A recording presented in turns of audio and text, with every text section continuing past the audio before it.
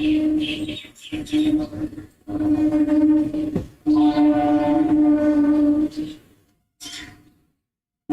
you're new here, let me quickly set the context before we start. On this channel, we look at horse racing through data, race structure, and risk, not tips or hype. Instead of jumping straight to who will win, we slow things down and first ask, which runners cannot win and why? You'll see an Excel sheet on screen during the stream. Think of this as the engine that runs the analysis here. It's a proprietary model we've developed to understand how a race is shaped, not just who looks good on a race card. By combining pressure, pace, distance, class, and competition, the engine helps us see where a race is stable and where forcing a pick would be risky. When the signals line up, we act. When they don't, the engine tells us to step back and explain the risk instead. You can use the timestamps below to follow the analysis race by race. Welcome to the Grandstand Gazette, data-driven horse racing analysis, educational use only. No betting advice, full disclaimer in the description.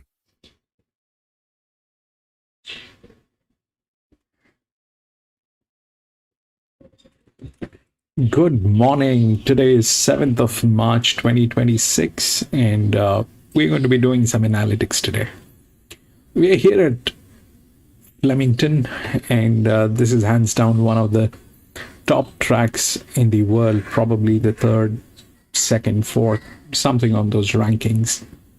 And this is hands down the best track, the top track in Australia. And we are here today. The ground rating is good and we've got about 10 races here today. About the track, the difficult part is the straight. The straight is very treacherous and very mysterious. We have no clue how that works, but we've got about 4 or 5 races here on the straight, which is on the 1100 meters, 1200 meters, 1000-meter races on the straight. And about this particular section, it plays okay, like any other track. So we are here.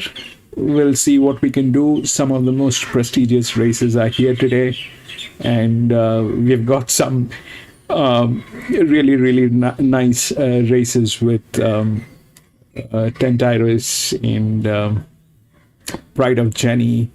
Zahara is here today, so we'll see how things work. Welcome back, Jimmy. Welcome to the Grandstand, and we do horse racing analytics, and we do that in 2 steps. First, we try and identify the best horses through physics, mathematics, a little bit of understanding of horse racing. And once we have identified the best horses, that's when we take a look at the horses at the paddock or at the gates when we get the live stream from the paddock or the gates. If we find that all the horses that we have chosen are looking good, we wait for the results to validate them. If we find that there are circumstantial changes or there are better horses at the paddock, we often give it a shout out and highlight those sections. Now, before we jump into the races, I want to make a little correction. Last time, during the midweek, Wednesday, when we were racing, this particular column, the revised weight, I had a doubt whether it is where it is going or coming from. So I thought it is where it is going, but no, when I checked the weight with the other races that the previous race that they have raced, this is basically where they're coming from. So this is where they're coming from, and this is where they are tentatively going, okay? This is what their class is at the present, and this is the projection of where they stand. So we'll see how that works. We know how the match works. We know what linears can do, the drifts can do. We know all that. The only correction that I had to talk about is this one. we work with numbers. So until and unless I get a validity on what exactly that number means, it stays a doubt. But when I rechecked, this basically is where they're coming from. This is not where they're going. That's what I thought it was, but it is not. This is where they're going. This is where they're coming from. So we'll see what we can do here today. We'll take a look at the market snapshot before we jump into the races and see what the market is talking about. The first one is in 1100, 3-year-old quality. Number 6 has been scratched. 1, 7, 4, and 3.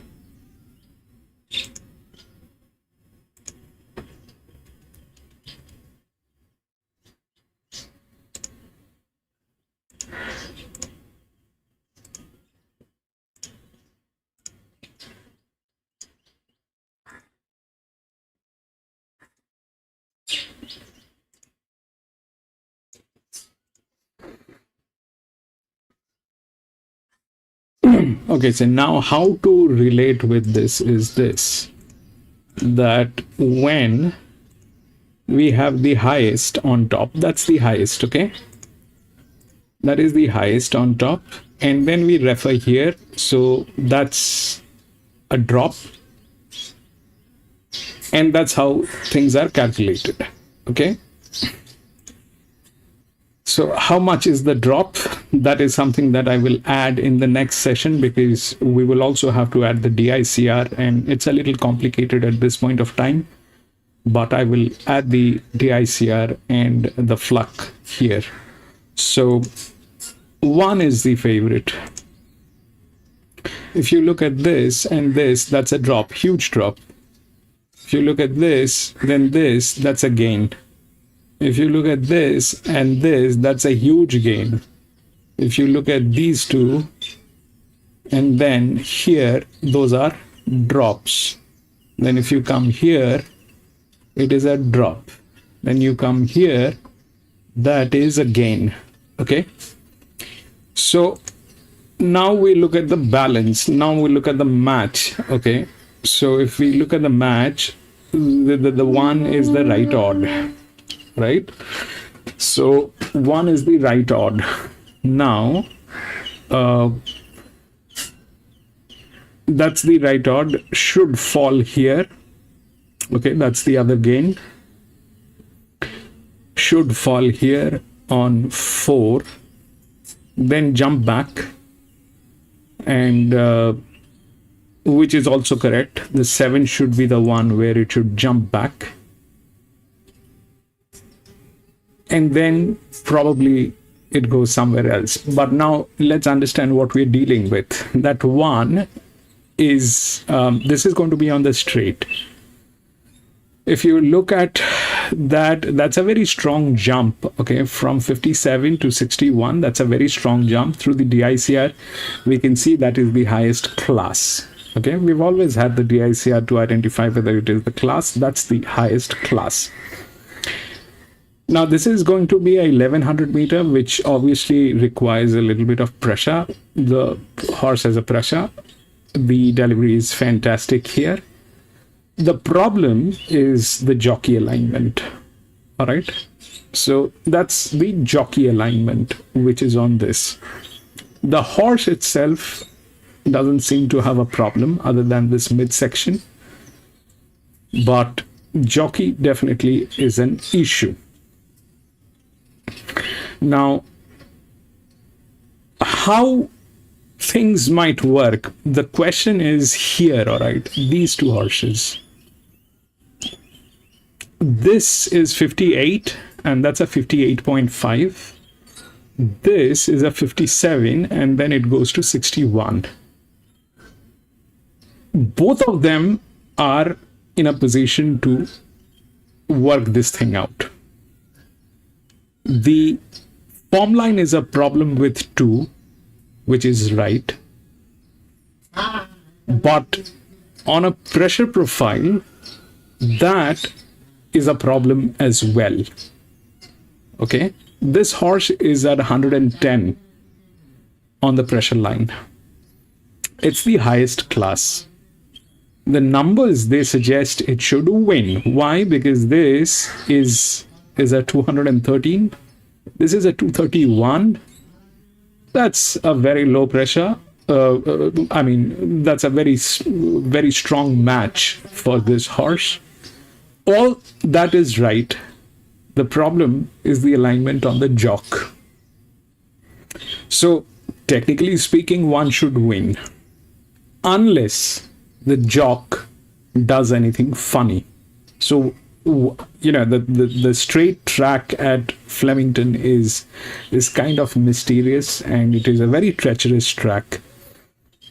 The first one I'm going to be watching, but if we have to do a data ranking on this, then definitely 1, then it is 4, then definitely 2 is probably in the game, even if it doesn't have the form line. And then it'll jump back again. That probably is going to be a low pressure which will play.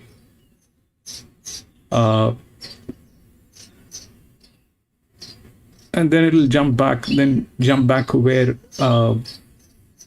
could be 7. Sorry. Could be 7. 3, I don't know, maybe, but I mean, one of them is definitely going to get knocked out, but the problem stays here with 1 and 2. Okay, why I'm saying that is because that's a very strong jump. 57 to 61 is a huge jump. That's very good from one perspective. The other perspective is this, that there's a misalignment on jock, and they are bleeding 58% through the stud farm. So ideally, technically, one should win, unless their management and the jockey decision gets in between. The 2 is quite capable of doing this, but it doesn't have the form line, which is an issue. But that's the game, okay? But that's exactly the game they want us to get into. Both of these horses, they have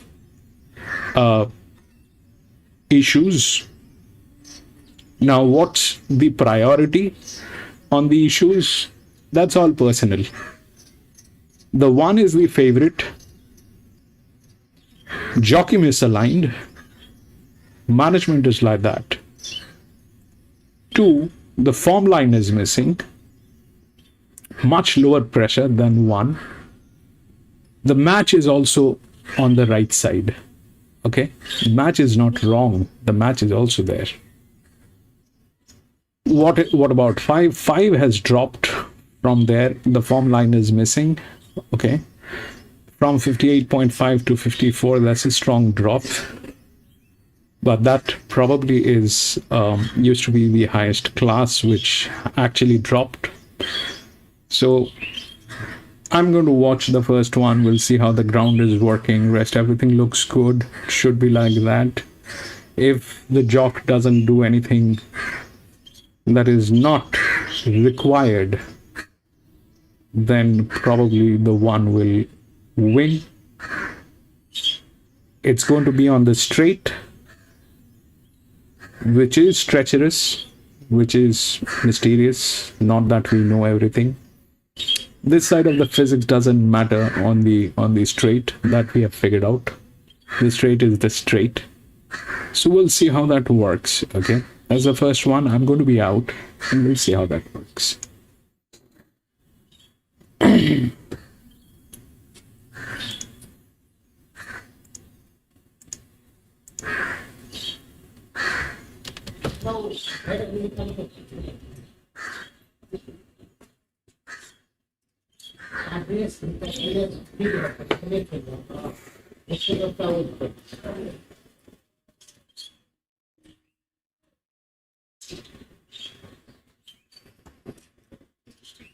Jimmy, welcome back.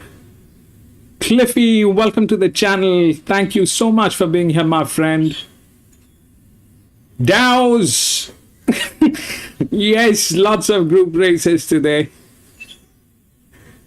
Lots of group races. We'll see what happens. But yeah, those are the things that are the reason why we are here. We'll see how that works. Well, yes, it's going to be a very interesting day today. Pride of Jenny is going to be here.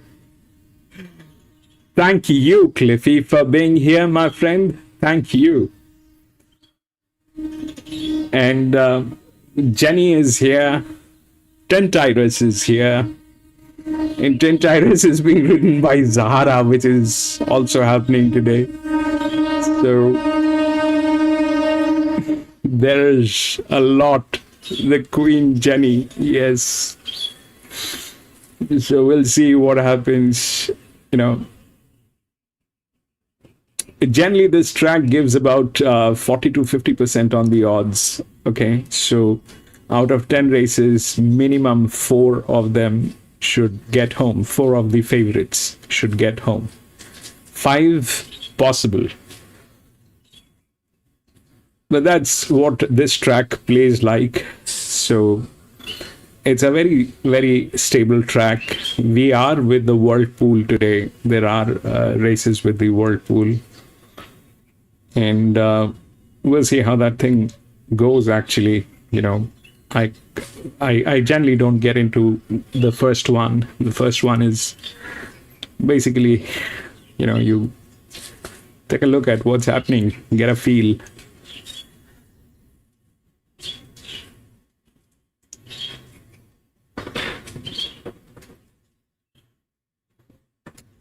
The other thing is we might actually have to take a call on whether or not we want to use the feed of the live racing anymore, because it is becoming a struggle for me. And honestly, I don't own the feed. I was using it as, you know, as a fair use. We were not streaming the races. We were using the feed to actually analyze and everything. But over a period of time, what has started happening is, you know, it is becoming very difficult for me to arrange the feed. And I strongly think, you know, they're not liking it. Somewhere, someone is pressing some buttons and we are going out of feeds in every 4 or 5 months. So that is something which has been constantly happening. But today we're going to be using the feed. We have the feed. So we'll see how that works. But I think eventually we'll have to take a call. Anyways, I think everybody has their own feeds because everybody is on some kind of a platform that has a feed. So that should not be a problem. We use this as the system to identify and then use our own feeds. That's something that is quite possible. And we'll take a call on that.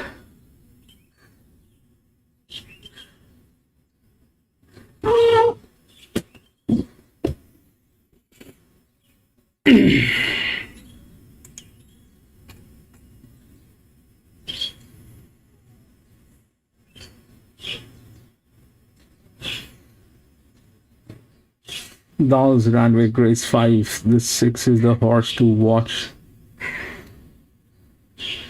Yeah, Randwick. We could have gone to Randwick as well, but somehow I just couldn't resist the fact that, you know, Tentyrus, Jenny, and everybody is here. Zahara is here, so those are temptations, you know. Those are temptations. I mean, Come on, maybe this is probably one of those races after which Jenny might not run. She's 8 years. She's 8 year old.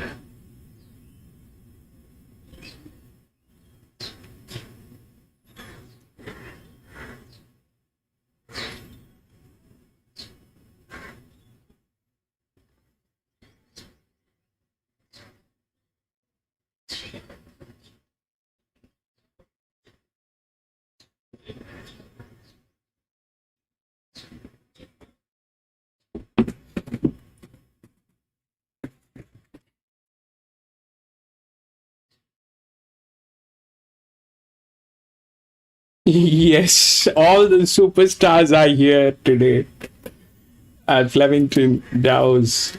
That also makes it very volatile. That also makes it very volatile.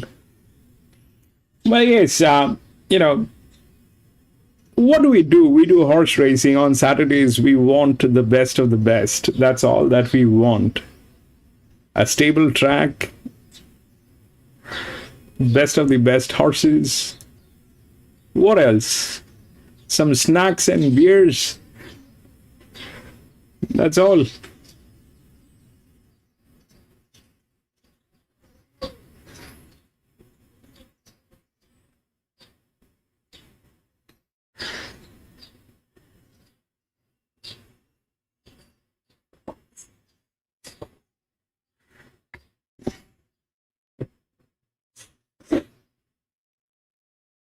I mean, I seriously like the first one. I mean, there's nothing not to like about one.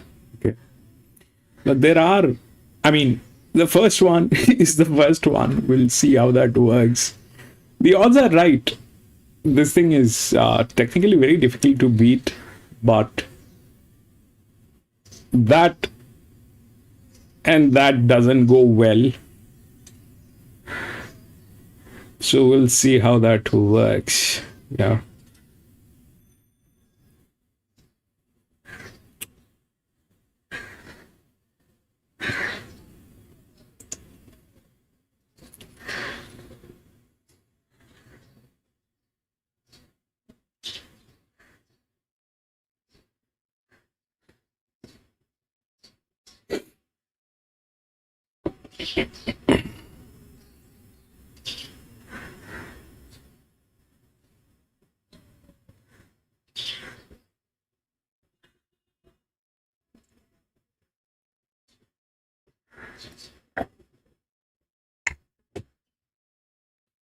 For the want to win, I think the jockey doesn't.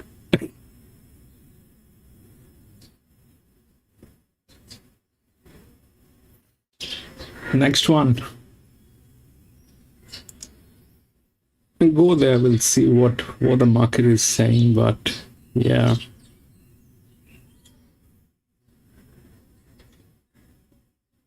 That's a benchmark 84. Again, 1100 meter on the straight. Let's just see how the track is, because this is the first one which is going to give us a little understanding of what's going on with the track. It is good for.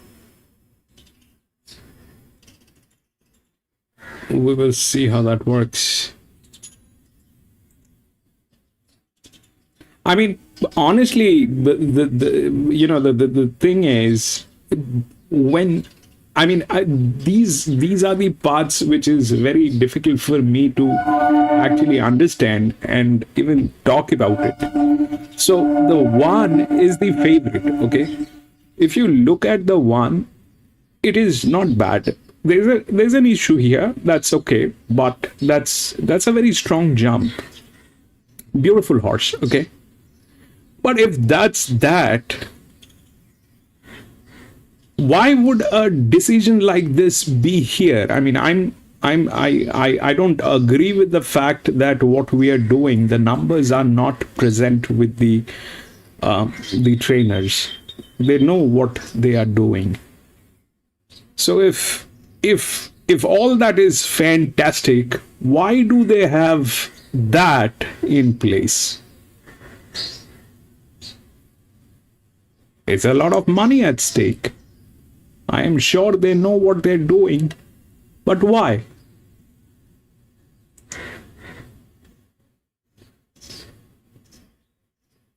The public is heavy on the 7 and the 8.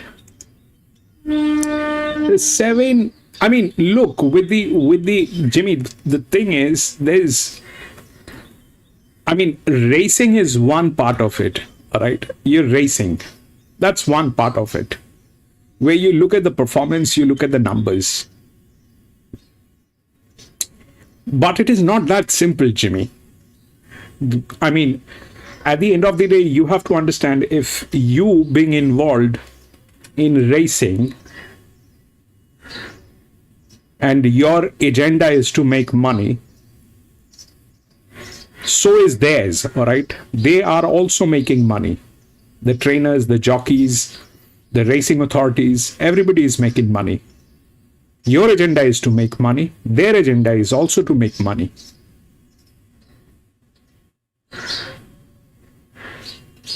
You're going to be taking decisions, and they have already taken decisions. And there's definitely an conflict of interest. They do not want you to win, and you do not want them to win. So it's not that simple, what the market says is the market. That market is about 60% wrong every time, on an average. Market is 60% wrong. But what you're looking at is the logic behind why market is saying so. But at the same time, why that? Why that?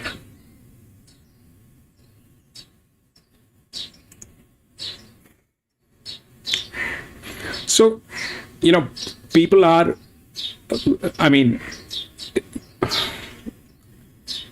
I don't know how to explain this, but any market has two sides of the story, buyers and sellers. Buyers are buyers, sellers are sellers. Everybody is trying to make money. They have different logics in place. How they are making money is reflecting on the decisions, right? What they do.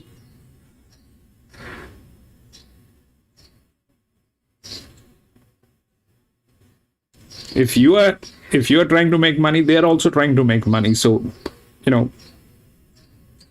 if they have taken a decision of getting a jock who's probably not the best match, the question is why? Are they not willing to make money, or they are making money from somewhere else?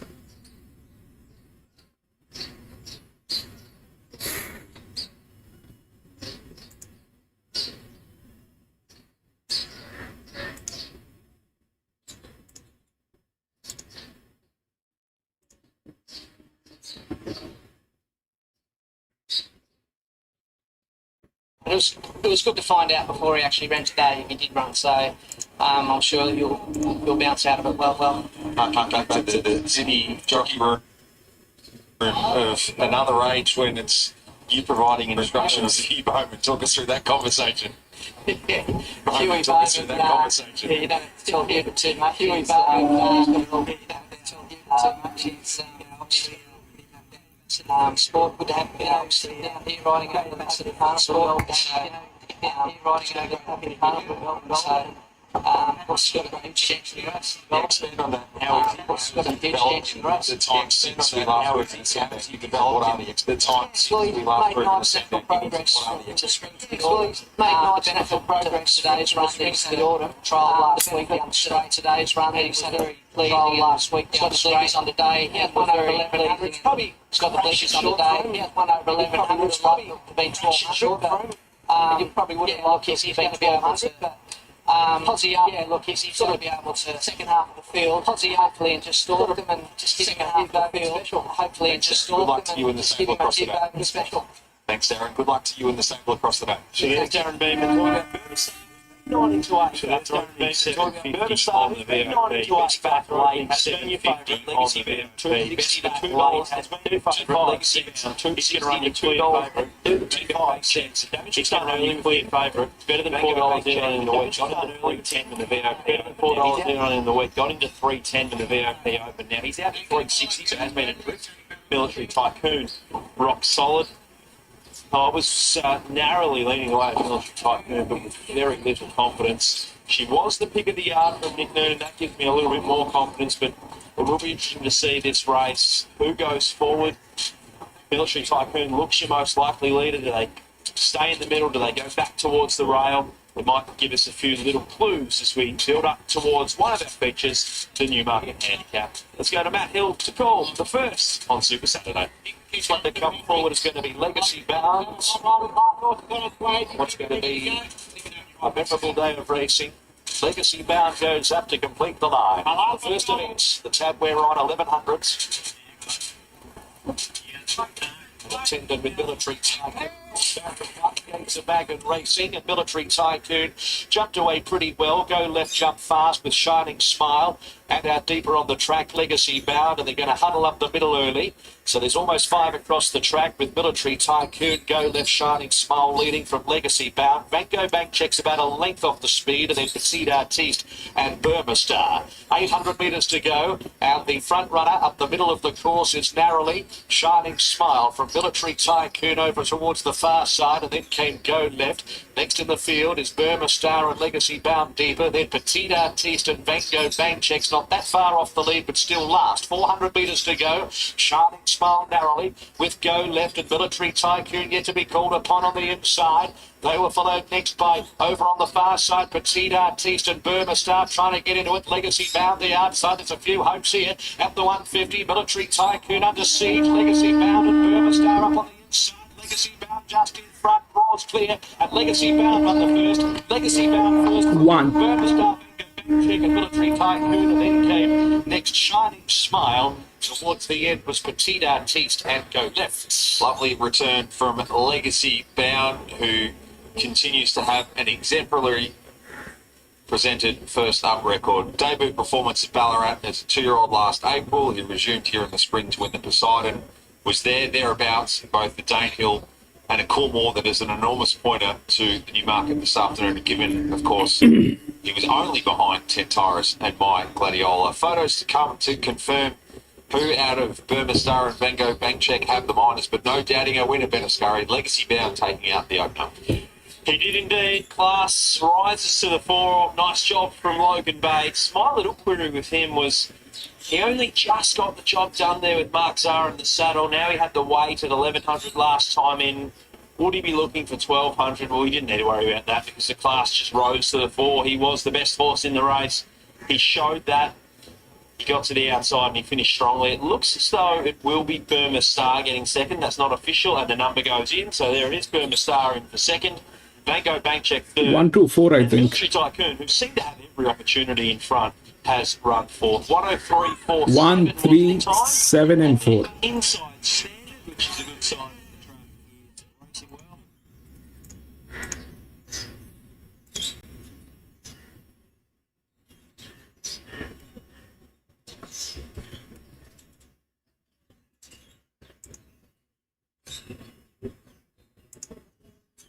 So 1, 3, 7, and 4. The 2 did not get there. 1.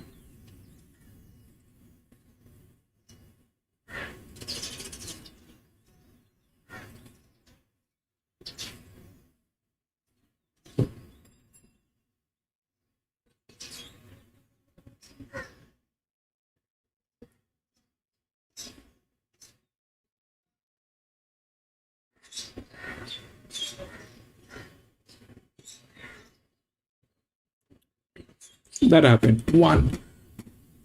So 1 was the right horse. 1 won. We'll go to the next.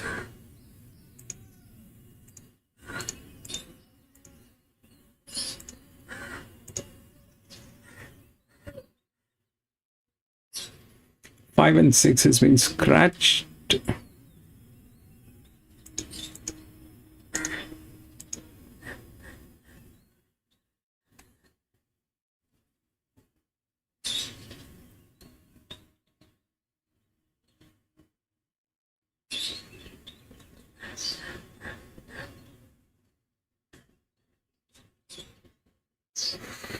Okay, so 3, 8, 9, and 7.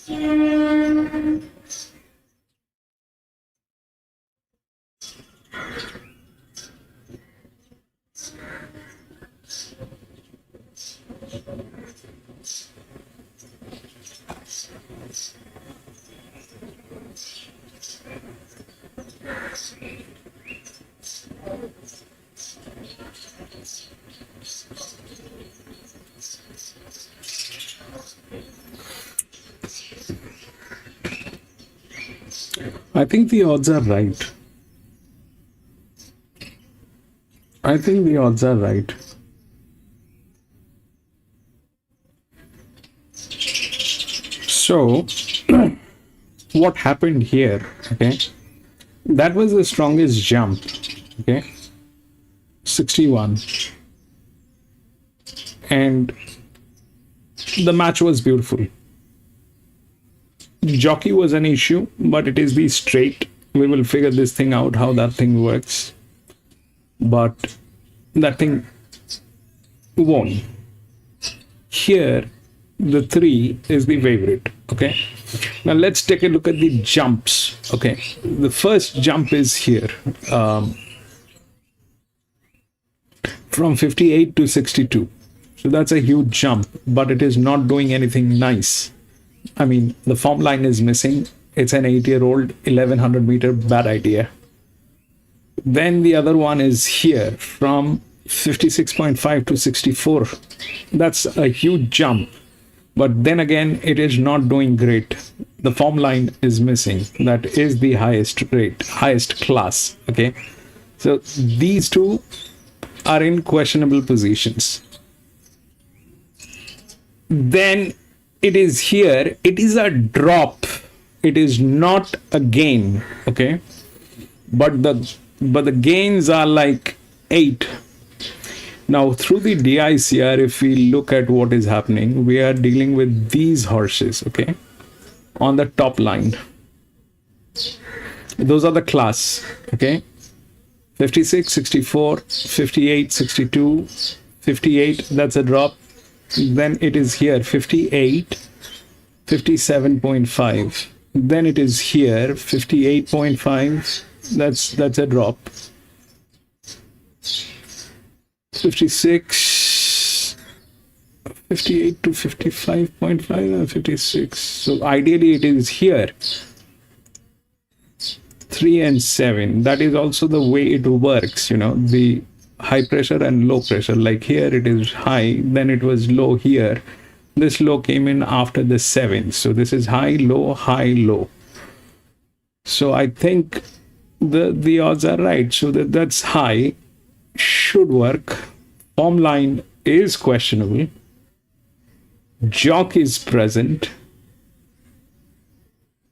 That's 50, 58, 57.5. So 0.5. This is strong. 58.5 to 55. This is again 56.5 to.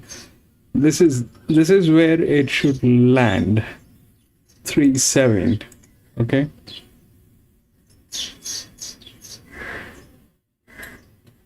Nine. Probably the next. They're all of the same class. This is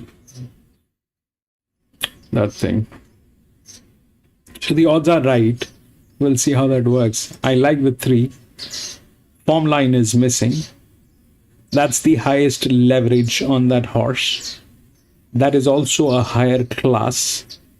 That's the second linear. The first linear is coming from a different class. The leverage is also lower than this. So the promotion is right. Form line is a question. 8 has the leverage but dropped. This one doesn't have the leverage, has the form line with a low pressure. Okay. So they all belong to the same class. Okay. They all belong to the same class. And if they belong to the same class, then a low pressure is good. This is the high pressure. Higher class, jock, everything is right. 3 should win. Let's see. Now, what can go wrong?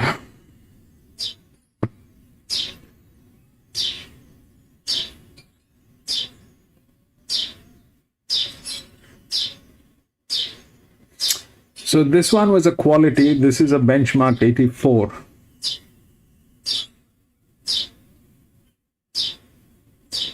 If that one does anything funny, which I don't think it is in a position to do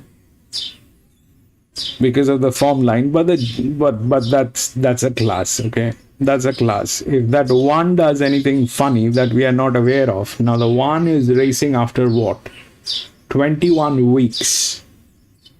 The one is racing after 21 weeks. So that is an area where everything is gray like this, because that's stale. All right, that form line is very stale. It's 21 weeks old form line. Now that is there like that, and if it backfires,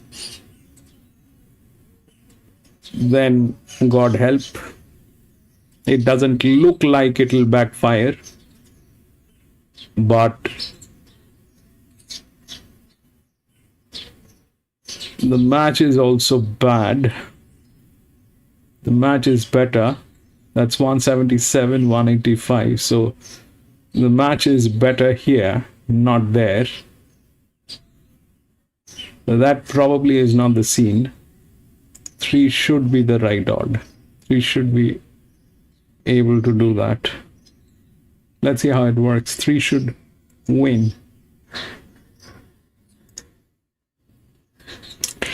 Adam man, welcome back.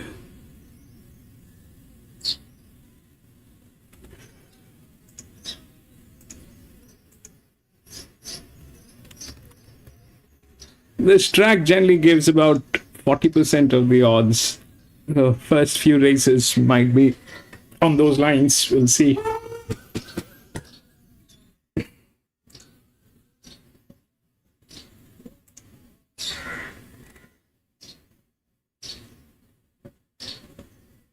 So how it ranks? 3-7.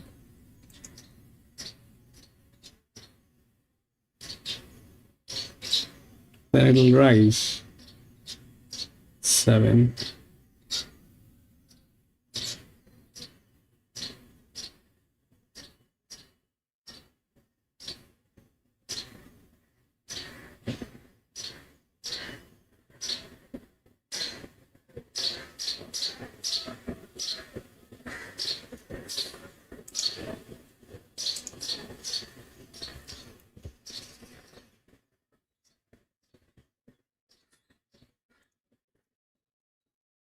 Three, 7, it's 0.5, this is 58.5 drop, this to 6, 55, 1, 56, 55.5, so this is 6, 1, 0, this is where it is, 3, 7, 9, 8.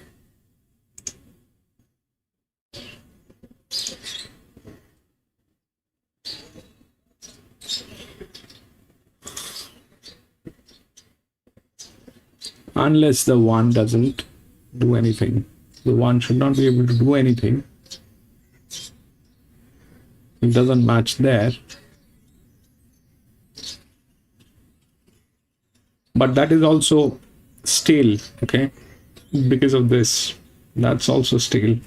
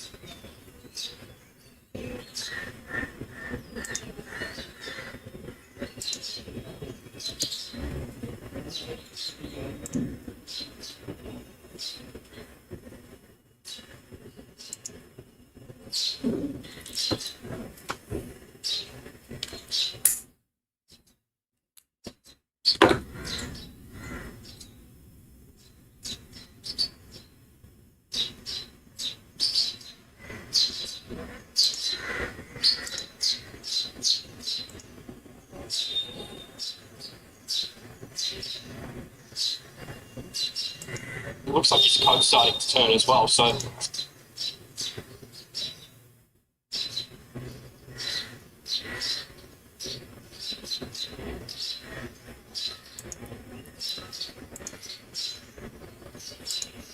suited rising in distance, but this is a fair bit tougher. And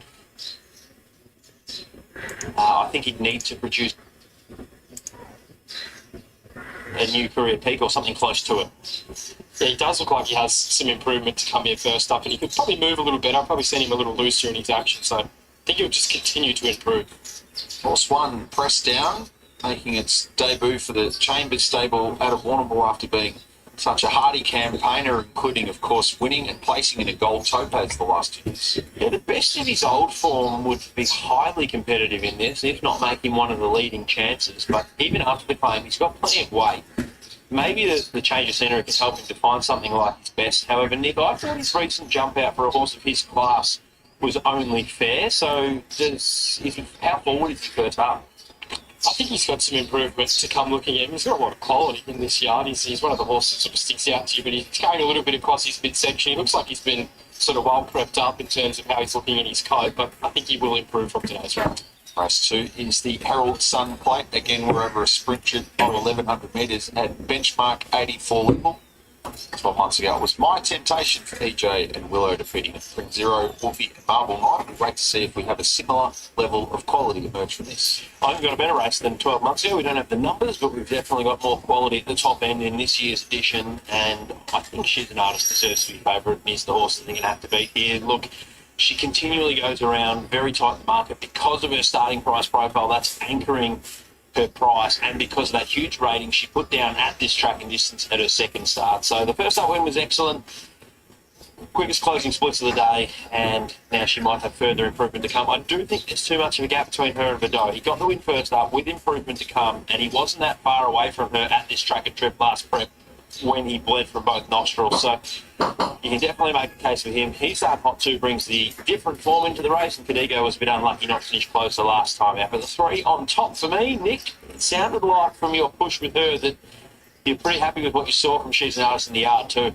Yeah, I've got her on top as well. Horse number 3, She's an Artist. I think she looks really well here today. She's always been quite a sensible mare in how she presents, and the way she's paraded here today, you could expect her to be running towards her best. I don't think there's much between her and Verdot, and maybe at the prices he might be a little bit more appealing. I think it sort of looks between those two from the yard. We'll catch up with Verdot's trainer here in Will Larkin. Gee, looks like he's improved a bit from that first up run. Yeah, he definitely has. I was actually surprised on how well he's come through. The 3 is getting tailed. Probably see him where he is now third up, but yeah, he's been Has he come through that run since last start? All good positive signs? yeah, he's been super. Hasn't put a foot wrong the whole 2 weeks. So his work's been solid. As I touched on, he looks very good. So he'd be running a usual race. How's the race work out for him today? Is there any instructions? It's a tricky one with sweetness in the race. It's obviously going to lickety split because I don't think it knows that way. So, Ben's just going to make sure he begins and make sure he's not too far off. You can't give a horse like that too much ground. So, it's going to be interesting, but he won't be too far away. Big day for the team. Best of luck. Thank you. Okay, this is a good go. She's an artist. It's $1.60, would you believe it? Continuing to dominate the turnover here. This is a good go on a Saturday. Race 2, number 3 will be a market mover. With that, Verdo, we just heard all about Verdo coming on after the first up victory there, 484.40. Trimming up a little, but did open at $4. He's 2 down, hot 2 is soft in the market. The Sydney side is switching over. Now, the 2 best backed at a price are the 7 and the 2, Codigo and Nervous Witness. 16 into 11, 23 into 21 if you're looking for your same race multis there. So the best back to 7 and 2, but it's race 2, number 3. Heavily backed to get the cash and continue. The market mover and favourite backers. Do you win some? Or visit the website. Getting a little bit of an insight into the further technological innovations of the Mars stable from Jack Turnbull. Sort of need your own app with 25 runners around the country. One down here, what did you make of Military Tycoon in the first? She was good. She just ran time. She looks like she's doing it very easily, but I think they ran a class record and she was 10.9, 10.8, 10.7. So it is staying that. She was one of the few in front that held Gallop. Aesthetically, I guess, disappointing, but you can make a case for why she got there. So she's an artist and talks through the programming. So The 3 is getting tailed. a softer target. That's not a good thing. Today to kick off.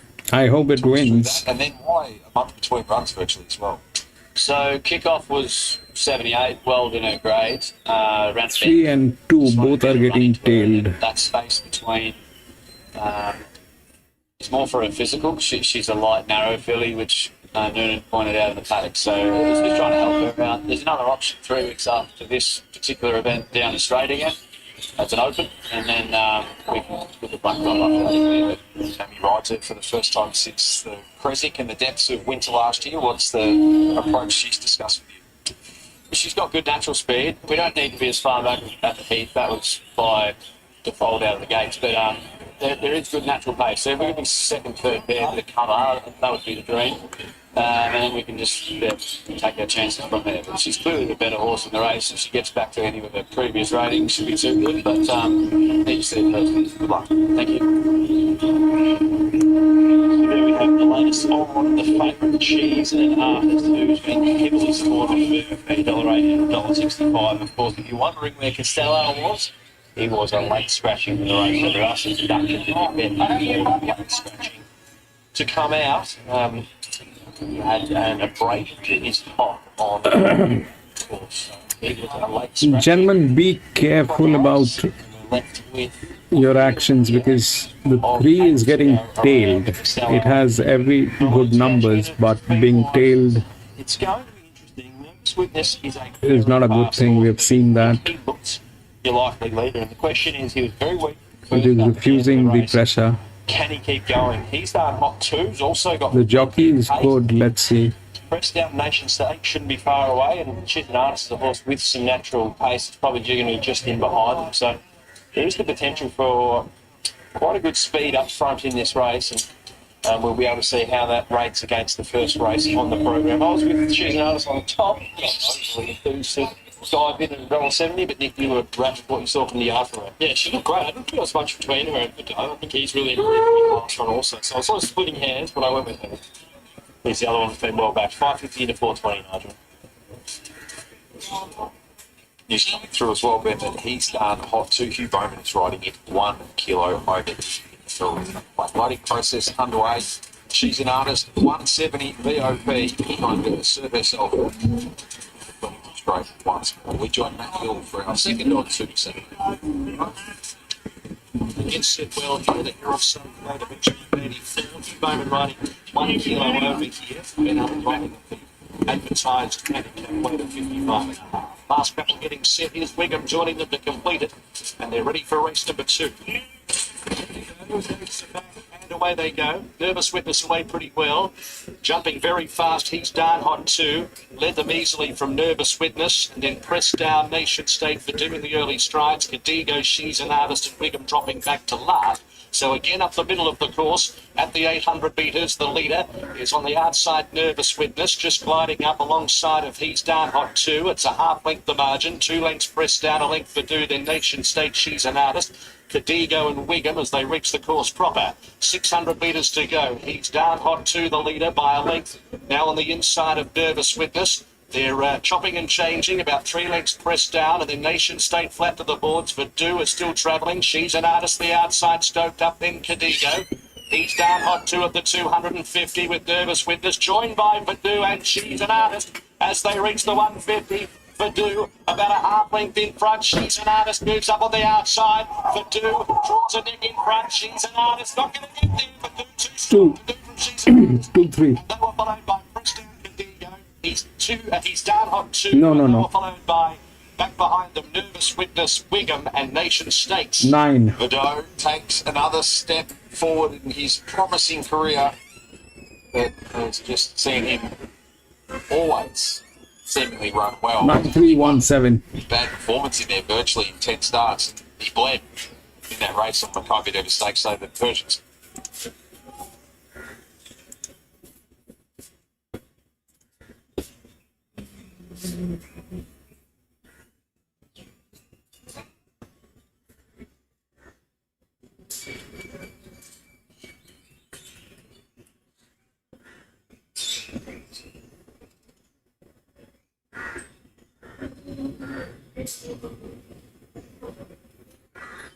The 3 was getting tailed. It was refusing the pressure line. And then this one went through.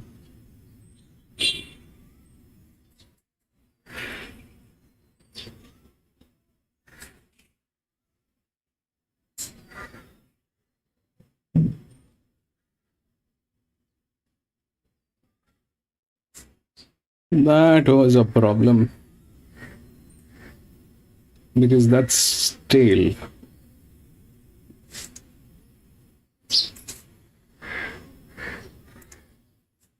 That was 2. 2 was okay. Sorry about that. That was, I did not see the see your text, but the thing is, you know, when I'm putting up this feed, I can't look at the chat, my friend. That's why. So what happened is that 3 was getting tailed. Okay, that's not a good thing. That's not a good thing. You know, we all know that. Okay, when it gets tailed, it's not a good thing. But that happened. These 2, they came in together. The 7 came in third, fourth. The 1 was a question which we did not have an answer for. But that happened. We'll go to the next.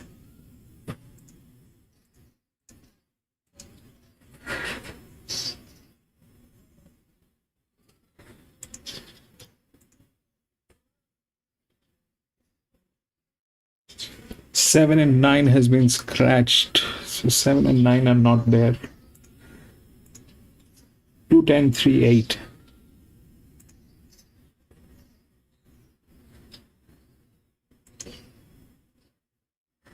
The result was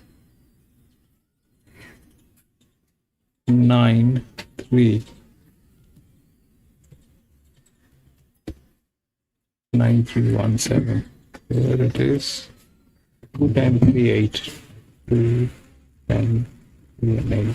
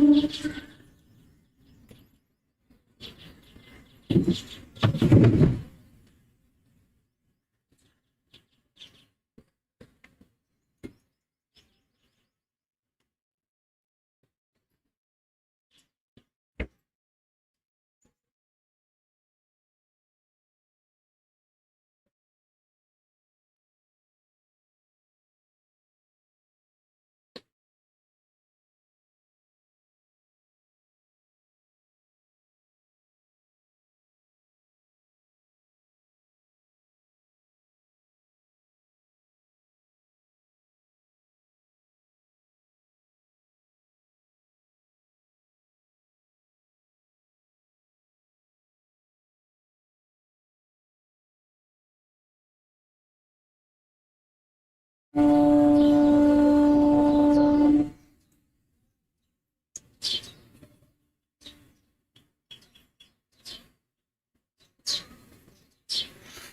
they always look that good, okay? They're going to be running neutral. So they always look that good. Now the thing is, this is, so there are quite a few contradictions in this race. First of all, it is a 2-year-old all fillies. So that's a 2-year-old race. That's the first thing. Second thing is this, that it is a set wet. So everybody has been amortized on this particular weight. All right. If we look at the class where they're coming from, that's the highest class. Okay, that's the highest class. That is that. It's a drop that has been adjusted. All right, because it's a set weight. This thing is a set weight. I am sorry, my pronunciation is a little bad. So that's a set weight. So that's that part of the story. Now that's going to run neutral, but that's the highest class. What we have seen is this, that neutrals generally don't win. That's the first thing. Secondly, if they do, they need to be of a very higher class, which fits the bill here. 2, that's a 56, 56, that's the same. Probably not the same. Then if we look at the jump, then this is a 55, which became 56 here. So the 4 is the jump. Now the 4 is also the highest pressure line. The 4 is also the highest pressure line. That's 1,000 meter. So what happened here is, it is basically going through the pressure so far. Even for a benchmark 84 that happened. The 3 was getting tailed, which was an issue. It did not run, and we saw that it did not run properly. It tried to cope up at the last moment, but that was not the thing. It was getting tailed. So, the 2 probably is not happening. They always look very good, but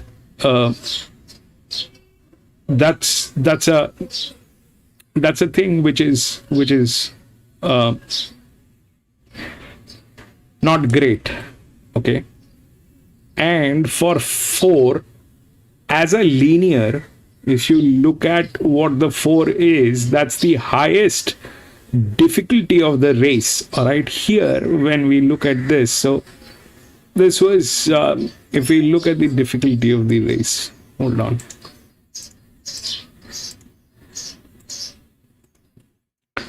So the highest difficulty was here with that 8-year-old. That just did not happen. Then it was 3, which was here. All right. Then the match was good. The match was good. Those were the 2 highest difficulty. Then it dropped. The 9 and the 7 had the same difficulty. Okay. The 9 and the 7 had the same difficulty, but the match was better on 7, which did not work. This thing went through. All right. Why? Because the 3 was getting tailed. Those are very high difficulty races, and there the difficulty was there, but they did not have the form line. But the 1 kind of knocked it out. All right.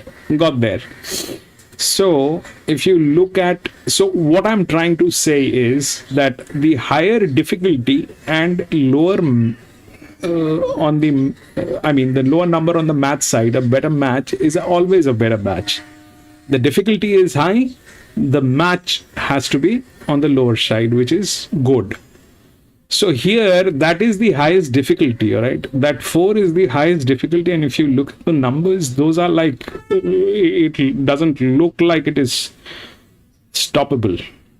It doesn't look like it is stoppable, but the 4 is not there within the odds. Now, what is the problem with the 4? Definitely the alignment on the jock. That's a problem. The other thing about the 2 is this, that the 2 is if it is about neutrals, the neutrals, they don't win generally. If they win, they have to be a higher class, which fits with the 3. Now, the contradiction of this race is that this is a 2-year-old filly race, which is a set weight. That means they have been amortized on the weight which has been assigned here, but that's the highest class. Now, how this might play is the 2 is definitely very questionable. That probably is a bad idea. 3 is a maybe because of the class, and I mean, if these 2 are neutrals, then definitely 3 is a higher class. That's why 3 is a better option. For them, we don't have the numbers.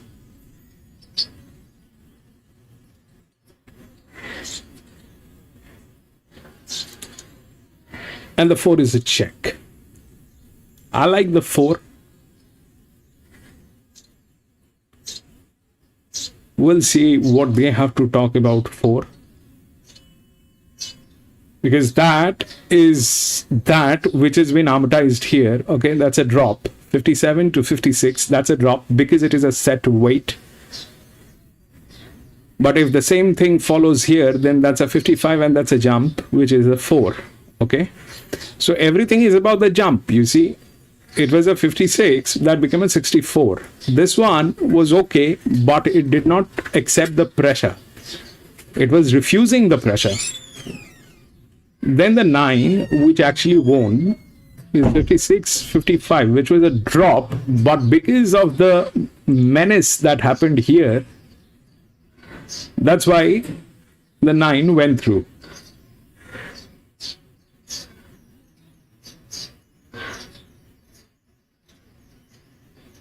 So the 4 is a check. Out of 3 and 2, 3 has better chances.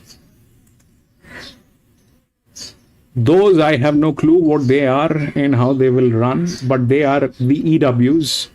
Definitely, if a linear knocks it out, then there is a very strong chance that one of those will get in. We know them, who they are. I mean, practically there's no numbers that we can talk about. This one is one of the good jocks, which is on 6. I'm sorry, but 6 is not there. Those are the EWs. But if this thing knocks out, then one of those has the possibilities of getting in. But the 4 remains a check. An EW maybe. 2, very doubtful. 3 is also doubtful. Because of being neutral, all right? Neutrals generally don't win. And if they win with the class. We've seen that. We'll see how that works.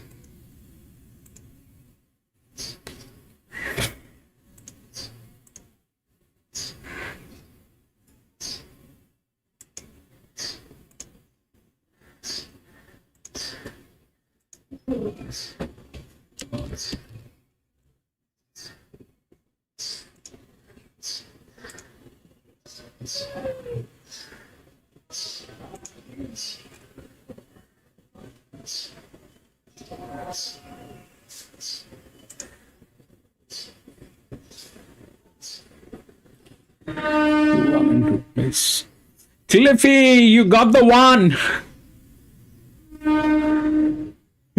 Cliffy, you got the 1. The 1 got into a place. That was a dangerous one which was lying there. Arman, favorites will win here. You know, it's Flemington, so we've got one favorite so far. It should give 4 of them. Tops with 5, but which one are those is something that you and I will have to navigate through. For example, this one as a favorite, I don't think is is a great idea. I don't think it is a great idea for a favorite. The 3 is doubtful as well, being neutral. The 4 is not even there within the odds, but the numbers as a linear is fantastic on 4. Issues, jock, definitely.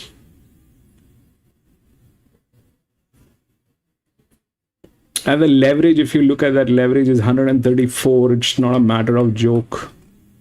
Here, what happened is the 9, 31, actually knocked out. That was 9, which is at 91. The linear knocked out this one.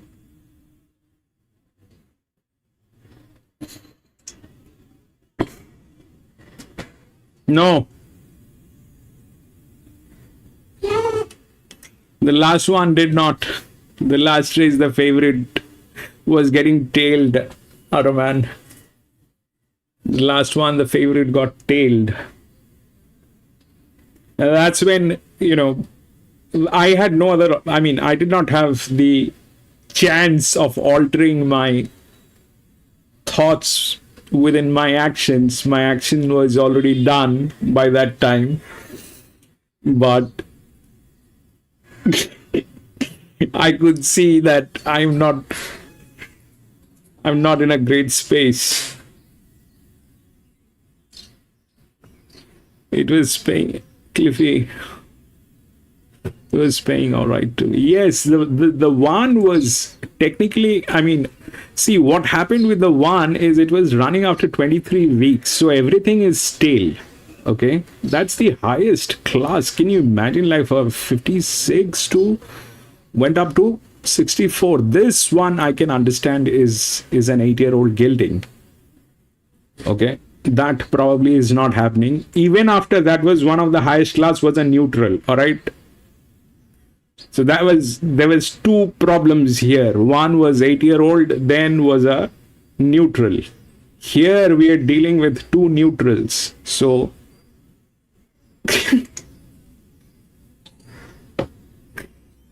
yeah, of course, Cliffy, the thing is, you know, what we can identify, I mean, apart from the race card and the history and the, you know, previous races which are already there in the race card, what we try to identify here is, you know, the things that are not in the race card. So one was definitely, why one was a threat is because, you know, because of that jump. That jump, you see 56.5 to 64, that's a huge jump. But that's a stale record. If you look at RaceNet or any other place, it'll also show you like 22 weeks or 23 weeks. So the confidence is not much here. How it'll act is very doubtful. But that's what racing is all about. Like the 3, I could not reverse my action. Why? Because by the time it got tailed, my action was already done and dusted. So I could not reverse that. If I had the option of reversing, I would have stepped out, which I usually do when the horses, they get tailed. So that probably did not happen. And what happened with the 7 is, you know,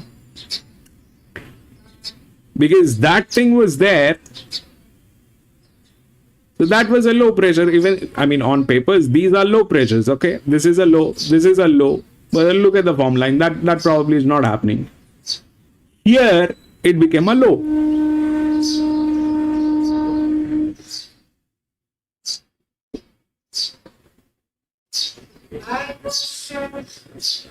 Yes, you are right. Cliffy, you are right that it's not only RaceNet. I think it is most of the cards that are available. They talk about the things which may not be as necessary as what we need to understand this from a business perspective. I mean, for me, this is a business. If my money is involved, then it is a business. It's a transaction. So if I am doing a transaction, I need to know a lot more than what is printed and readily available. And I doubt everything, Cliffy. I doubt everything. I have my own issues. I doubt everything.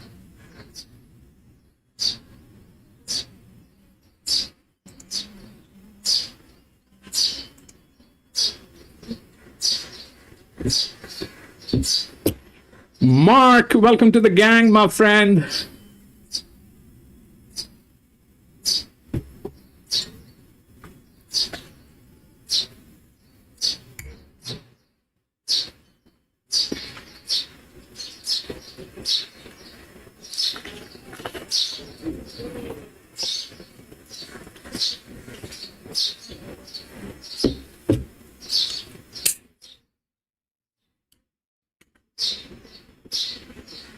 I mean, if you have the slightest doubt, step out.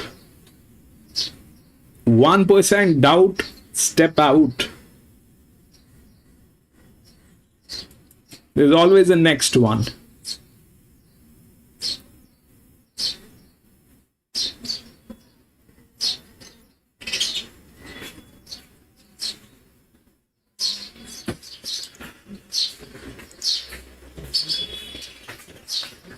Spirit, we see later on in the Shaftesbury Avenue one. He's held off a goodie.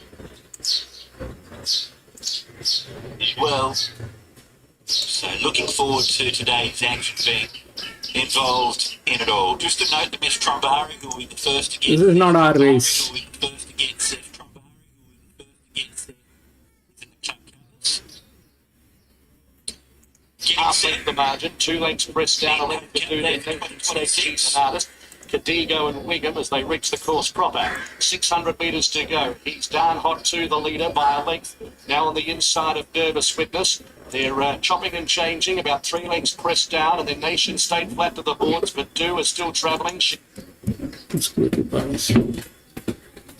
I mean, that's the purpose of the channel, Cliffy. The thing is, we try to analyze race from a very different perspective.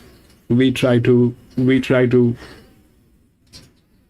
I mean, my approach is risk first. Understand the risk that you have. Understand the risk that you have, and then if it aligns with your pocket, you take a call. We don't provide tips here. The call is yours, but at the end of the day, the purpose is this, that when you're taking a call, you should have certain numbers handy. And I try to develop those numbers. I try to research those numbers, and that's all that I try to do. I go wrong, I learn, rectify, and all that is all public. When I'm wrong, it is all public. When I'm right, it is all public.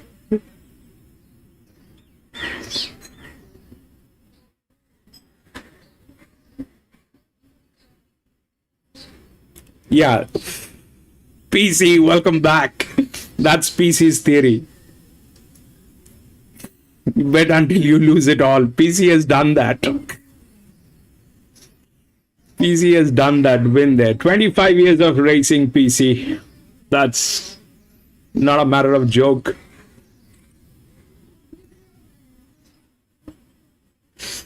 PC has been racing 25 years.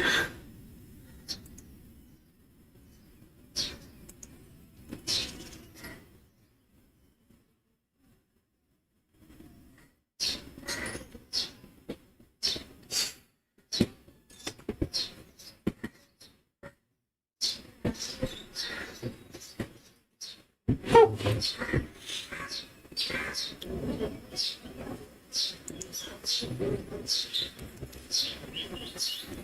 gonna probably go with an EW.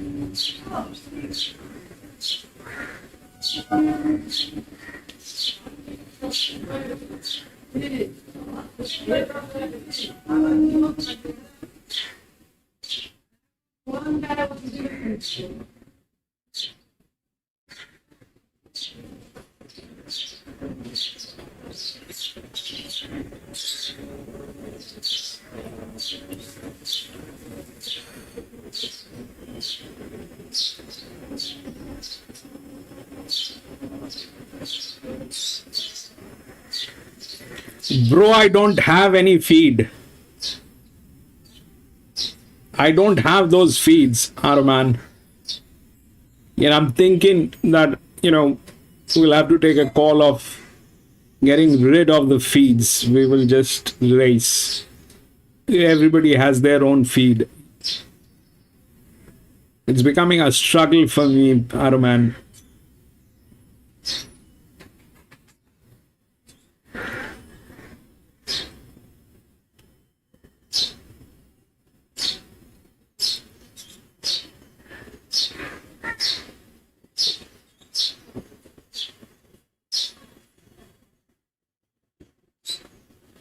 PC, I like how 3 got home last Flemington 3. The 3 is the class, okay? Technically, if those two are neutrals, then 3 should win. That's the class.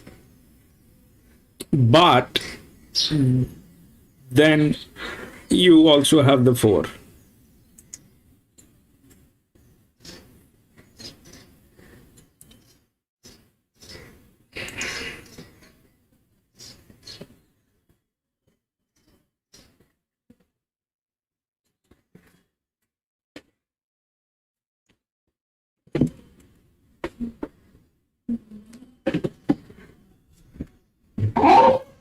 You're right, Cliffy. You're right. Not much. Everything is a risk. Everything is a risk.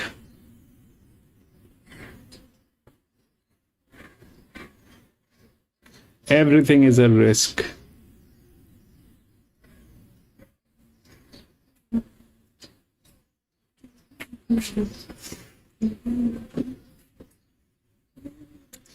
This is yeah, the purpose is to confuse you. The purpose is to confuse. Every race has a purpose. This one, the purpose is to confuse.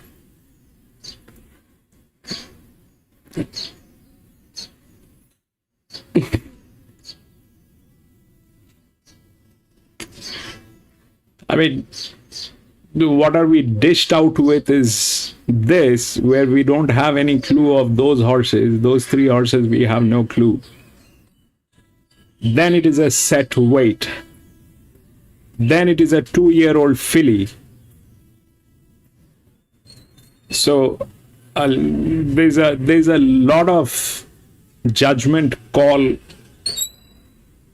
that can go wrong. If you take a judgment on 2-year-old fillies, that'll go wrong. If you take a judgment on class, that can go wrong. If you take a judgment on, the pressure line, that can go wrong.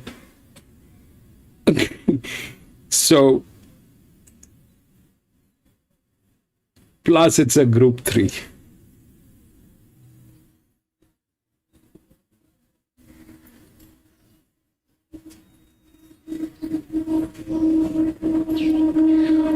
Well, that's how it is, Cliffy, and that is the reason. I mean, because they don't have the information that we need. That's exactly why the effort that I put in is to build the information. That's why I put in the effort to build the information.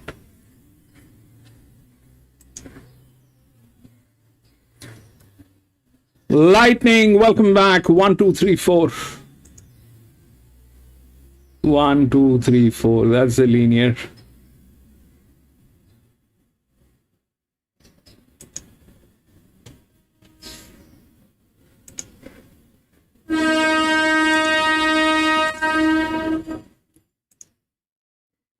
Horse,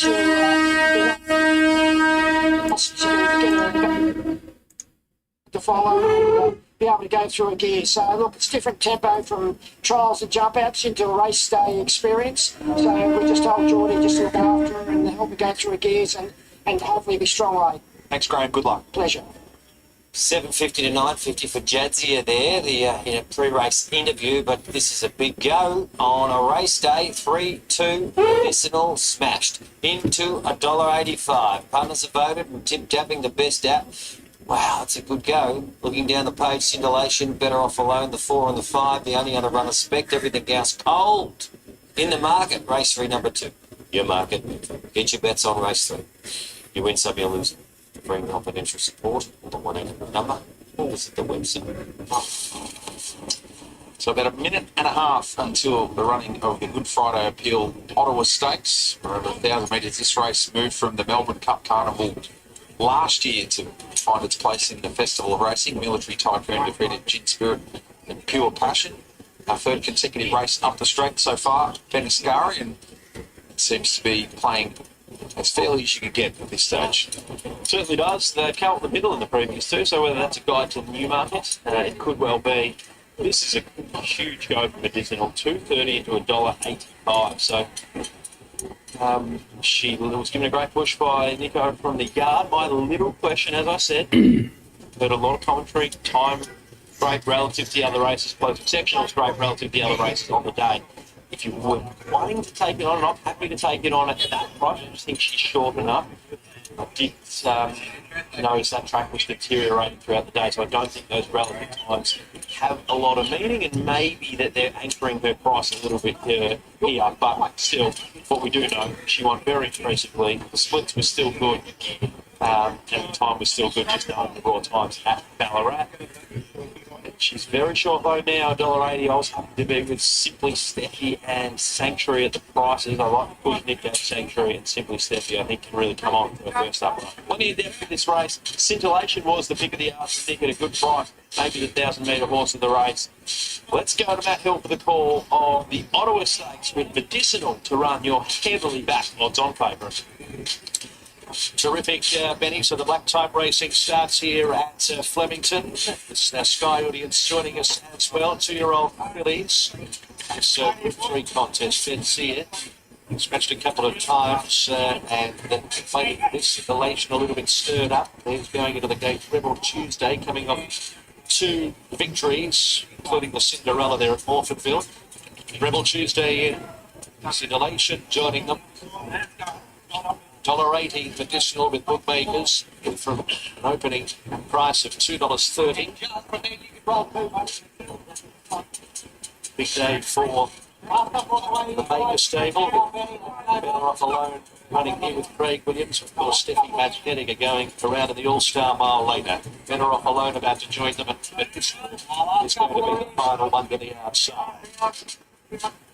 Might be a good draw after what we've seen in the first 2 races. Phil Hinton. The gates are back and they're away. Simply Steffi towards the inside. Missed the kick by about a length. Scintillation jumped quickly with Medicinal. And then in between horses, Chapardos pushing up Jadzia and Better Off Alone. And then came behind them Sanctuary in the white distinguishing cap towards the back. Rebel Tuesday and Simply Steffi hooked towards the outside of them now. So with 700 metres to go, it's Scintillation with also Medicinal, then a length and a half better off alone. Then came Jadzia. Sanctuary over on the far side. Japardos is behind her, followed by Simply Steffi, who's gliding past a couple at Rebel Tuesday at the end. 400 metres to go. The leader is Medicinal towards the outside, led from Scintillation, Better Off Alone and Sanctuary. They were followed next in the field by Simply Steffi the outside, and Jadzia trying to get into her work. It's Medicinal, 200 metres to go. True length in front of Scintillation, and then Jadzia. It's Medicinal, 50 metres to go. Darting clear from Jadzia, and it's purely Medicinal. Medicinal running from Scintillation and Simply Steffi, followed further back by Sanctuary, Japardos, and at the back, Better Off Alone. Yeah, you can nearly set your watch by it. Another week, another stakes winning 2-year-old for Lindsay. 284, I think. The brothers Hayes have had in recent seasons with their juveniles. It continues here with the daughter of the Newmarket winner of 11 years ago, Brazenbow in Medicinal, saluting for Godolphin, and Jamie Mellum, 6th in the Prelude, headed to Ballarat to get a W on the border. Now is a stakes winning filly, eventually to the smiles and relief of Ben Hayes. 2-8, a nice debut from Jadzia, who finally got to the racetrack for Graham Begg, and she'll be better for that experience. Photos to come to try and separate the likes of Scintillation, Simply Steffi, and Rebel Tuesday, but no doubting your winner, and the market hit a bullseye here on the Ottawa Ben. They sure did. They were only wanted to back one horse, and they were spot on. Medicinal, far too good. 57.80 the time. It's just outside of standard for all classes, and that's pretty sharp for 2-year-olds, so she's done a good job. Jadzia stuck on to her task to the best of the rest. We've got a photo for third at this stage. Just looking at that result, it's probably going to go to Scintillation, who's given a great push from Nick Noonan from the yard. But Charlotte, Medicinal, she's pretty good. Medicinal is very good. I mean, very professional down the straight the first time to do it in that fashion. Yeah, definitely. Look, she still did a few things wrong. She jumped a lot better today, but she's got a very sensitive mouth and she just threw her head. We got 284.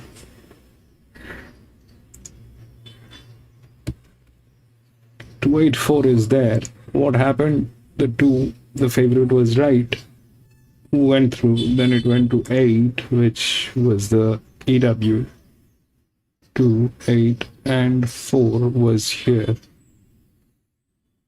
So that happened, and that happened. The 3 did not get through. Why? Because that 56, 56, 56, 56, 56, 19 did not work. That was not there. The 4 is there. 84, 70, 121. Why this did not work? Neutral.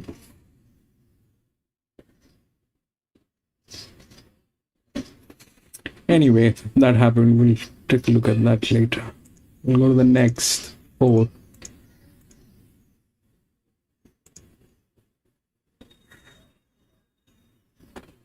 No scratching. 4, 3, 2, 1.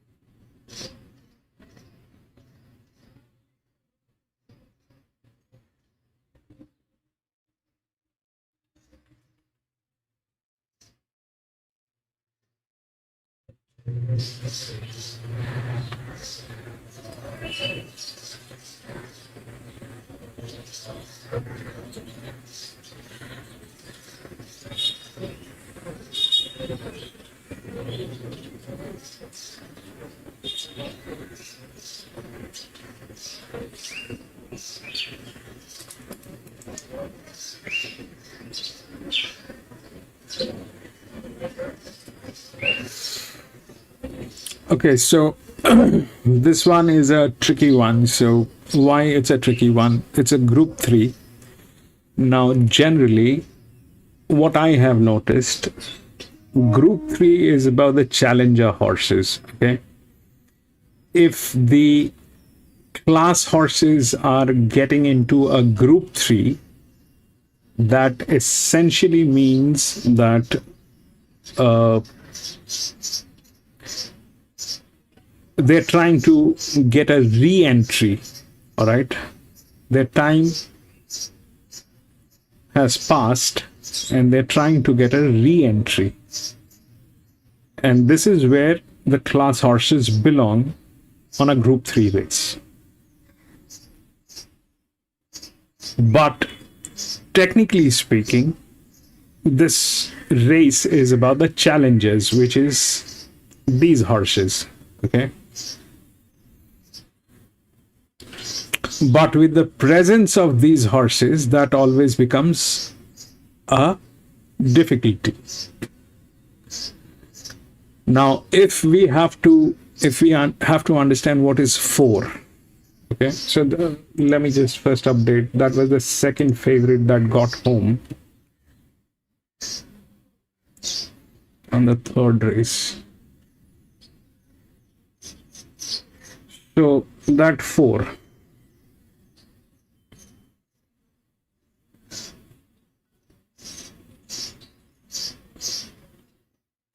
That 4 doesn't fit the bill. That 5 is there.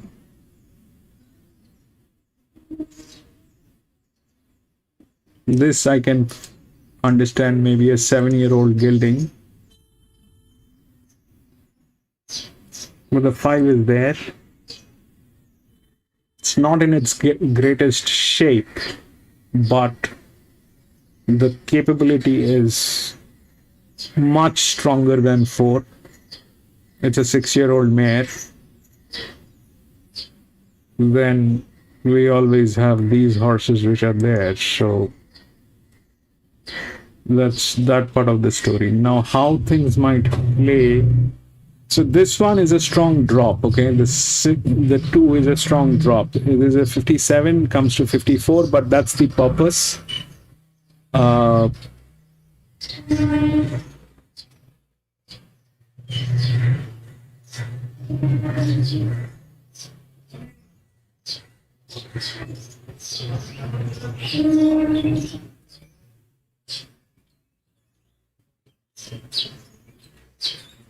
This is a strong drop.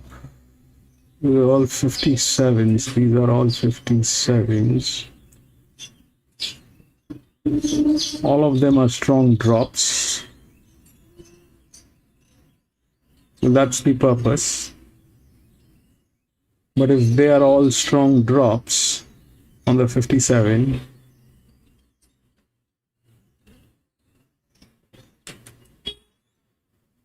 then this stays a threat. It might not have the form line. Where is this thing racing? This 5.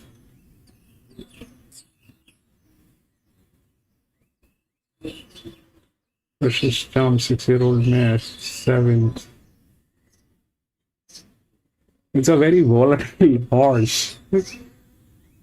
It's a very volatile horse. This thing is a very volatile. That's 100 and the outer drift. So can the linear win? The linear is the horse, which is 57, comes to the same section, 84, 34. 34, 120, 175. Still, this is better than the linear, but it's a 6-year-old mare. This is the third linear, 57. Has the form line. So that's the form line which they're talking about. But will the form line be enough?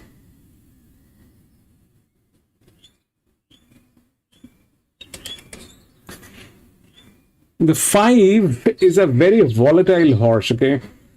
It comes first, then it comes 5th, then it comes first, then it came 5th, then it came first, then it came 7th. So that's a very volatile horse. It's a very difficult call on that 5. But that's how it is. It comes first, then it comes 5th or 7th, then it comes first. The question is whether today it will come first or not, which I don't know, because definitely the form line is an issue. 7 weeks is also good. 25, the horse, the 4-year-old mare, is that. This one is a class above 32, 43, 29, 73, 96, 43. So this becomes less difficult, but difficult for the horse, okay? This becomes less difficult, but difficult for the horse. That's that. 6, 4. So can a 6-year-old mare beat this?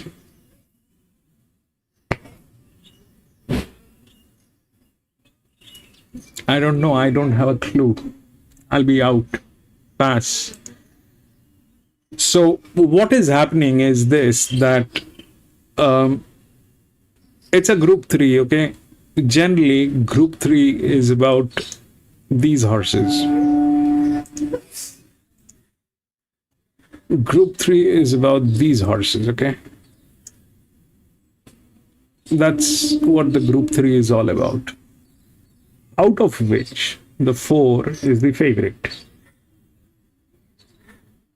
Why? Because of the form line. Okay? The 4 has been doing something good, which is not extremely good, but yeah, that's what it is. But now, if we look at what is happening with the other horses, then we definitely have this genius, which is sitting here with that kind of a structure, which is capable of toppling out anybody else. But the form line is not there, and the horse is a very dicey horse. Dicey horse isn't like, if you look at RaceNet, and if you look at the number of this race, I'll pull it up.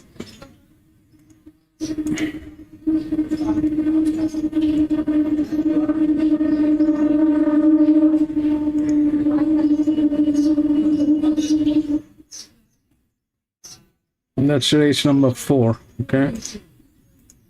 3, 4, 2, 1. This is how the thing is. This is race number 4, I think we're dealing with. Yeah. So right now 3 is the favorite. 3, 4, 2, 1. And this is the 5 that I am talking about. If you look at what it is, so it comes first, then it comes 5th, then it comes first, then it comes 5th, then it comes first, then it comes 7th. And that is the strength of the horse, okay? So that's a very strong horse. Now the 3 is the favorite, which is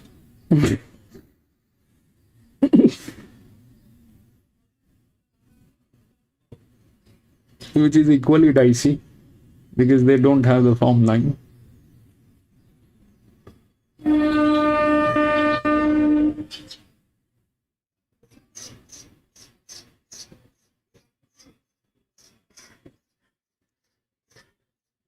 Two. And then 54 by 54 here. 85, 89, days 147.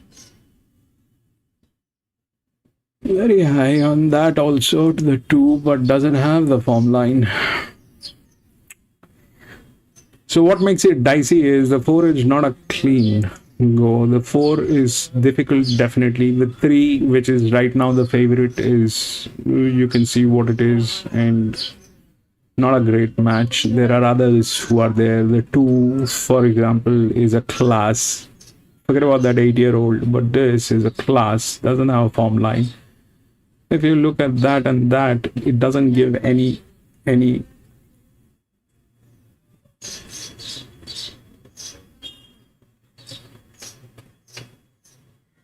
that doesn't give any hope for the 3. Okay, that doesn't give any hope for the 3. The 2 is there if they all fail, which,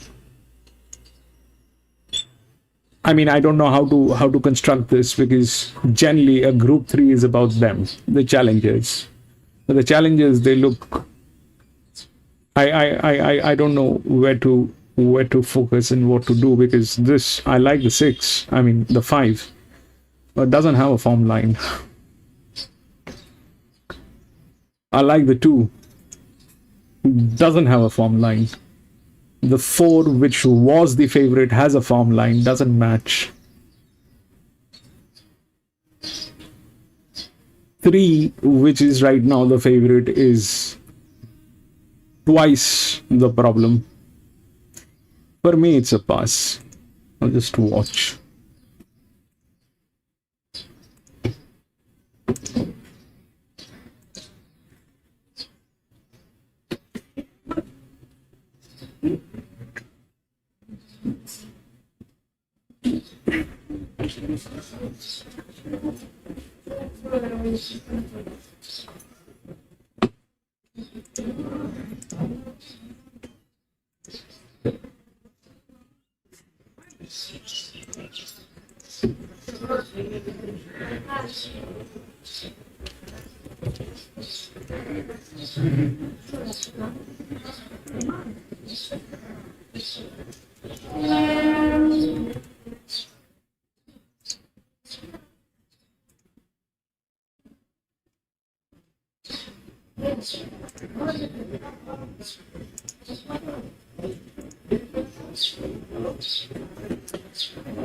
Two is a strong one, PC. 2 is a strong one.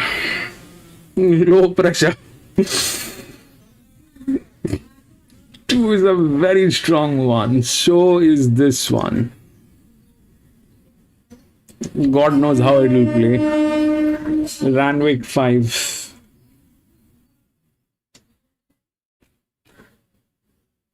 I'm going to be back in a jiffy from the washroom.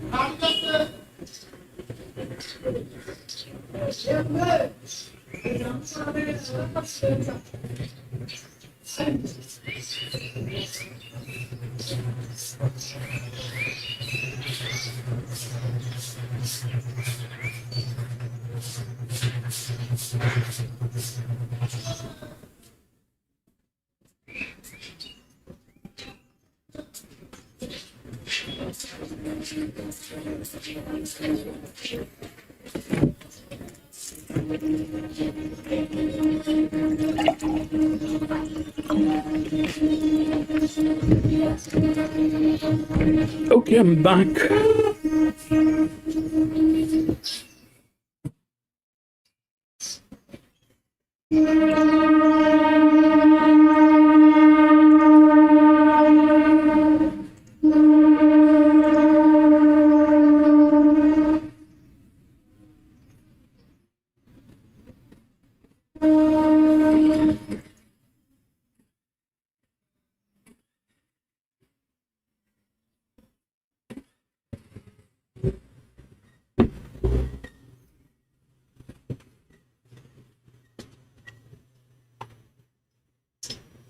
Pass.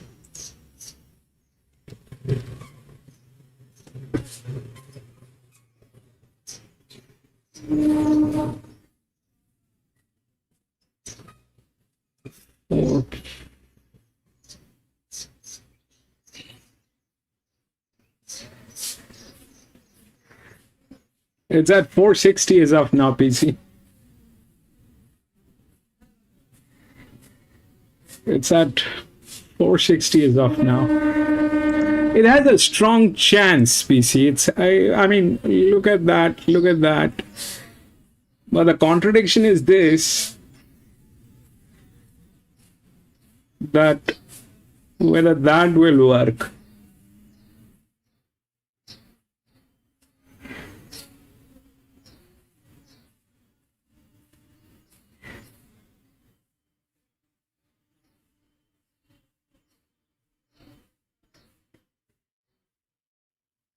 If that works, then there is nothing in between.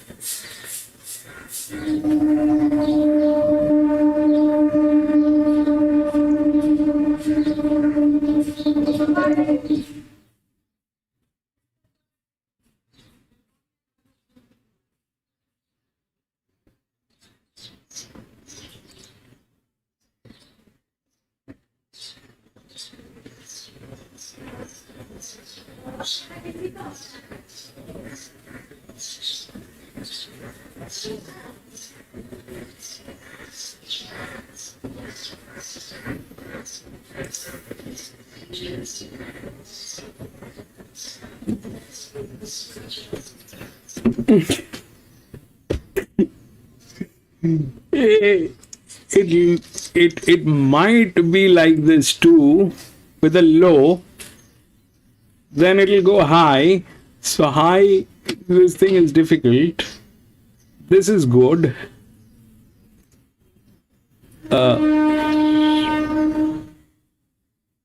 This is good. Then it'll go low.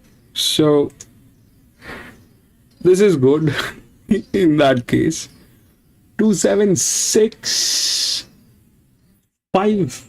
Is that what it is? 2765. Let's see. 27. 2 7 6 5. Let's see.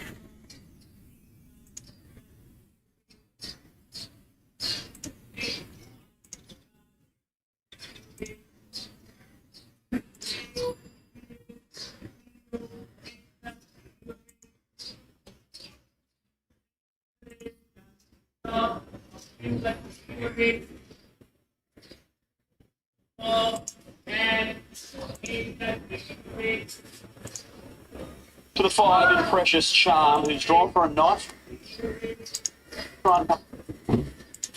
She's had a trial since we last saw her at 2,000 metres when she was disappointing, but this does look the toughest task she's faced today. Yeah, potentially, and she might be one that's just got to improve from the run. And looking at her, she's carrying a little bit of condition across her midsection, so it looks that way to her. The 6 in Pounding lines up. We know he likes dry ground. He gets that. He'll be suited with a run under the belt, rising in distance. But it's been a long time since he's won, and he was beaten in a weaker race last time out. Yeah, he probably just wants further than what we're seeing him today. I do think his return really well. Looks great. He's moving great. Maybe 2,000 metres with him. Then at 7, welcome to the show. Who created a huge impression by stringing together 4 straight victories, culminating in an 88 at Randwick. He went to the Carline Cup last time out. Maybe was a bit close to the speed, maybe didn't quite measure up. He's back in distance here with the trial between runs. This looks an even tougher task. How does he present? Yeah, I just think he keeps improving, this horse. Every time you see him, he tends to look better and better. He seems like he's got stronger as the campaign's gone on. He's really relaxed here in the mounting yard. He's a real professional. To the 8 and Wonder Boy, Lockie Neindorf riding for Jerome Hunter. He was excellent. Second up from a spell in the City of Marion Stakes at Morpurville. Got back, came really wide, hit the line strongly. Third up to 1,400, looks a real positive, and he can settle closer to the speed, Nick. Yeah, I saw him first up, and he's improved a long way since then. This is probably one of the fitter times I've seen him here at the race. He's got some good muscle definition. He's had a slight sweat, but I probably look past that with him. He can do that. Well, if Peter Shock's not the leader, then the horse that potentially could be is the 9 in She-Light. I thought he ran an excellent race in the Elms first up. He was beaten less than a length behind Cafe Millennium. But Nick, he's got the potential to come on further with a run under the belt, the 9 that is in She Light. Yeah, I think he definitely has. He's improved since last start. He's probably not as worked up today, and he seems to be handling the occasion well. Maybe one more run before he's at his absolute top, but he's on the right track. I really struggle to split the top 3 here. I think Cafe Millennium is continually underrated by the market. Flemington 40. 2 is not favorite. No, 2 is not favorite. It is his choice. Jumped out outstandingly well, and here the Shock's going to have a tactical advantage potentially on them all. Nick, who's the big of the art? Gone with the 3, Persian Spirit. He looks great here today. This is one of the better parades I've seen from him. He's really improved since the OP played. His attitude's great today. I think he'll be running up to his best. Welcome to the show. The 7 was the other eye catcher. And then there was a race in 2. The top 2 in the market. Persian Spirit, nice and firm, trimming 380 to 330 as the supporters were holding more money, and the bet count is a lot more than Persian Spirit with Cafe Millennium, number 2. He's shortening right up now, $4.20 into $3.80, looking like your market mover race 4, number 2. Now, we're very quiet with on display. The 4 were out the door late, so 440. Looking down the page here for your same race multi, look at the value you've got. It's a race in 2. Who do you want? Persian Spirit, Cafe Millennium? Or is there a blowout? You tell me. Tap the app. You win some, you lose more. For any confidential support, call the 1-800 number or visit the website. Market support continues for Persian Spirit and Cafe Millennium. They have been heavily supported here ahead of the Kieran Ichiban Shaftesbury Avenue Handicap Race 4 on Super Saturday. Terrific edition of the race. Wouldn't be surprised if some of these horses had designs on a race like a straight broke handicap in a few months' time, such as the quality to this field. And there you see it, the different thoughts. There's plenty of different opinions in this race. You can make a good case for 5 or 6 of them here, Nigel. It's what we like, Ben, seeing these handicap races with a good spread and then opportunities to wager. We're hopeful that Charlotte might have Celine Gaudray for us shortly. She has built such an amazing association with Cafe Millennium. Where do you think that relationship has worked so well? Heard from Lindsay Park, but from a form perspective, what are your views? I think she understands what the horse needs, and that is galloping room. I think she's also worked out 1400, and as that Lindsay Park is his best distance. He was tried in the Winter Championship final up to the mile. He was less effective. Since joining the Lindsay Park team, that basically kept him to big tracks, 1400 metres, and we've seen some excellently consistent form from him. So he's been well supported, 440 to 390. He's going to run your second favourite, Persian Spirit, 380 to 340. Nigel's the fave. Craig Williams has been a favourite jockey in this race since he got moved to this part of the calendar at 1400 metres. He's won 5 of the last 14. He rides welcome to the show as we join Matt Hill for Group 3 Shaftesbury. Shock about to hit the next one into the stalls with Persian Spirit. So they're making good line for the Kieran Ichiban Shaftesbury Avenue. Shaftesbury Avenue, a winner of 6 Group 1s. People forget it was placed also in a Japan Cup at that era. That was no mean feat. To complete the line is Pounding. Persian Spirits in the favouritism on the tote now, 370. So the field set. Yates are back at the 1400 and away. Just missing it a beat was on display, and Pounding's drifting back to the end. She Light jumped quickly and led welcome to the show Precious Charm and Here to Shock, and then Wonder Boy about 2 lengths off those fifth the fence from on display. They were followed then by Persian Spirit, 2 lengths Cafe Millennium, and last of all is Pounding. Approaching the 1000 marker, She Light the leader by 3/4 of a length. Here to Shock second, 2 lengths Precious Charm outside of welcome to the show, a little keen. A length and a half on display outside of Wonder Boy, and then came Persian Spirit. Cafe Millennium trying to get going, trying to find a back to follow, and Pounding at the back of the field at the 700 metres. So the front runner is She Light, just looking for a little breather before the corner. From Here to Shock second. Third is welcome to the show on the fence from Precious Charm, and then 2 lengths on display and Wonder Boy. Cafe Millennium starts the run 3 and 4 deep. Persian Spirit behind him, and then came Pounding in the straight. 400 metres to go. It's She Light in front by a length and a half to Here to Shock, and then 3 lengths Precious Charm. Then came on display up the middle of the course, has a lot of chasing to do, and further back Cafe Millennium. She Light with Here to Shock, who's peppering away on the outside. She Light still about a half, 3/4 here to shot. Then came on display. Who's slowly closing. Still She Light. 50 metres to go. 9-1. Is going to lead all of the way. She 9-1-4. Then came Wonder Boy pounding, Precious Charm, and welcome to the show. Super Saturday has 9-1-4-3. been in the past. Later on, he'll chase a record fourth Newmarket, but there.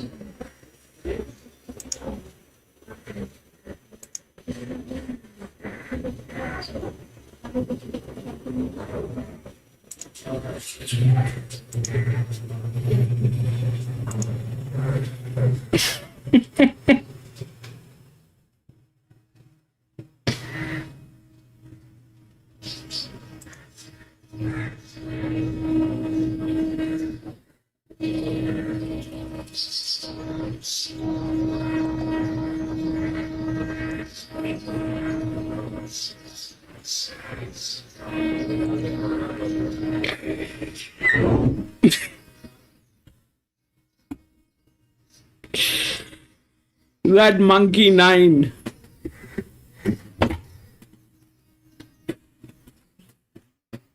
This was anyway supposed to go wrong. This race is, I mean, Group 3 is about them. Okay.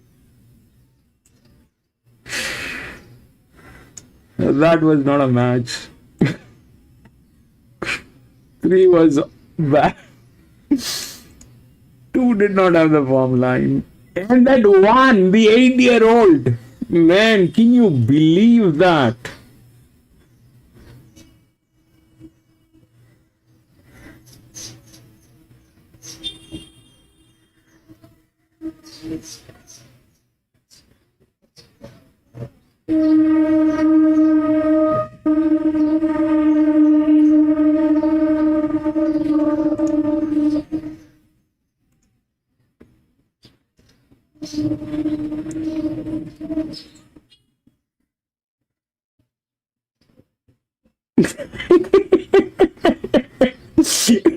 Adam, man, that is a beautiful way of putting it. 2 should have been much closer, but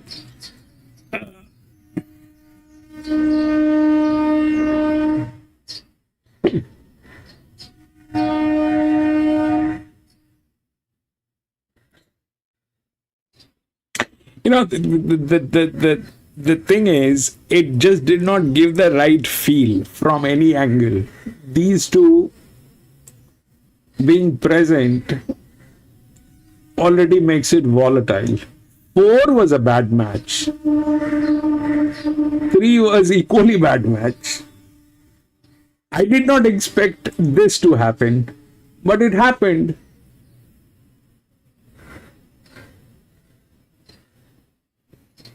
We'll go to the next.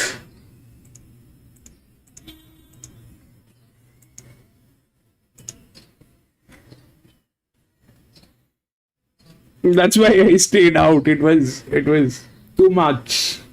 4 is scratched. 4 is not there.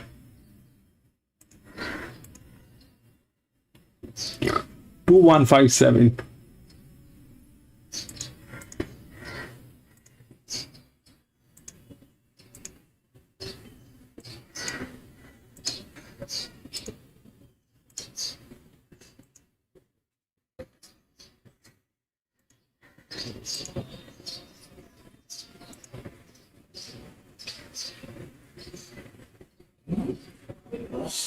This is again a set weight.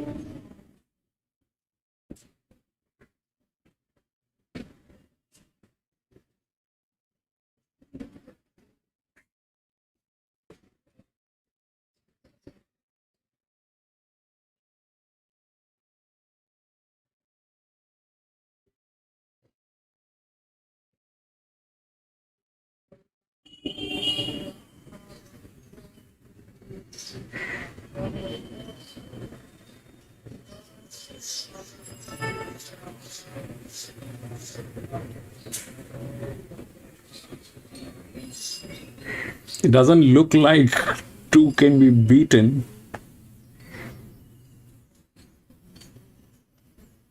It doesn't look like 2 can be beaten. 1600 meters. That jockey is misaligned. That's one part of the story. The other part is this, that it is a strong test. That's 199 on the linear side. So that's very strong. Good part is it's a beautiful match.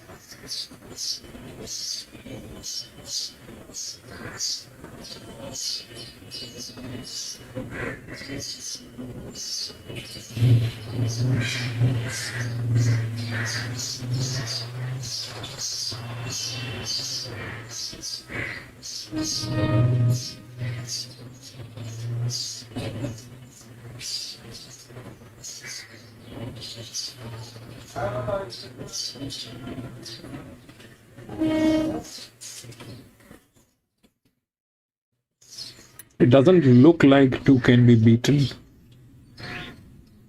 It's 232.3. This is a run neutral. 2, 4, 5, 8.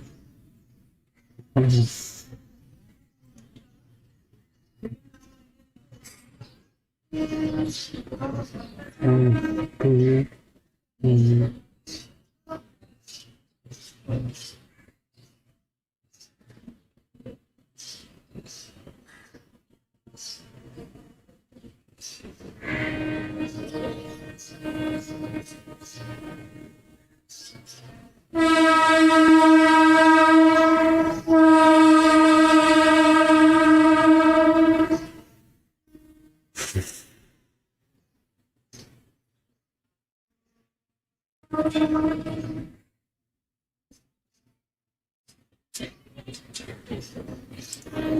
It looks good. So what can go wrong? Okay. It looks good on papers. So now let's take a look at what happened here with the 3. Okay. So the 3 was, this is the one, I guess. Yeah. The 3 was okay, lacked form line, and it was refusing the pressure. All right, It was refusing the pressure. It was getting tailed. So the 2 is okay. But if it refuses the pressure and starts getting tailed, then don't get into it. Why? Because generally, when it goes to a linear 199, that is... so what are we comparing this with? I would love to pull up those data, but it is going to take a long time. So a 199, anything below 200, if you look at what are the linears so far we have seen, is about 248, 250. Those are very comfortable zone. Okay, those are very comfortable zone. When it goes beyond below 200, so if we open up this, I don't want to, because that will give you that gives a negative thing. Sorry, that's not the thing.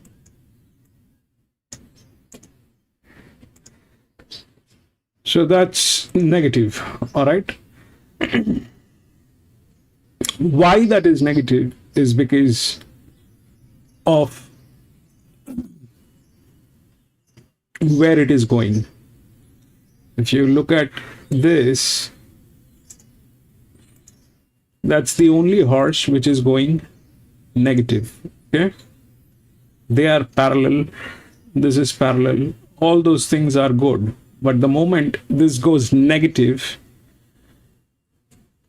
I was stepping out of it till 2 weeks ago, till the time we could not figure out what the negative is and how to handle that.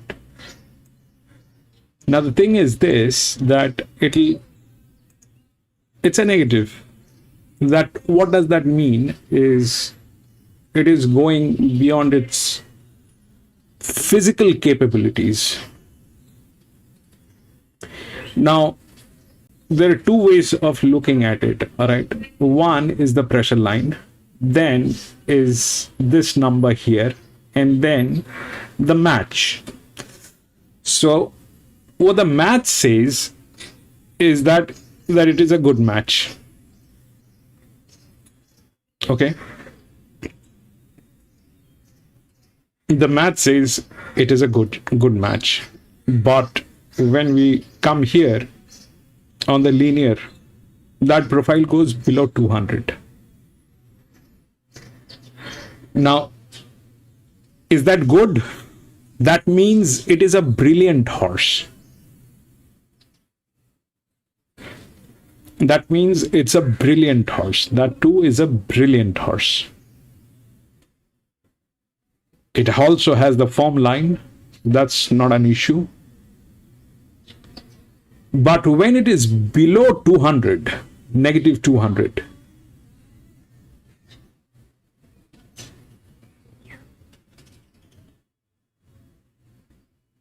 it is a problem.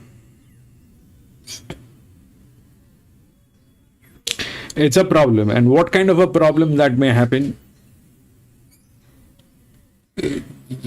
This thing might just collapse. It might not run.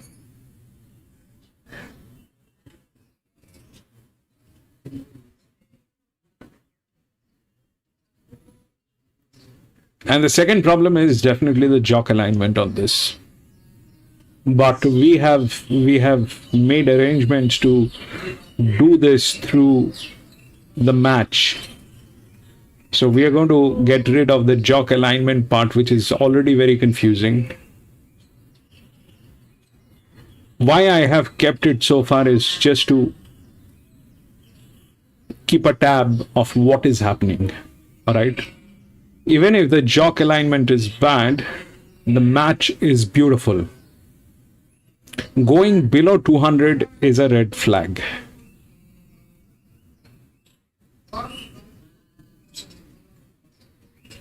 How big a red flag?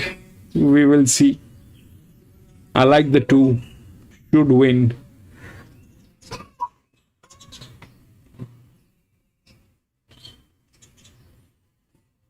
It doesn't look like it has a problem.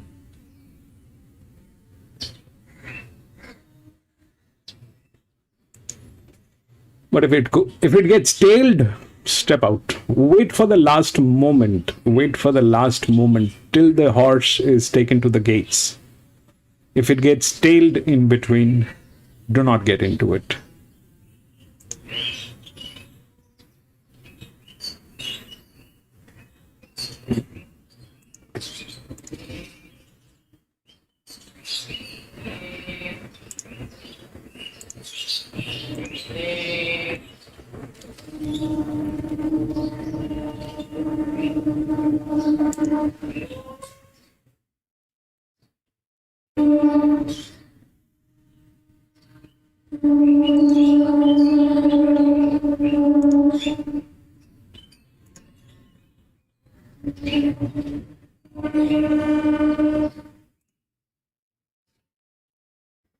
Here it's up. Are you bridged?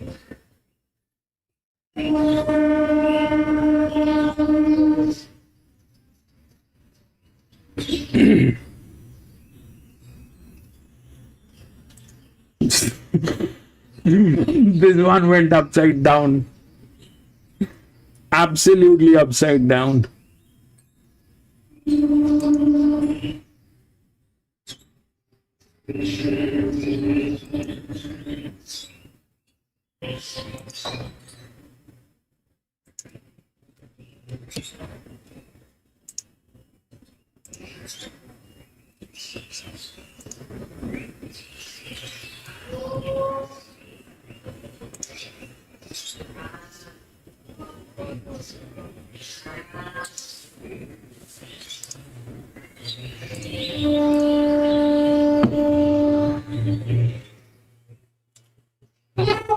Global turn, refreshing, came out running out wide. She's very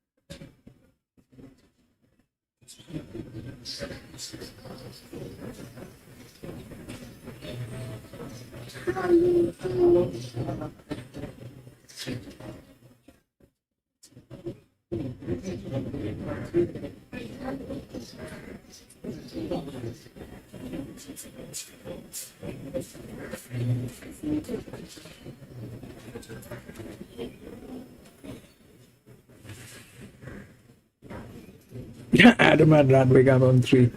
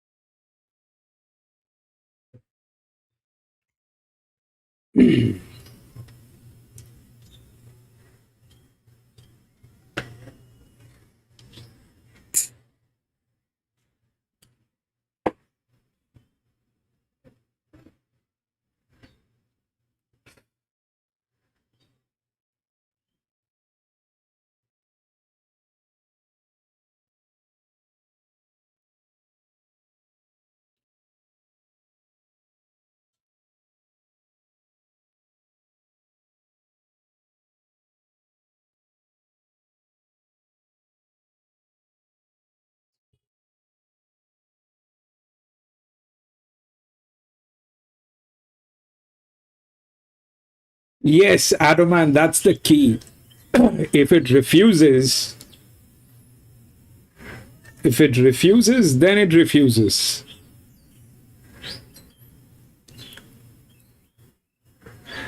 Can it still win? That's a lot of exposure.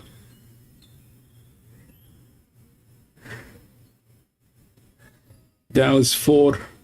Randwick. Okay.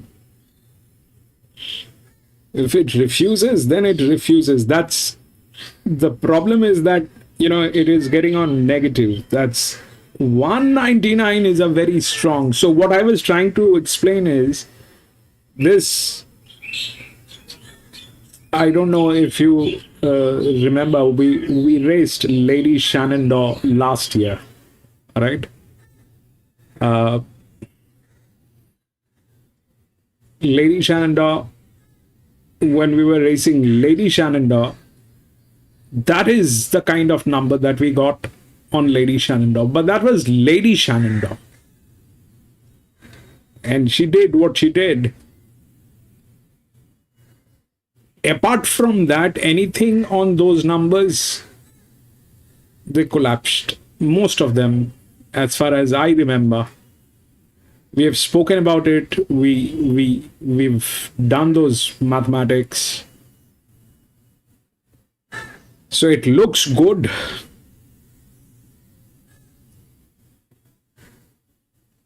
If it doesn't refuse or collapse.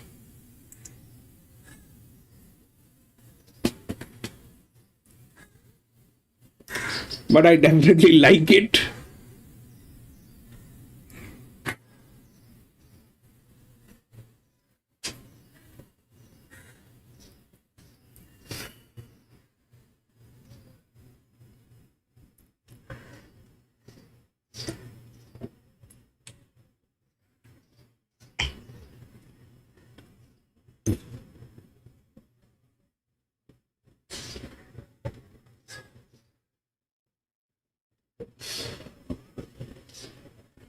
Even the other horse the other day, if you remember, that was racing with Tentyrus. That would be easy to find. I'll show you. There was this other horse at Flemington that was running with Tentyrus. I think this one. Where was Tentyrus?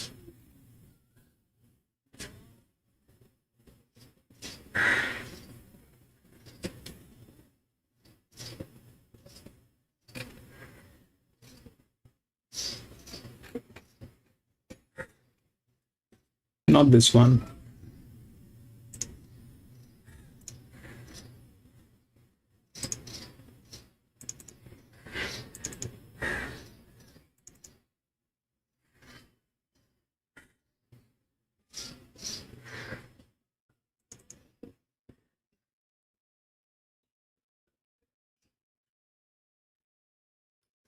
I think this was Tentyrus. This is the filly, all right? This is the filly. You look at that number, 177, negative 177, all right? This is where we were working with this. 4 was Tentyrus. 4 won.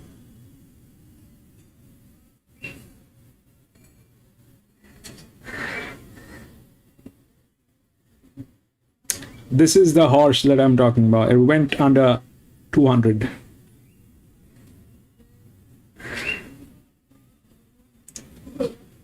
So this is 199 on the borderline. We'll see.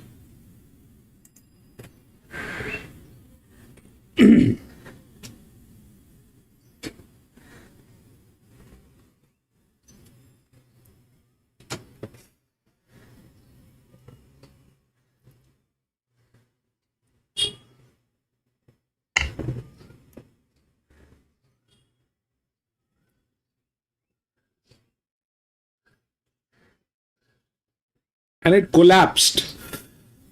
That horse actually collapsed. It did not even get to the top 5, I think.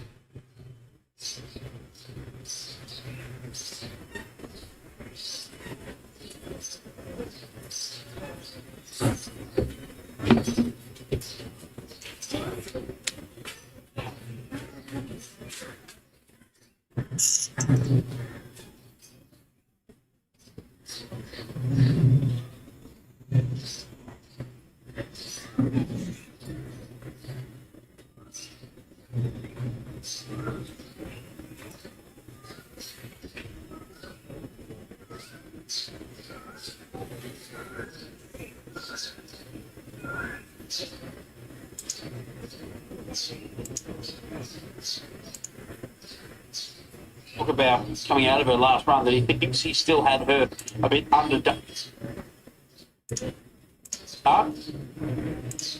Like she's come on to you. Yeah, I could probably agree with that. I thought there was improvement to come last start. It seems like she has taken those natural steps. Looks like she's set to peak here today. It's not the smoothest mover, but I think she's actually moving quite well today. A lot of positives for her.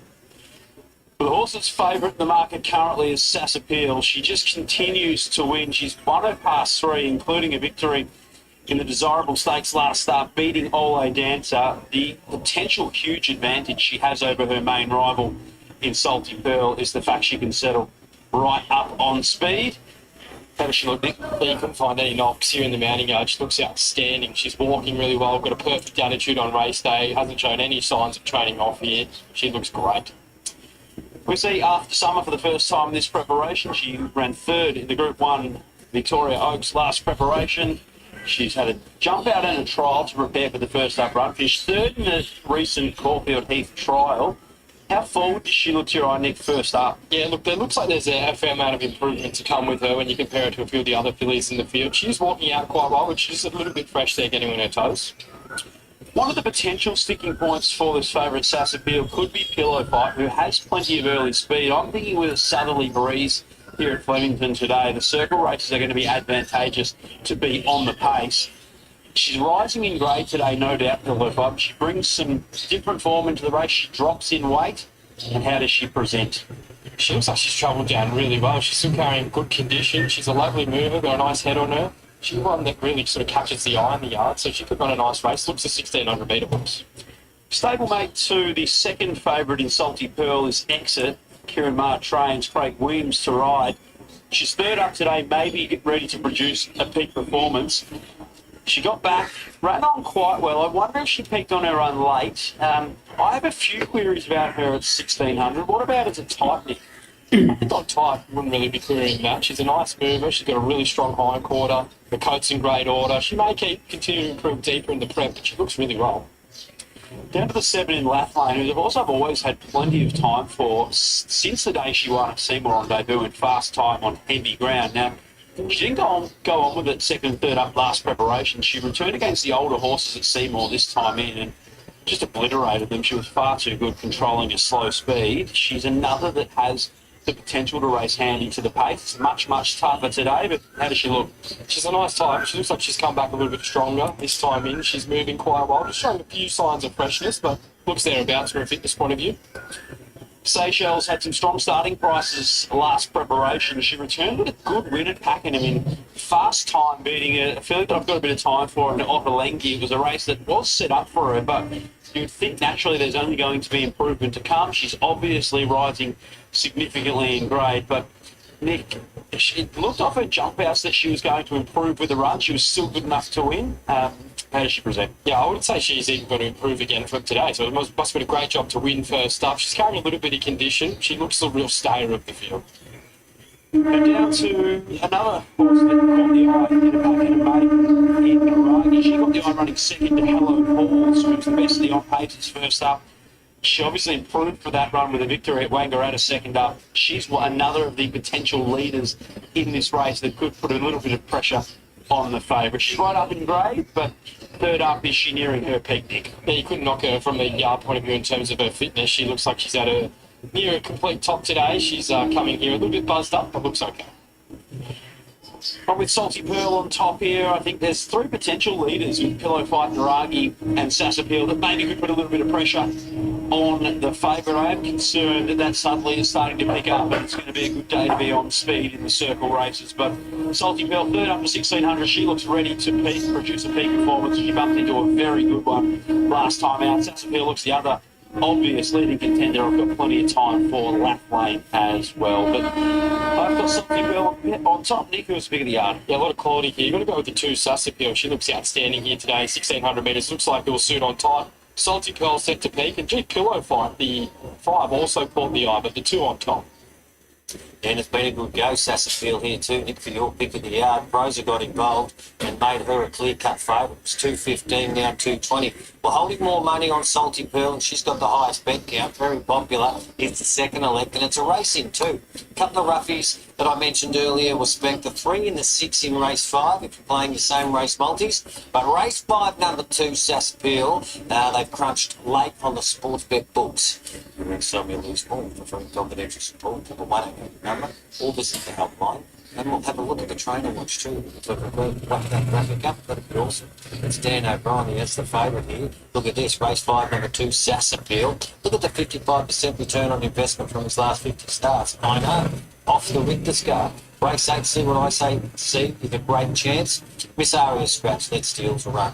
The lucky last. Sassapeel, let's talking about Dan O'Brien. Go trainer watch. Danny O'Brien's chasing another CUNY Stakes. Sassapeel extends her first preparation into her 4th month. Danny, appreciate your time. How is she ahead of front 5? Look, she seems very well. Obviously, that's in the back of our mind that she has been up for quite a while, and this will be her last run win, lose, and draw. She'll go to the paddock for the spring after this, but we wanted to get a look at her at a mile. And, obviously, it's a very attractive race, being a Group 2 for 3-year-old fillies. Beneficial that she's had a variety of jockeys ride her in her short Is that one two? finally circles back in Jordan Childs, who just legged him aboard. What have you asked her? Getting tailed. Try and take advantage of it. She's kicking with a couple of gold breaks that might help. Yeah, look, he's obviously going to roll forward. That's a And that's getting tailed. probably who Two voted is as the getting leader. That's tailed. what we thought would happen anyway. But, I'm out. She'll roll forward and potentially sit second. I was waiting She for got this. decided that she might have to drop him 1 hour back, but she'll certainly be show some intent from the barrier. All the best for what's been a great campaign so far, and hopefully culminates here in another week. Thanks very much, Ivan. Line someone up tonight. Danny O'Brien, who has the favourite, Sassapeel. She's 2.20 on the VOP, I'm getting as short as 2.15. And Nick, for those who might have haven't seen it yet, she's picking the yard for you, the fave? Yeah, It's refusing the pressure. It's refusing. And that's quite normal. I mean, that's going below 200 is. You're probably looking at more on. Salty Pearl also looked really well. She's set to peak, but geez, Sassapeel, she was a bit of a standout. Come on.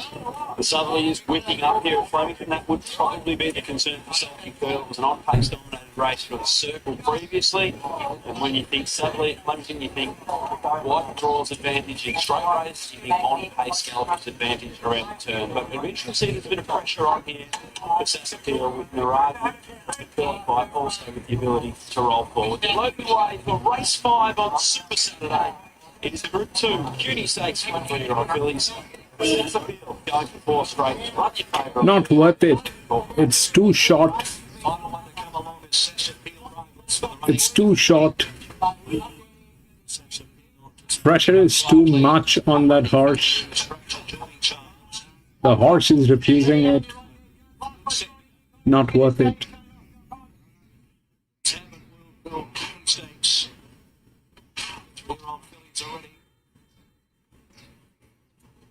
Set to go. Lane from the centre, jumped away pretty well. No speed after Summer. Naragi began pretty well with Pillow Fight. And there's Sassapeel also drawing across from the outside alley. Pillow Fight's going to lead Sassapeel. Left lane with the trail exit behind them. Then Naragi. Further back is After Summer. And then came Salty Pearl, who's back at 3 wide. And Seychelles is in between those horses. Heading towards Chiquita Lodge at the 1200 metres. Pillow Fight, the leader, a half length. Sassapeel second, 2 lengths. Left lane the outside, followed by Exit. A length and a half Naragi. Salty Pearl outside of After Summer. And Seychelles is last. 950 out, Pillow The Fight. jockey is doing good. At an even speed by a half length. He's not trying to chase the rails. He's kept it wide. Exit third, followed by Lap Lane. Then came Naragi, who's pulling. It's keen to go. Let's see what she Out three does. wide. After Summer behind them on the fence. And then came Salty Pearl, who has the back of Naragi and Seychelles between them last. 600 metres to go. Pillow Fight for Hugh Bowman, 3/4 of a length in front of Sassapeel. Then came the Bolton Naragi, the outside. Let's Stride. Exit behind those. And they were followed by, as they run the home corner, Lath Lane from After Summer and Salty Pearl brought to the outer. 350 to go. Pillow Fight giving a bit of resistance, but Sassapeel now let go and took the front. Sassapeel draws a length. Pillow Fight a gap exit. Salty Pearl. Then came Naragi, but it's Sassapeel with 100 metres to go. She draws on. She's 2 lengths in front. She's almost 3 lengths in front. And Sassapeel too good. Pillow Fight second. Salty Pearl third. Then exit Naragi. After Summer, Seychelles and Lap Lane last. See you at 4. 2, 5, 1, Girl. and Just 6. consider the winners of the CUNY in the past couple of years. Autumn 2, 5, 1, and 6. 2, 5, 1, and 6.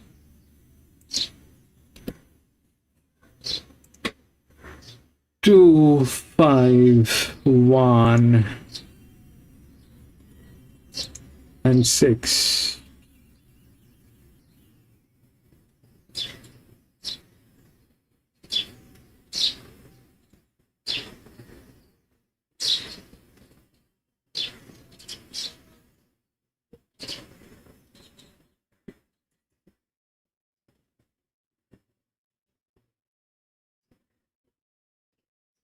That happened. 2, 5, 1, and 6.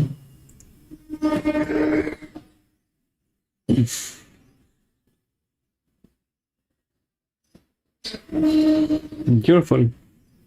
A very strong horse. It was refusing, but it delivered. We go to the next.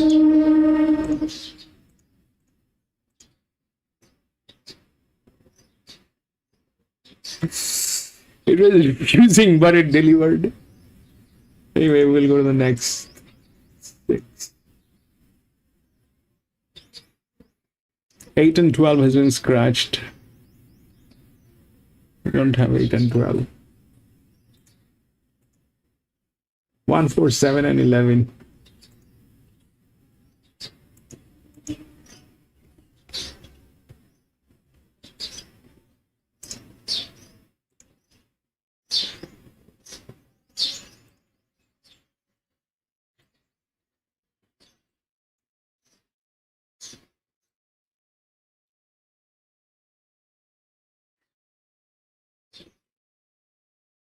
Group 2.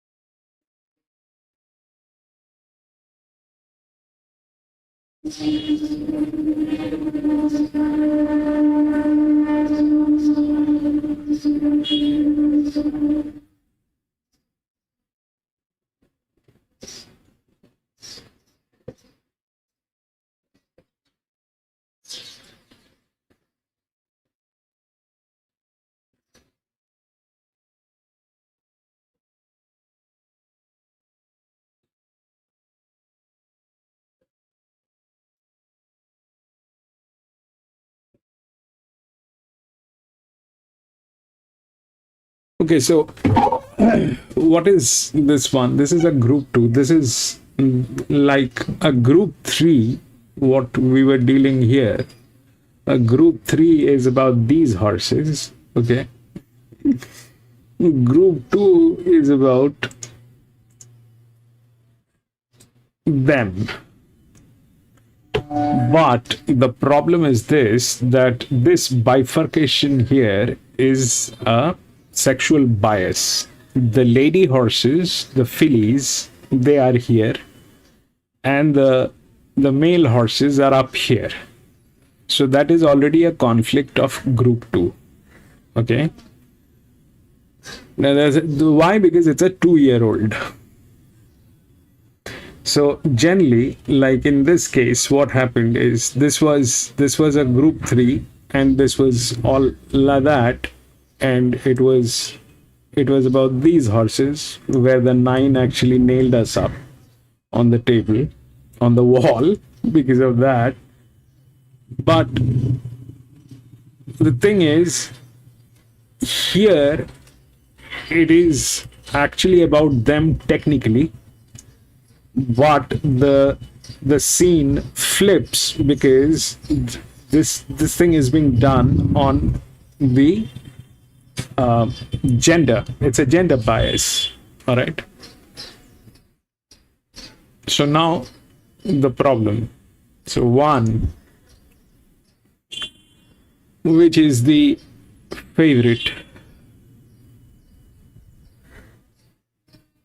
it doesn't match actually. It doesn't match. It is the worst match probably. It is probably the worst match.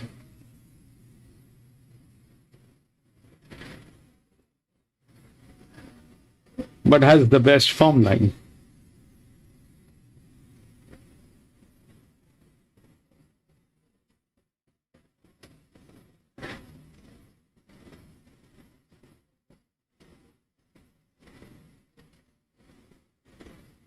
So now what might happen is something that you have to figure out. This one doesn't have the form line. This one is equally bad. This is worse than 1. I'm sorry, this is not the worst. The 3 is the worst probably in match.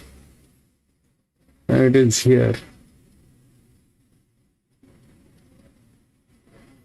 And it is here. So where was the googly here? Okay, what happened here? Let's first understand that. So this was here. The game was here. That was the lowest pressure that won. Now, if they're of the same class, then the low pressure definitely has the advantage. And then that was this 8-year-old gelding with the highest class that went through. So, if on face value we take it like this, then this genius has 2 races. It did not do anything in last 2 races, so that's not happening. Okay, plus the other side is this, that we have horses with negative leverages, all right? So I have a strong doubt that they will get in. So those are negative leverage, means those are demotions here at Flemington. Okay, this is leverage, that is negative leverage, which means that is a demotion.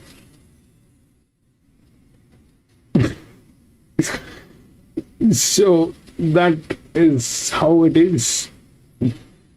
We'll see how that works. The 11 which is there is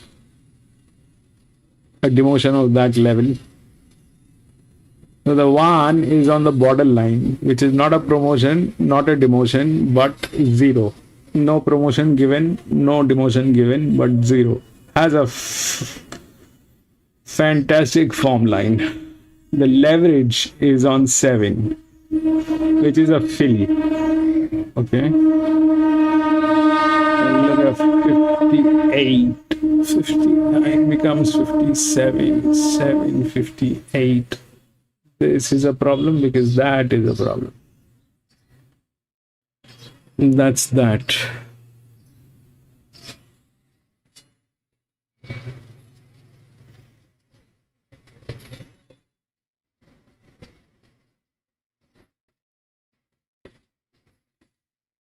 So what is the problem with 7 is that as a 2-year-old filly, it is going to come from gate number 12 on a 1400 meter at Randwick, which makes it a very difficult job. Okay. It doesn't matter what it is showing here. The problem is this, that it is going to come from gate number 12, which is a problem.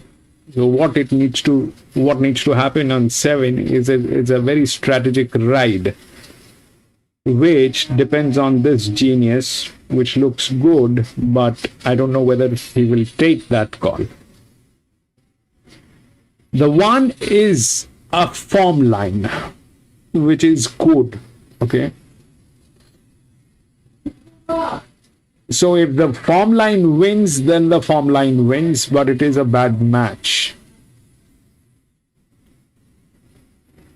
The 7, which has a very high probability of winning, is coming from gate number 12, which needs a very strategic ride on this, because it has to be kept wide. If he does anything funny and tries to bring it to the rails, it will give up. The 2 is a 0. This is a 0. That is a better match. Okay. The 2 is a better match. Now let's understand how the placings, how the characters are defined. Okay, so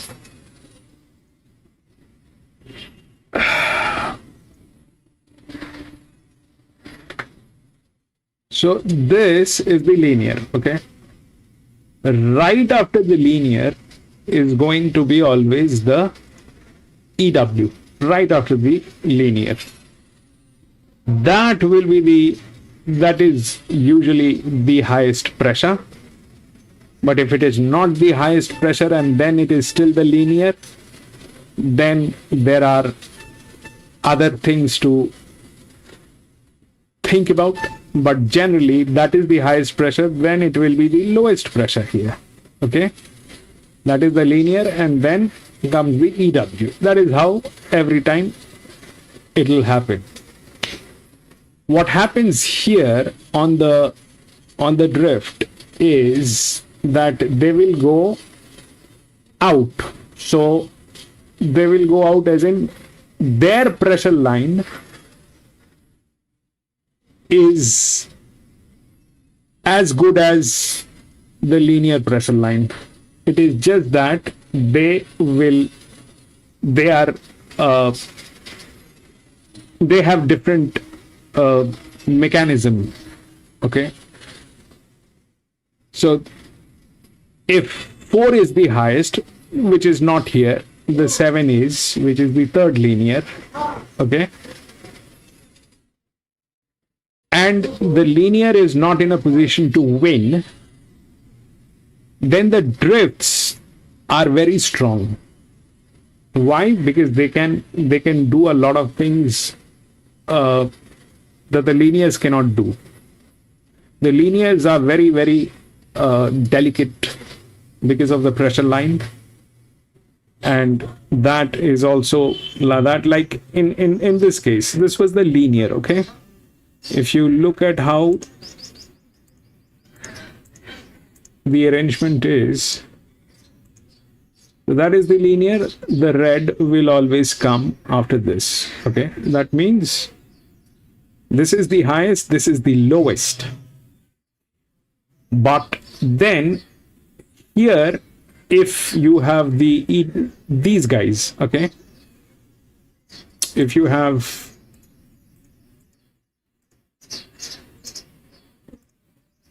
the drifts, okay, when you have the drifts, so what the drifts are capable of doing is what the linears cannot.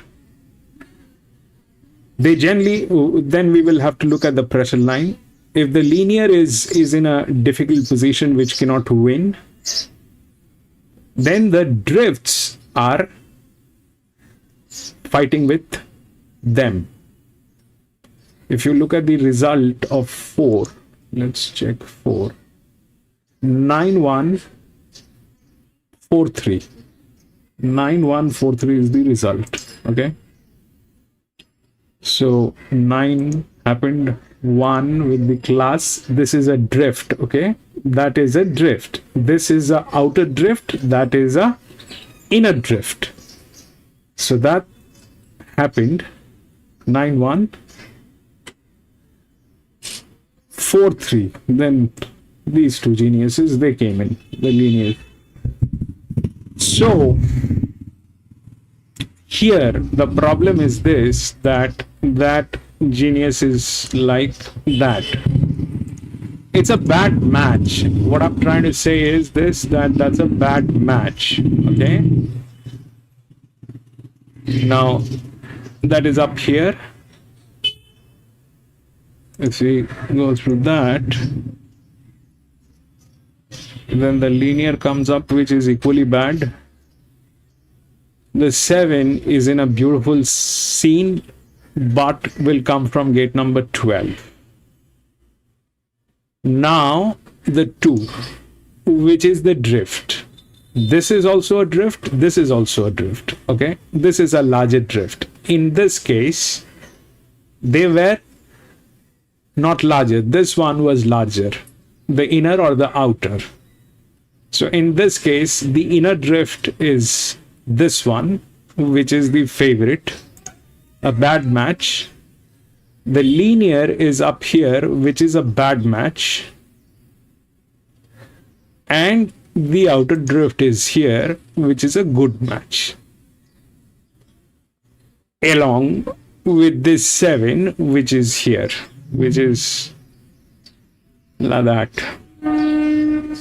And then we have this genius, which is going through a bad stage of negative leverage. So point is this, that the 2 has chances. So the 2 is a check. The 7 is a very good one, but that thing needs to come with a very strategic placing. I mean, strategic ride. The jock is good. The jock is good, which is okay. The match is terrible. If you look at that number and that delivery, that is huge. If you look at that number and that delivery, that is huge. And if you look at that number and that delivery, that is pathetic. So I'm not going to get into it. It doesn't, it is a lot of confusion. Firstly, if we take a call on the basis of 2-year-olds, then the 1 is right, because it will go on how the form line is. But if we go with group 2 or normal horse racing, then the 1 doesn't fit the bill.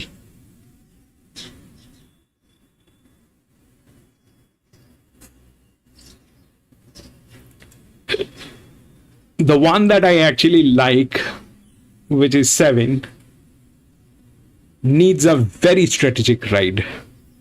That totally depends on the jock,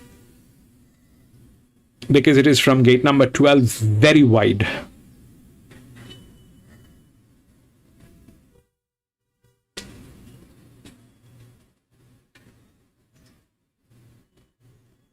So that's the problem. So right now, what probably is there is the fact that the 1 has the right opportunity because of the form line and the gate. That is called an opportunity.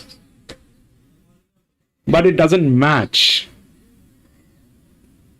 with the pressure. It doesn't match.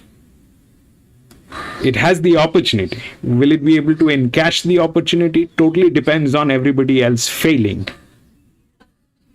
For me, it's a pass. I mean, the 2 is good. Problem is this: the jock has no relationship with this colt. The same thing as with 1 as well. So they are all going to be riding the colts, and 1 is being ridden by Zahara. That's why it is favorite. Zahara is very good at colts. So that's what the scene is. It's a bad match. Zahara is expected to bring it home. Will that happen? If it is a 2-year-old, then the form line is what it is all about. But if it is a group 3, group 2, then there are others to talk to. 1.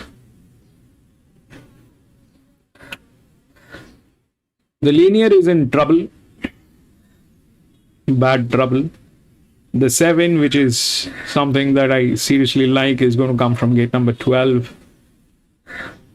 A lot of challenge here. 1 has a form line. Zahara is riding. Gate number 2 has the opportunity. But that is totally based on the fact that nobody else,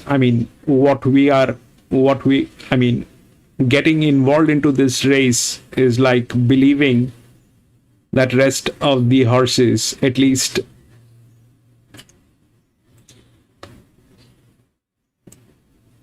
these 4 horses, are not going to do anything. They are just going to sit there and watch the race. I understand them. They probably are not in a position.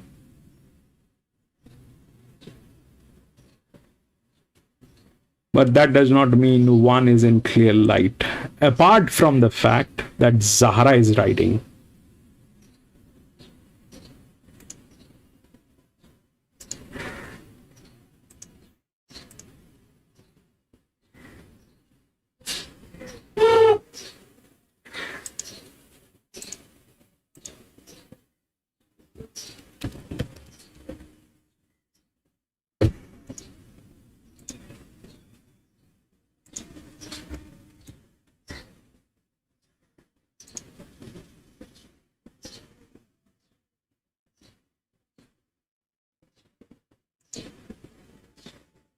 I stepped out of this one, okay?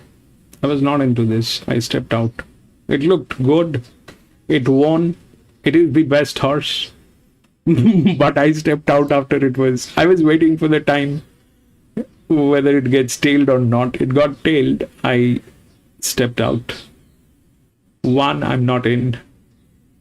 This one, I'm not in. There are others to talk to.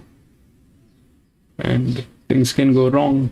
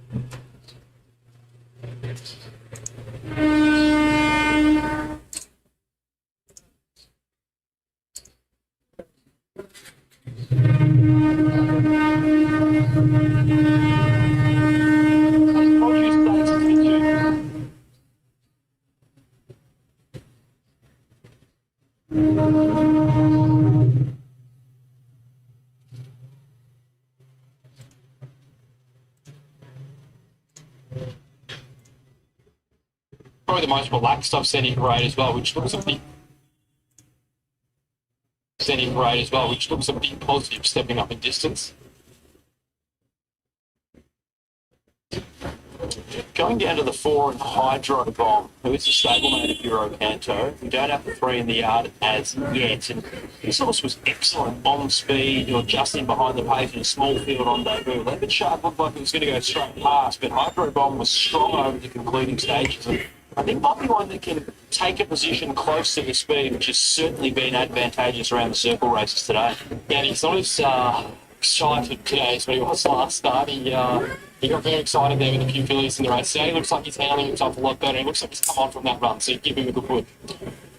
Down to the 5 in Dr. Hook, who went around in the Silver Slipper behind Stretton Ruler, who's already run second in the Todman today. He was more than 5 lengths off that horse, should strip fitter for the run. But we make it 1400 for him, Nick.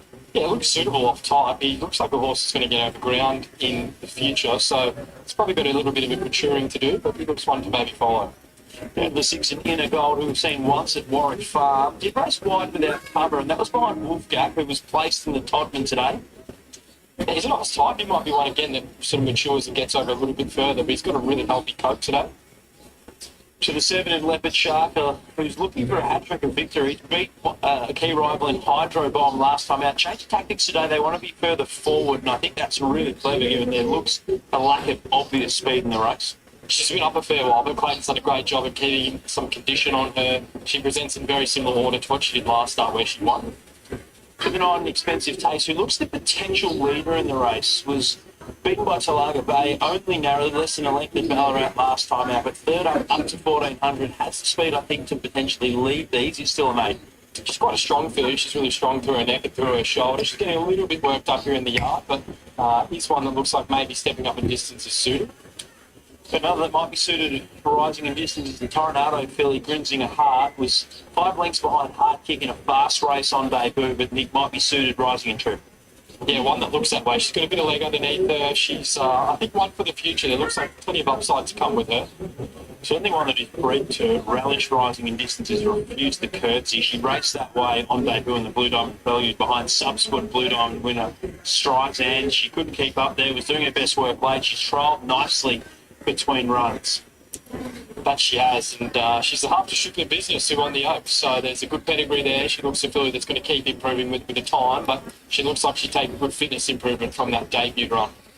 Favourite for the race is Zambales. He's odds on currently. He was terrific when the blinkers went on in the Blue Diamond. Got back there for a middle draw. Hit the line strongly. He's a big horse, I think, isn't he, Nick? That gives the impression on type 1400 would suit. The little query is where's he going to get to? Can he begin better from an inside draw? Yeah, he's absolute beast when you look at him in the yard. He monsters his rivals from a yard point of view. He's very sensible in race day, never turns a hair. He looks like he's even come on from the Blue Diamond, so you can be confident with him running to his best. Good push there for the favourite as we head to the 3 in Diameter, who comes through a high rating Talendert Stakes there first up at Flemington. Should be fitted for the run. May appreciate rising in distance. And how does he present, having had the one run this spring? Yeah, he's a little bit fresh here. He's probably improved a bit from a fitness point of view, but I'd just like to see him a little bit more relaxed. He's having a bit of a bounce. This horse has got some good leg. He's going to be a horse that's going to appreciate a bit of ground in time.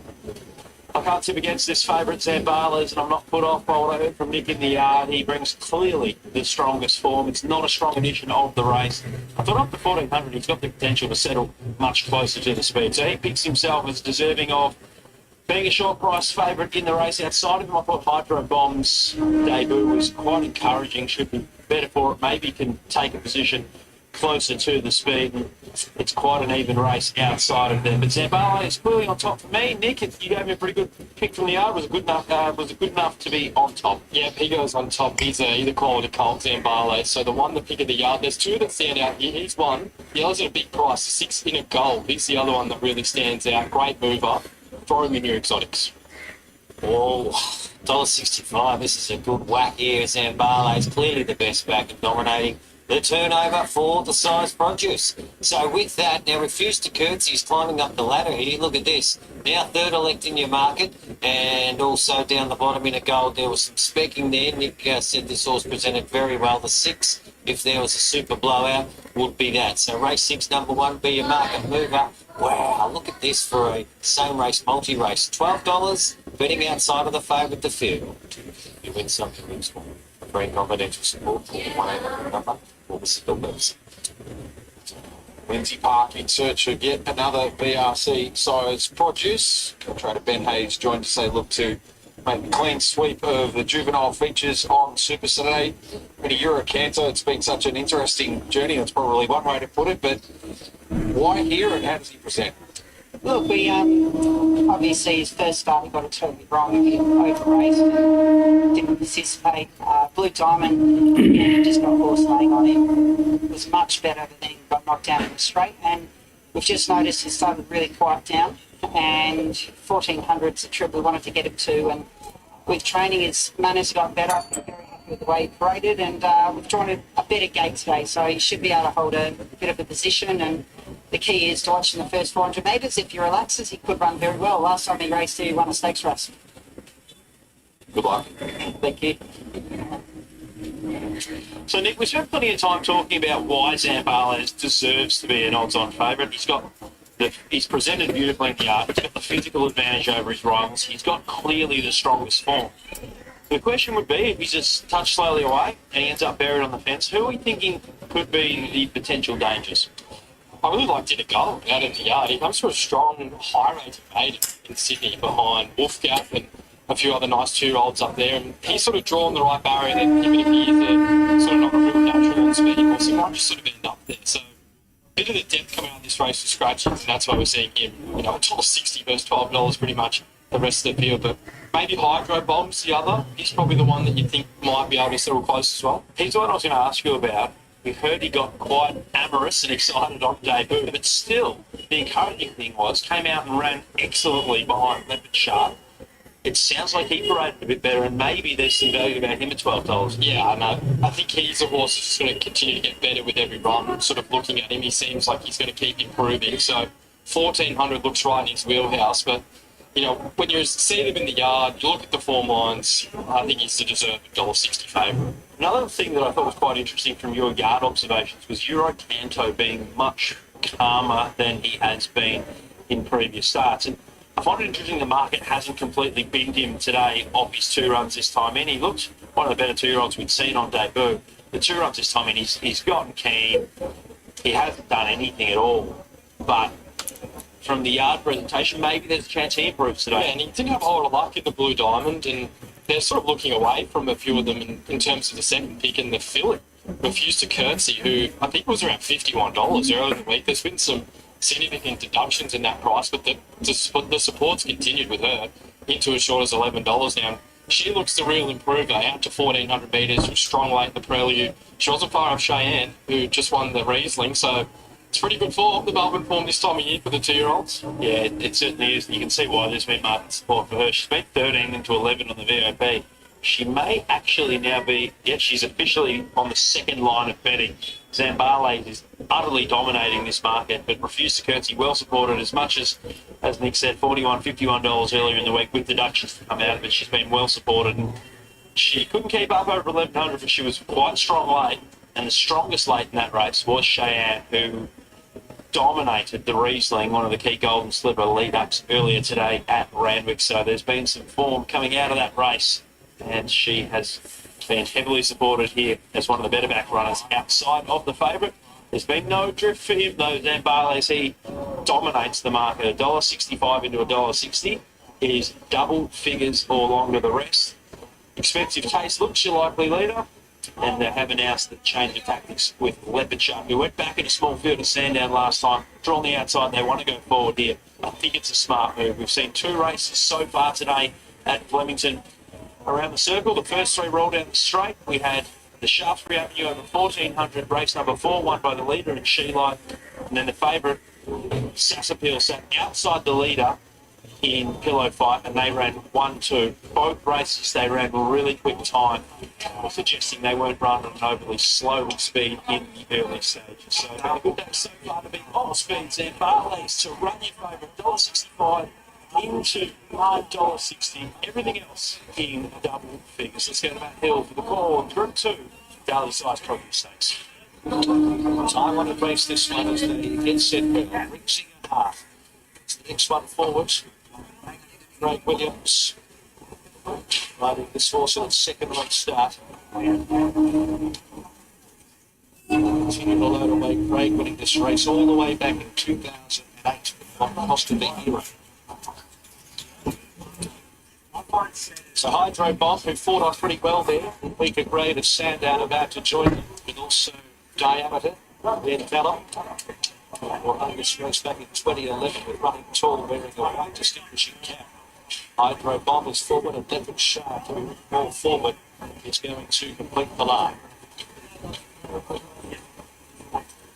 Leopard Shark trots up on the field, Sam Hunt, with one inside, it's 1400.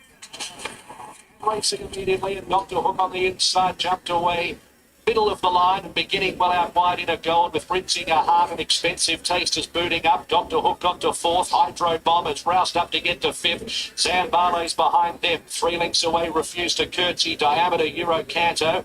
And last of all in the race is Leopard Shark. Rinsing a Heart led the sires. Past the 1,000 marker by 3/4 of a length in a gold, and Dr. Hook is third on the inside, a little bit fizzed. About a length and a half away in the field, Expensive Taste getting a good run. 2.5 Hydro Bomb, followed by Zambale's tucked away 6th on the rails. 3 lengths away Diameter, and then came along the inside Refused to Curtsy, who put in an awkward stride there and lost ground dramatically, passed by Leopard Shark, and Euro Canto whipped them in. Around the turn, 550 out, Rinsing a Heart is the leader from Inner Gold. Expensive Taste now sliding 3 wide. Dr. Hook behind them. Zambale's extricating out. Little brush into Hydro Bomb, and it's in clear air. Followed by Diameter. 350 metres to go. Rinsing a Heart tried to kick from Inner Gold. Dr. Hook is getting through. Zambale's produced on the outside. It's running on hard down the clock tower. Rinsing a Heart giving resistance. Joined by Zambale's. Rinsing a Heart and Zambale's. Stride for stride. Rinsing a Heart and Zambale's. It's a terrific go to the post, but Rinsing a Heart 10. They were followed in third. Expensive. 10-1. In the race, Diameter and Dr. Hook. Further back in the field, Hydro Bomb and Leopard Shark, Euro Canto. Well back, Refused to Curtsy, and at the tail of the field was Inner Gold after being up there. What a terrific result it is. One of the good guys in Brisbane, John Wheeler, handing him this Daughter of Toronto after purchasing her out of the Magic Millions Gold Coast sale last January for $110,000. At start 2 off a 4th up the straight on debut in the Talent behind what looks to be a goodie and hard kick. Rinsing a Heart is now a winner of the Group 2 Dahlia Then one. Stakes, and she's just held off the short price favourite in Z Barley's 10-1. Taste, certainly improved 9-3. on its placings in South Australia and at home in Ballarat. Boom.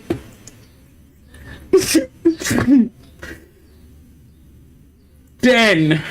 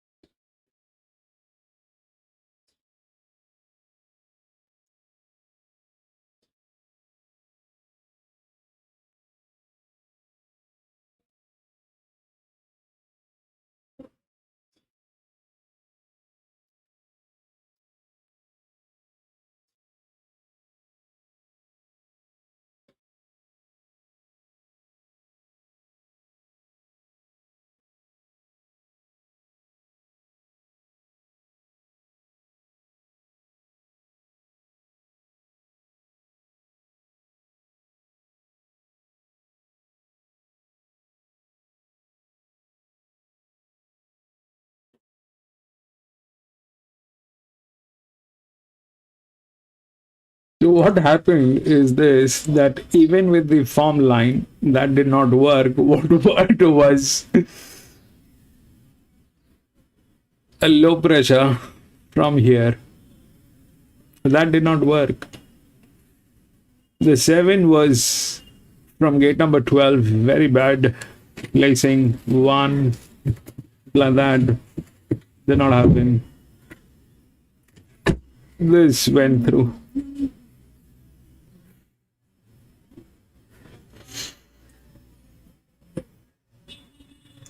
Go to the next.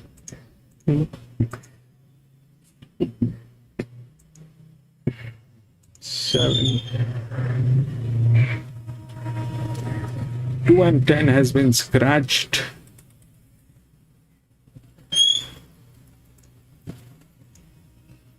Eight 1 9 4.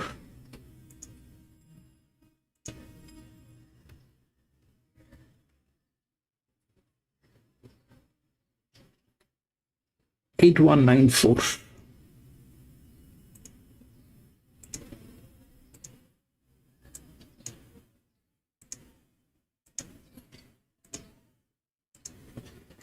So this is about Pride of Jenny.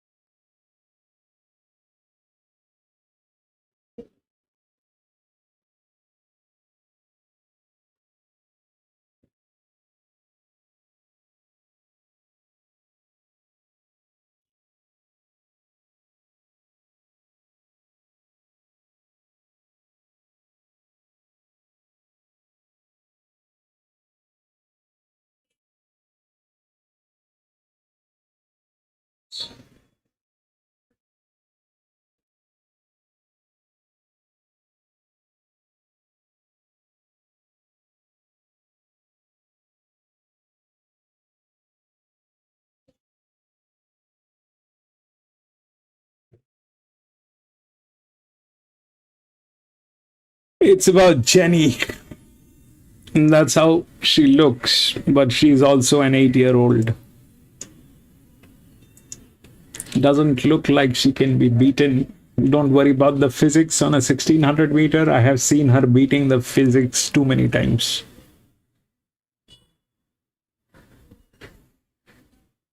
Jenny is the first horse that actually,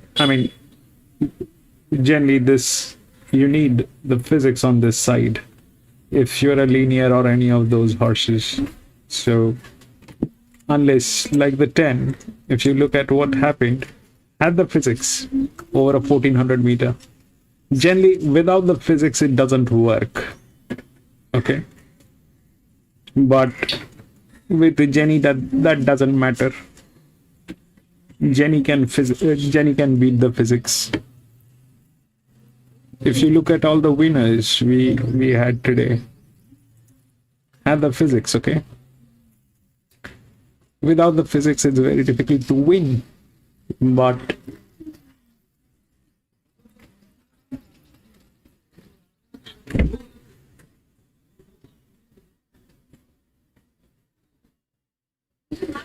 they don't need the physics, all right? The EWs, they don't need the physics.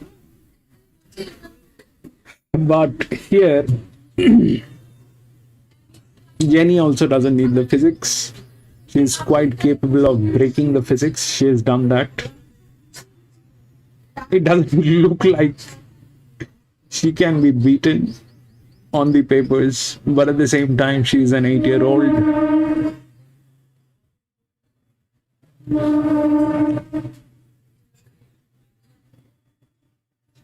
It doesn't look like she can be beaten.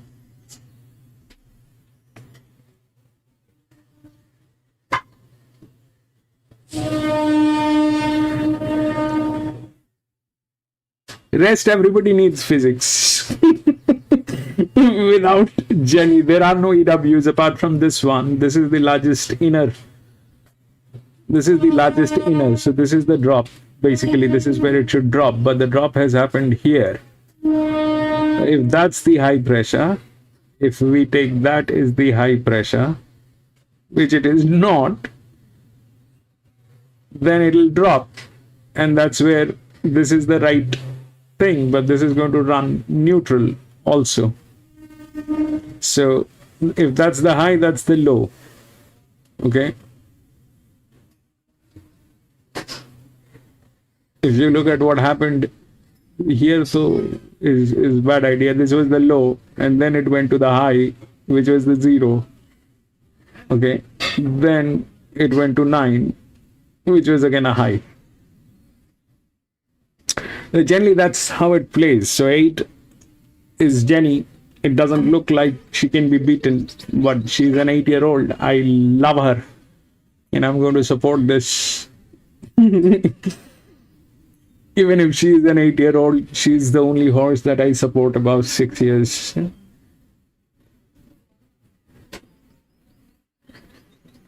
But that's also an 8-year-old.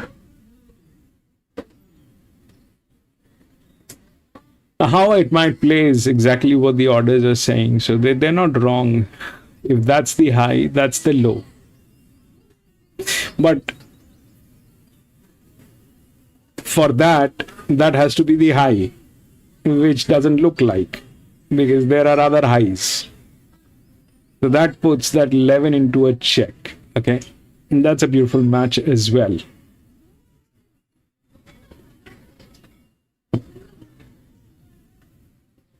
The 2871 will work. The form line is bad. This is good.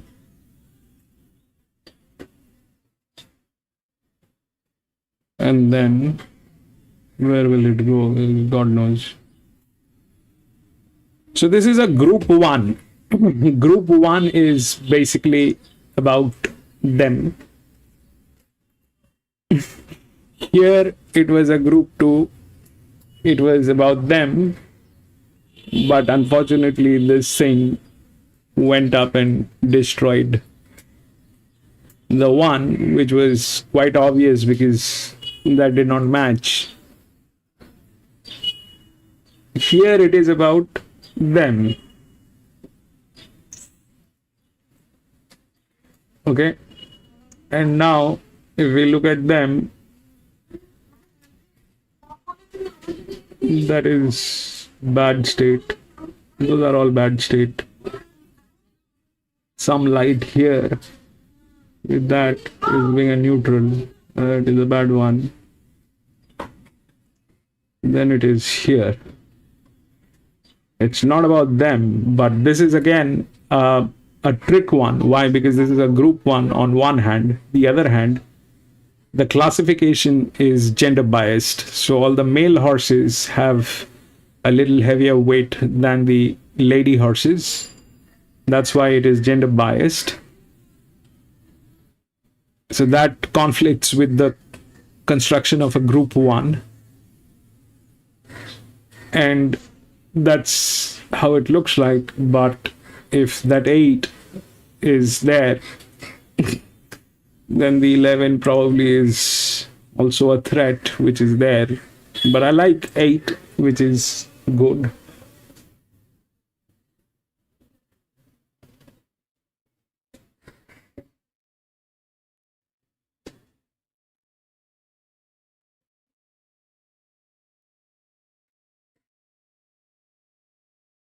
They're not enough form, so let's take from here 59, all 59, 57, 59.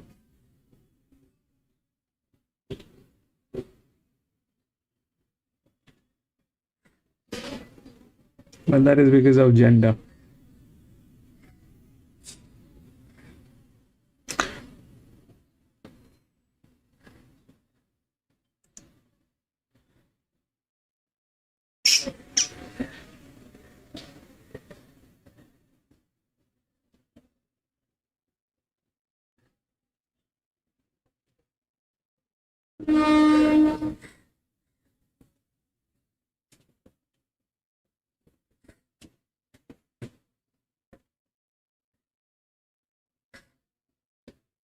We'll see how that works. I like the 8. I mean, you can't talk about anything else when Jenny is there.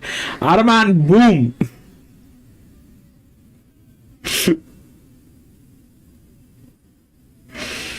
Arman, Jenny is a rat.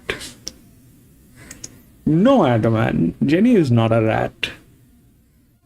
I mean, let's not call that. She might be old, and she is old, but Jenny is not a rat.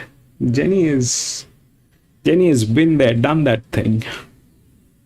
Today she is old. That's the point. Can he beat a 4-year-old mare, a 5-year-old mare?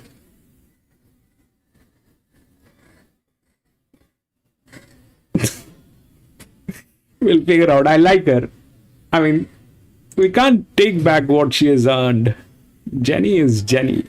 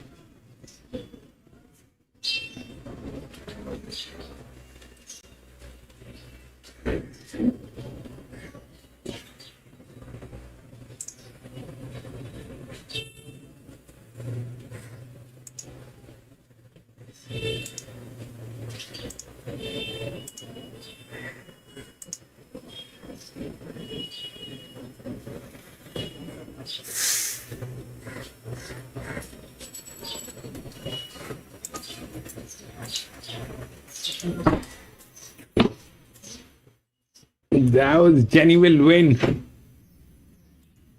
Jenny doesn't look, I mean, it doesn't look like Jenny has a competition. But now Jenny is also 8-year-old. Jenny is also 8-year-old.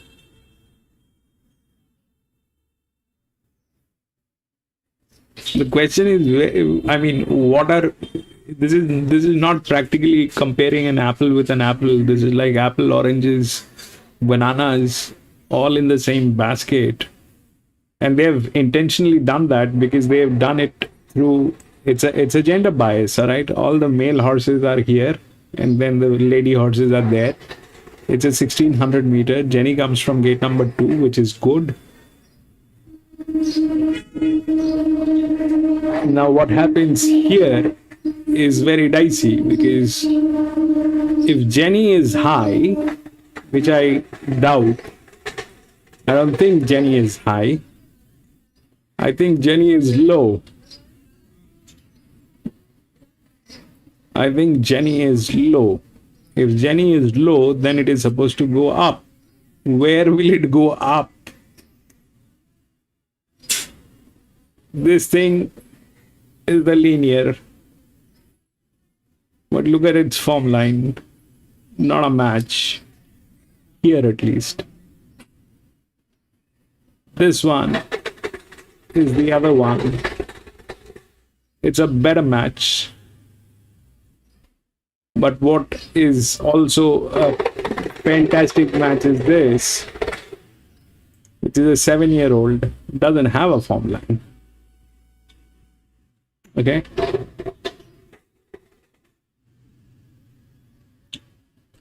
That's one side of the story. And the other side of the story is this, that this 11, which is here, which is also good, but coming from gate number 10, which is bad.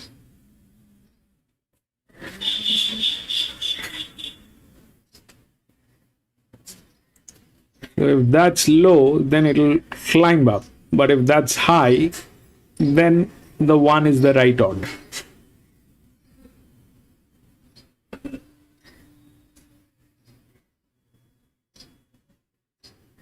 So here also that happened, correct, I think. The low, then came high, then came high again, and then came what? 3. low. A low, high, high, low. This cannot be a high. This is like whatever.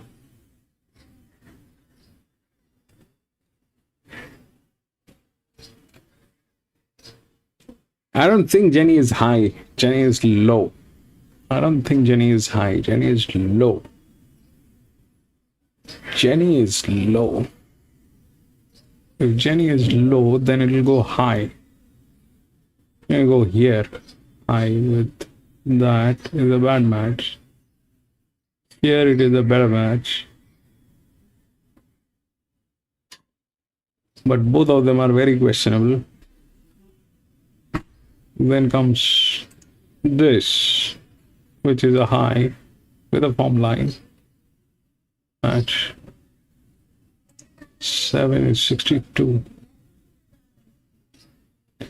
Difficult proposition to find a combination here, but yes, I mean the odds are right. If Jenny is high, then this is right.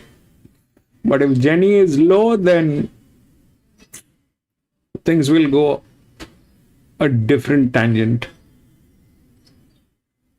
I think Jenny is low because there are many others who are much higher in pressure line.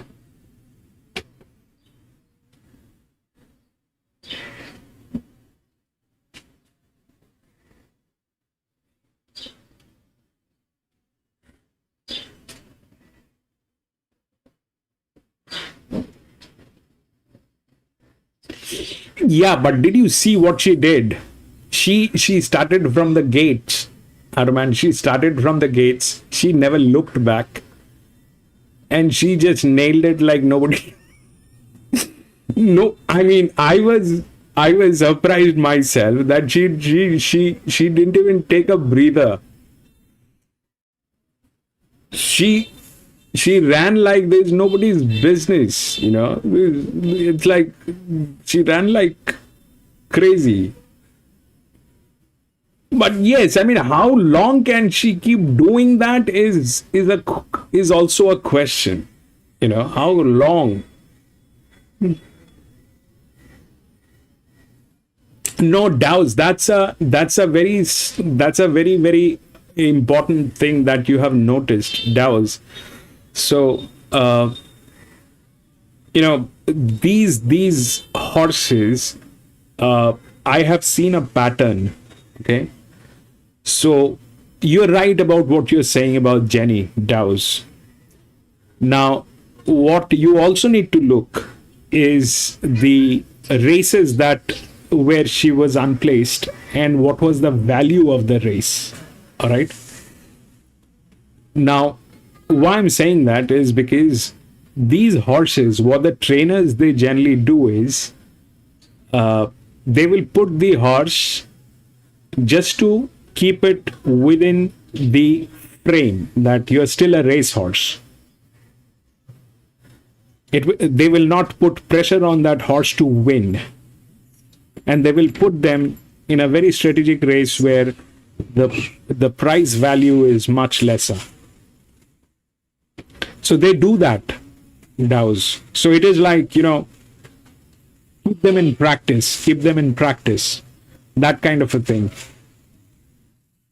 So you're right about that she's gone unplaced, win unplaced, and all that thing has happened.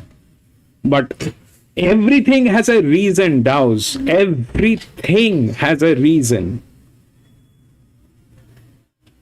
Everything has a reason. There's hardly anything that you will find that happens without a reason. It'll always have a reason. The more you dig into it, you will get your answers. The more you dig into it, there will always there's always going to be some reason behind, you know, the actions what are happening.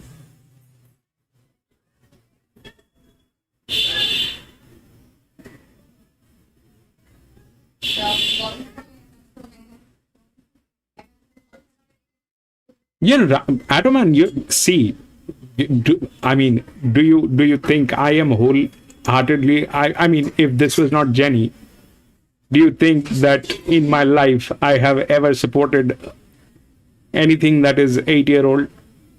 No, I have not done that. Am I asking you to get into this? No. Why? Because that's what I'm constantly marking, that it is an 8-year-old. It is like one of those races which is like what do you call that? There's a term for these exhibition races, right? These are like exhibition races. They have Jenny. There are numbers on Jenny. She's an 8-year-old. Do you want to support? It's a decision that you have to take. All right. Is she a good horse? Definitely. She's been there, done that thing. She's been a very good horse. Can she replicate what she has done? That is questionable because she's not getting younger. She's getting older every day.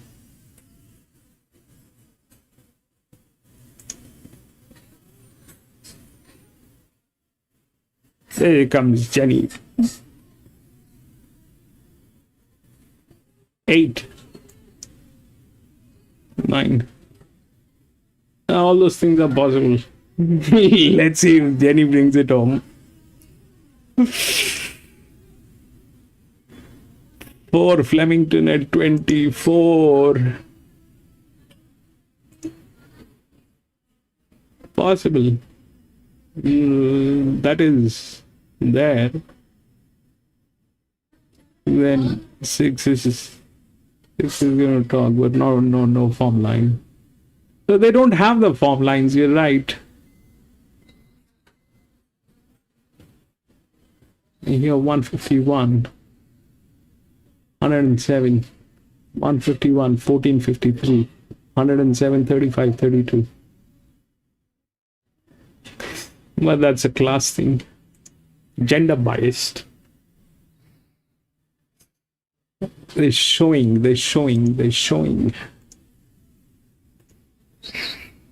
She never turns her hair here in the mounting yard. She's got the attitude, and she has improved since that first up run. And the horse that's rated the biggest danger to our favourite and Pride of Jenny is Tom Kitten. He was excellent with Kevin Heffernan first up. He's been given a month between runs and a trial. I don't think we saw the best of him in the spring for whatever reason. The first up run, Nick suggested he might be back to the form of 12 months ago when he won this very race. He's just in the absolute zone here today. He's taking it all in. This is one of the more relaxed parades I've seen from him. He's walking out really well. He's got a nice loose walk out in front. His coat's exceptional. Everything that I look for, he's ticking every box. So if you're looking to back him today, I think he's running up towards his best of his parade. I think unless one of these horses from the outside of the comfort zone, we might be gambling with the price with Jenny as to whether she can still do her thing, because I suspect she's going to get going in the mid stages, open up a big gap, and it's a question of whether she, now as an 8-year-old mare in the autumn, she can still do her best. If she can, she's going to be awfully hard to beat. I think the main danger is Tom Kitten. I don't think we saw the best of him in the spring. I think he's back to his best now. And maybe the blowout could be Antino. He was playing first up, but he can improve sharply, rising in distance in a more genuinely run race. Nick, who's the pick of the yard in the All-Star mine. Oh, what a race. Going with Tom Kitten on top. He just looks in the zone here today. Like how relaxed he is. He's got nice and strong. He's all muscled up. He's ripped. He just looks outstanding. So he goes on top. I think Evaporate's going to give you a big race. I think he's going to run a big side. Looks like he's improved lengths from that first up run. No knocks on any, really. Jenny looks well, but Big Tom on top. Yeah, well, Big Tommy's got his supporters against Jenny, I'll tell you that. Top 2 of the market, absolutely dominating the whole of sports bet. So what have we got? We've got Jenny trimming up to 230. Look at Tommy now. Punters are saying, come on, big fella, you're right second up. You won this second up last year. 420 into 390. How close will he be to Jenny at the clock tower? 180 out's the big question mark. Looking down the page, punters like a Lucy, nice and firm. When I was talking to you last at 13, she's back out to 15. And Step Party, well, he respected the big price. Now, Watch Me Rock's not on that page. He can roll forward with Evaporate and sit up on speed. But it's Pride of Jenny, the one they have to beat. Tom's Popular Late will try and get you a market mover before they jump. You win some pros for confidential support. Call the 1-800 number or visit the website. Kieran Maher is with us as Pride of Jenny, and Declan Bates try and break new ground and win a second All-Star Mile. Fresh is best for her at this stage of life. Kieran, talk us through her summer. Summer's been pretty good. She went for a break up in the spring, Tony's property, and he kept her ticking over. She come in good order, and she's had a nice, lovely progression. She's tightened up after each piece of work, and a couple of trials to prepare her for it, jump outs, and I just like the way she presents in the yard. Her weight's good. We're ready. So there's the eye test and what you've seen through those jump outs, but your team's pretty heavily reliant on some performance data as well. Are you seeing those signs that you want to? Yeah, like all her lactates and recoveries are very similar, stride length. So, everything seems, but when you sort of get to this stage of your career, the demeanour is something that I sort of take great interest in, and she seems to be evergreen. Deck and yourself pretty keen to see those flags fluttering from the southwest. It's got a bit of a feel of the Empire Rose of a few years ago. Yeah, that's right. I was quite happy with the wind's heading that way, and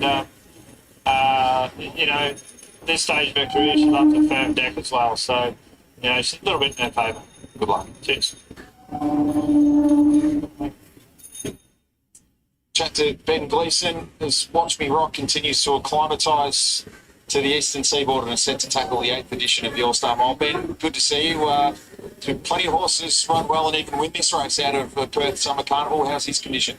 Yeah, it's come across great. He obviously needs to settle in, and I guess people say he was a little bit below his standard first up, but in the last 2 weeks he's done wonders. He's really settled into Cranbourne. He appreciates the sandhills. He's really got used to them, much like things are at home for him. And I think you can see that the condition of him has improved immensely 2 weeks. It would have been nice to probably have him over a bit earlier for his last run, and we might have seen him a bit more prominent. But today, very happy, and it's just going to be a matter of how the race pans out. On that note, we've got a fair understanding on who's going to take up the speed and just how quick it's going to be. What is the likely position you'd like Watch Me Rock to hold? Probably a little bit quieter than his first up front. Set him behind the speed, got a bit keen. He's probably a bit fresh, given the week he came and didn't do a lot. So being able to see the work up to him, we'd probably like to ride him a bit quieter today and let the race unfold. And with other things in mind, as much as this is a grand final as well, if he can be conservative, and he's sort of a horse that gets to the front and doesn't think about it. So if he got the front too early, he can really sort of pull up and wonder where the other horses are. So if he can be running down the outside lane, probably much the same as like a horse like Tom Kitten. Hopefully we'll see those two finishing off over the top of the good man. Ben, appreciate your time. Good luck. Thanks, Nigel.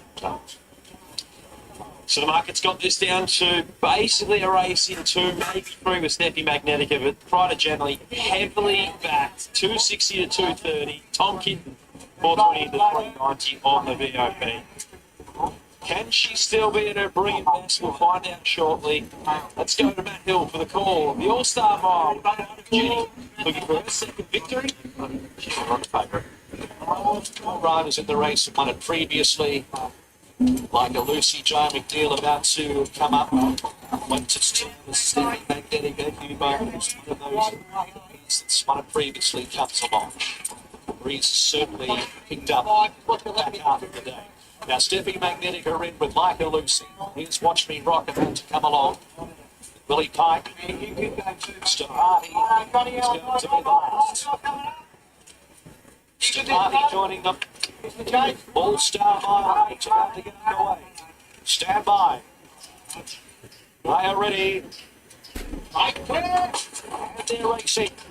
Watch Me Rock from the centre, second last to lead, Antino last to lead. Pride of Jenny jumped well with Evaporate, Tom Kitten, Steffi Magnetica, there's 4 in line.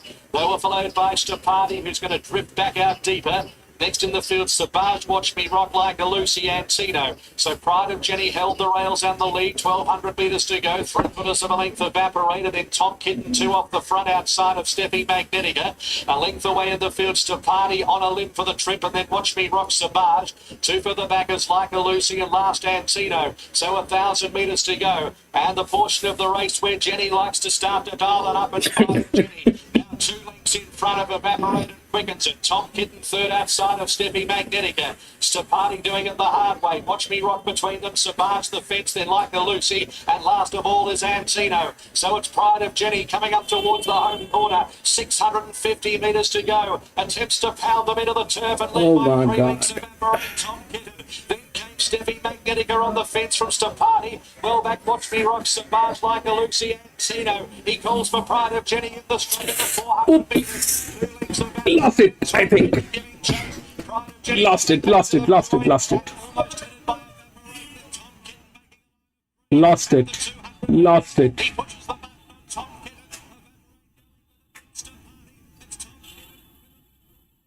Lost it. 1-4. Tom Kitten. 1-4-8.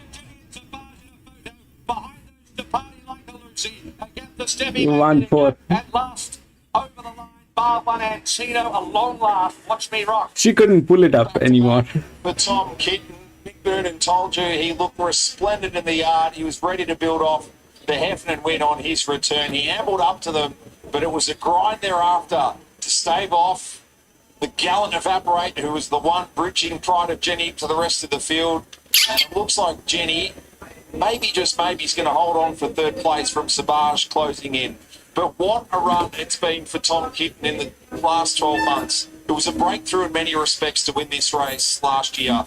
He's gone from James Cummings to Anthony and Sam Friedman, their first runner in the 8th edition of the run.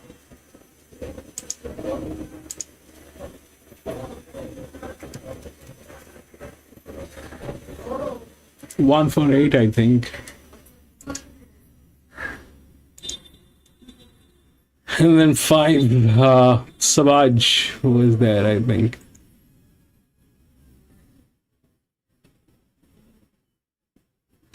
He's 8. 1. It went there. 1, 4.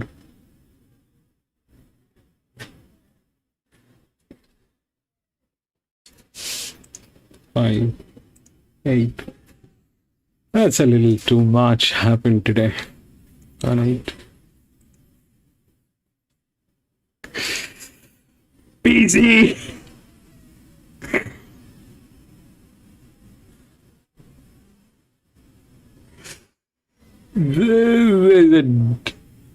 The thing is, she's 8. She couldn't pull it up. She couldn't pull it up out of the bend. She's 8. She's 8. We'll go to the next.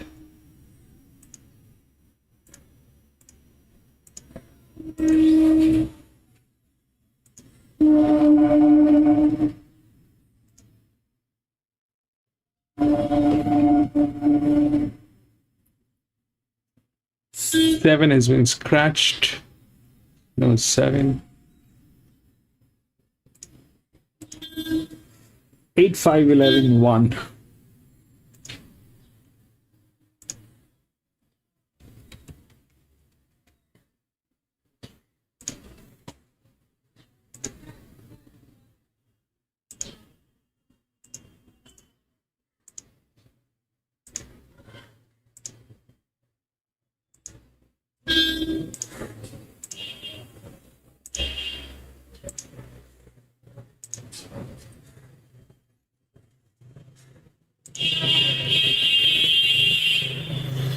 So this is a group 3. So group 1 is about them. Group 3 is about them.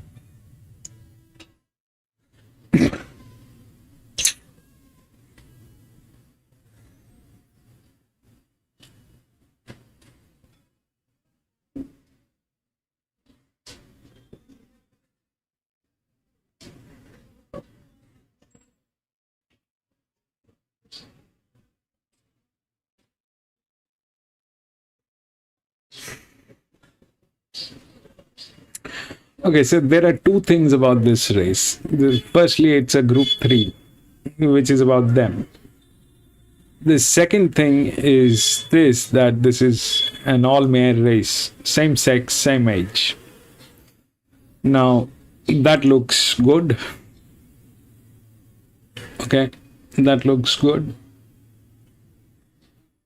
But that generally doesn't happen on a same sex, same age. What happens is something very abnormal, and I have no clue why that happens. But here 8 is superb. That's the form line. That's the delivery. It doesn't look like it is in a position of any jeopardy. That's the jock alignment, which is good. Where things can go wrong. So generally what happens with these kind of construction is this, that I cannot find any logical reasoning why things go wrong. But where it goes wrong with a low pressure with a inner gate. For example, the one which is there, okay, that is the highest class, but it is not in a form line. It doesn't have a form line. That is a pressure. Okay, that is a pressure. It is not the highest pressure line, but the delivery is huge. The highest which are here, they are not in a form. Okay, so apparently it looks like yes, 8 should win.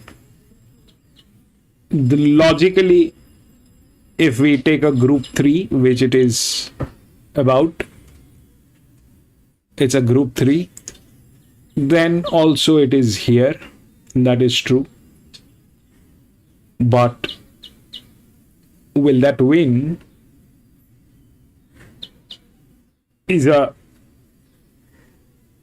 very difficult question, because that generally doesn't happen. I mean, if we have done 100 races on same sex, same age,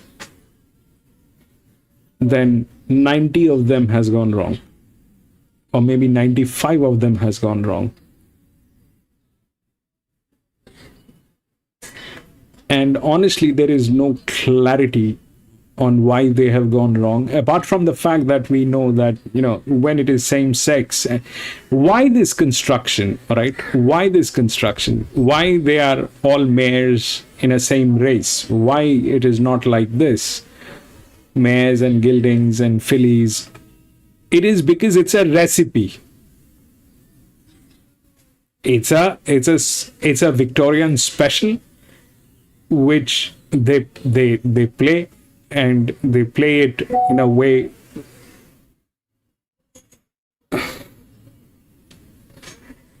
where I don't have those feeds, PC. I don't have those feeds. I'm stuck with, at this point of time, just Victoria. So yeah, the 8 looks good. Logically, it is there. A group 3 is about challenger horses. That is where the race is. So yes, that logic is there. But to contradict that, this is also there. It's the same sex, same age. 8 looks good, should win. I'll be out. I don't want to get into it. Things can go wrong, and things have gone wrong in the past too many times. Everything looks good. There's nothing wrong, okay? There's nothing wrong with 8. It's a fabulous form line. That's the delivery. And logically, it should be here. That's where the race is. Group 3 is about challenges. Group 3 will be with challenges. That's how things are. But having said that, will that win? I don't know.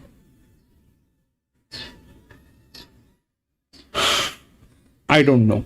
Anybody with a low pressure from a suitable gate with the right ride can put things upside down. For me, it's a pass. Pass.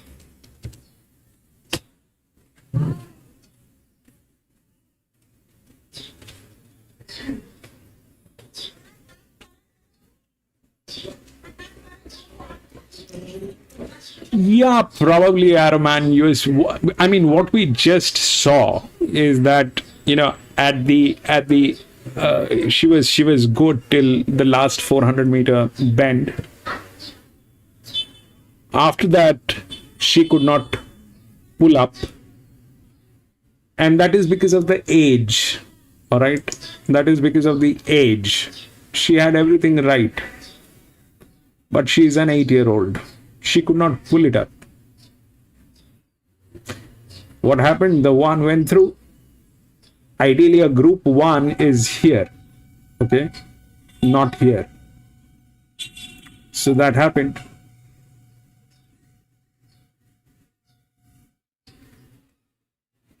A group 3 is here.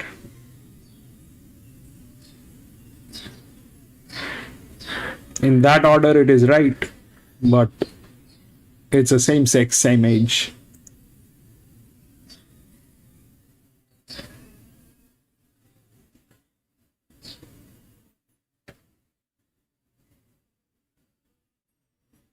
Yes, that's something that I've been requesting everybody. Throw in your ideas, throw in your doubts, throw in your experience, so that, you know, we can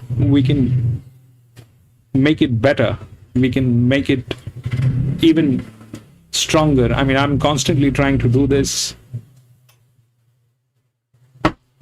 but help is definitely something that I need, I want.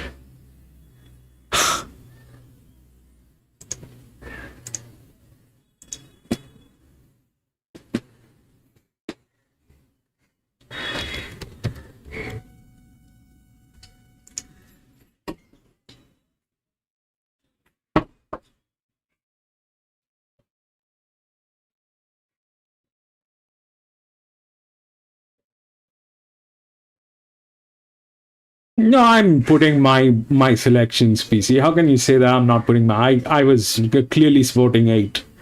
Jenny. You're not listening. PC.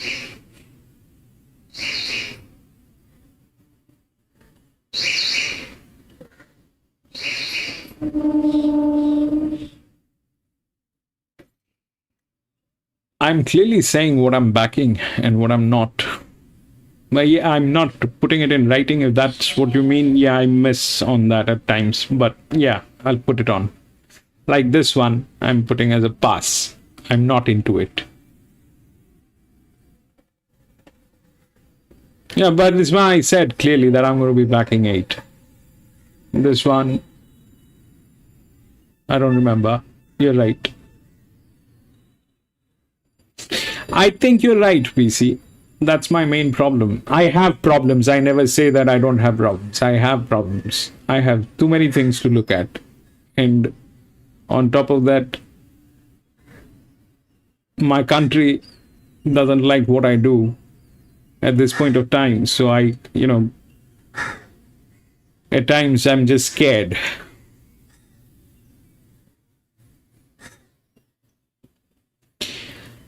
Any kind of betting, any kind of money game is banned in my country. That's a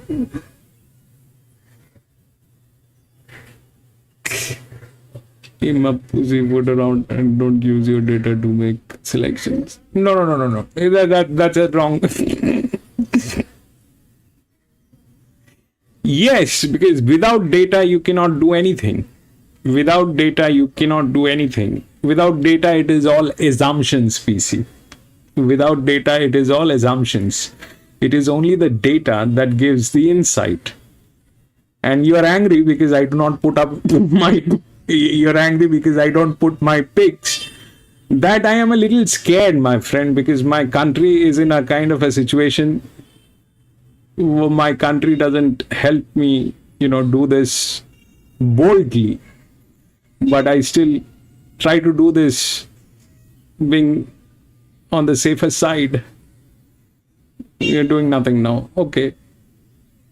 I'm not doing anything.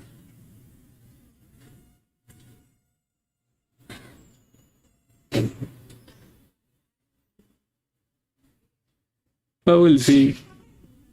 Like this one is a pass for me, PC. All right, I've written it down. See? No. For me, it doesn't work like that, PC. For me, it doesn't work like that. I do not have to put the picks to learn. Why? Because I have the data. I look at the replay of the races. I know what has gone wrong, where it has gone wrong. Okay? If you look at the races, what has been happening, and I'm constantly warning what can go wrong. Where can it go wrong? Where do you think that intel is coming from? It is because of, because I have the data. When I look at the replay and I know what has gone wrong, I make those changes. Okay. That is where I say things that I say. But if you are asking for my picks, I have thought about it a lot of times, how to do it properly. I have thought about it a lot of times, how to do it rightly.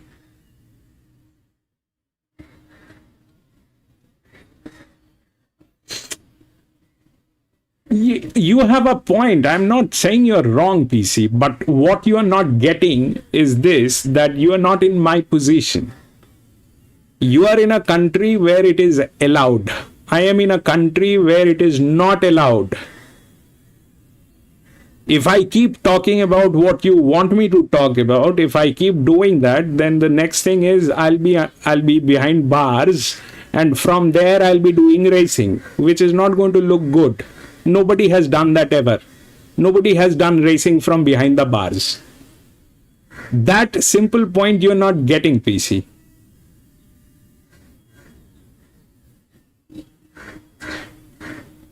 I cannot do a lot of things.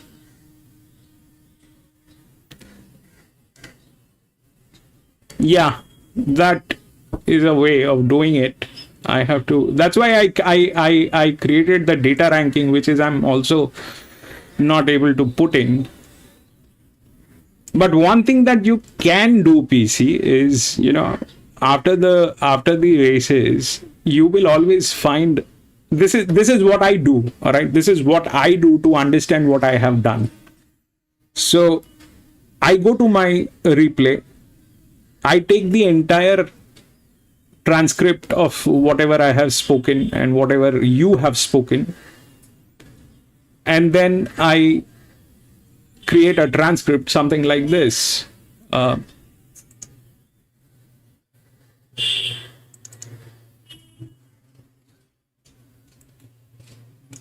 Something like this. Okay. So this is exactly what I say in each and every race. Then I run it through my program to understand what I have spoken, what has happened, and what has gone wrong, and all that. That's when I take a look at all that. So I do a lot different work than what you expect me to do. But yes, if you're not getting my numbers on the screen, that is an issue. But that issue is not intentional. That issue is because I am scared.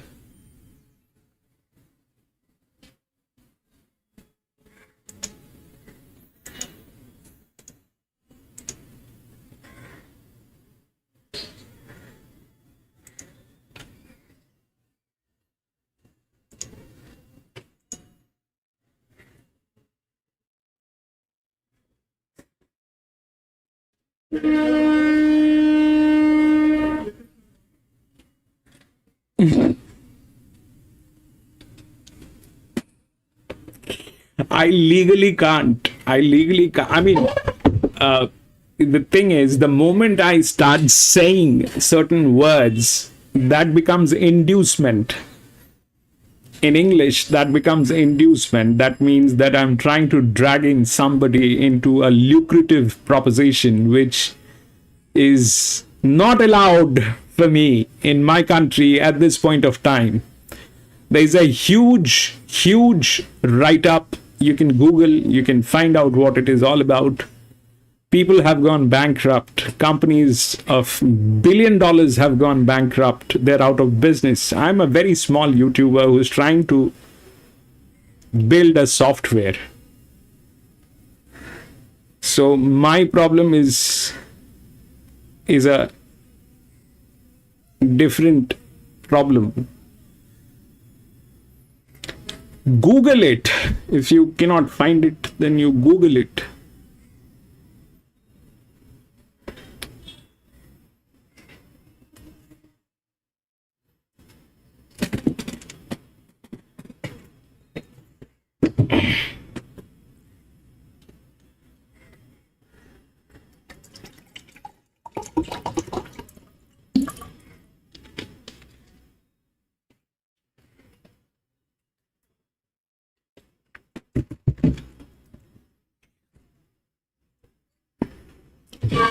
And this wasn't the thing 3 months ago, 4 months ago.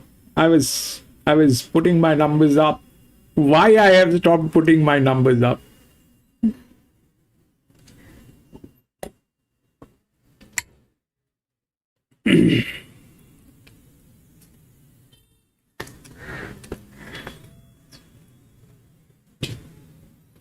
One by a nose there.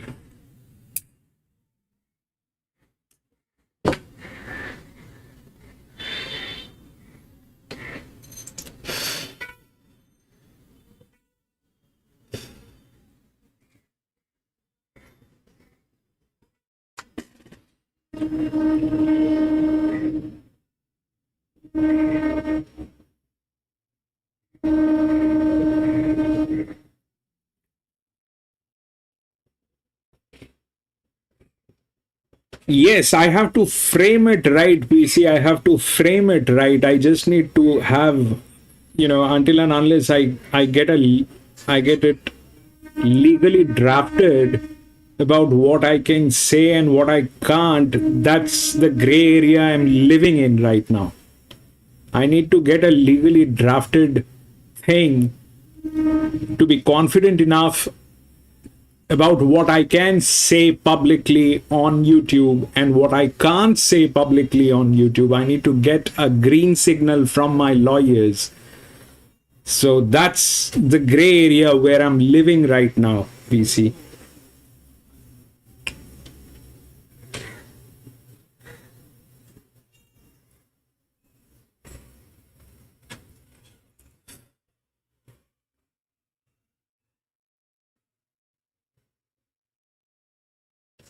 But if you are listening to me, if you are listening to what I am saying, you will get the idea of what I am saying. You will get a very clear idea. You will get a very, very clear idea.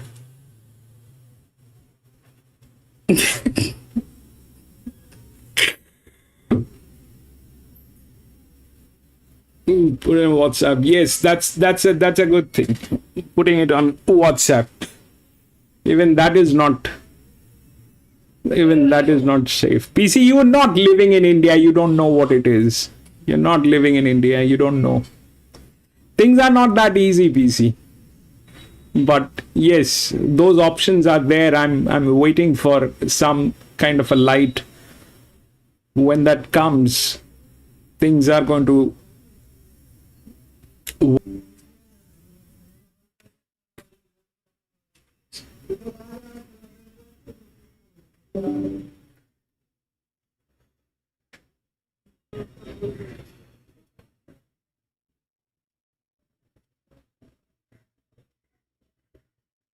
No, you're getting sick because you're not able to compare yours with mine. That's the problem. When you're supporting something If you don't know if I am supporting that, that's a problem that you're facing. That's the problem. But the problem is this, PC, that whether I'm supporting it or not, I am saying it loud and clear. All right. Like for example, I liked 8 Jenny. I kind of was very clear on everything that I spoke about 8, and I also made it very clear what is the hindsight, what is the negative side. All right. Here I stepped out. I told you that I'm not going to get into it. Here I told you what I liked and what I did not like, that this thing can fail. Do I like it? If it gets stalled, I will not support it. I explained each and every one of them, including my selection. It is just that I am not writing them. Why? Because I'm scared.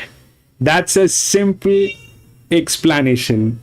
And if you're not liking it, PC, you just have to give me some time for me to get a clear understanding of what I can write and what I can do legally.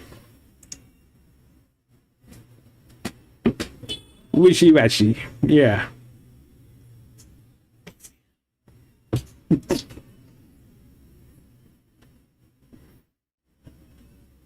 Let me try and get the things that I can.